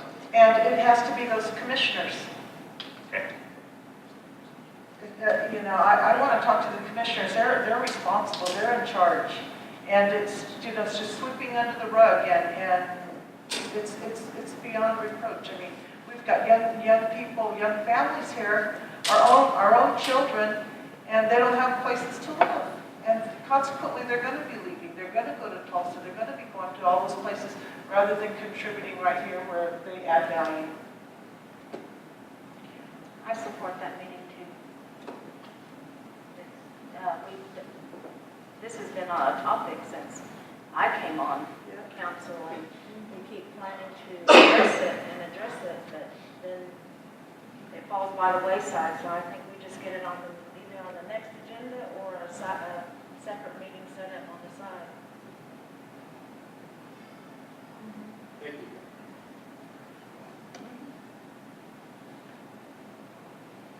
Okay. Any other open forum items?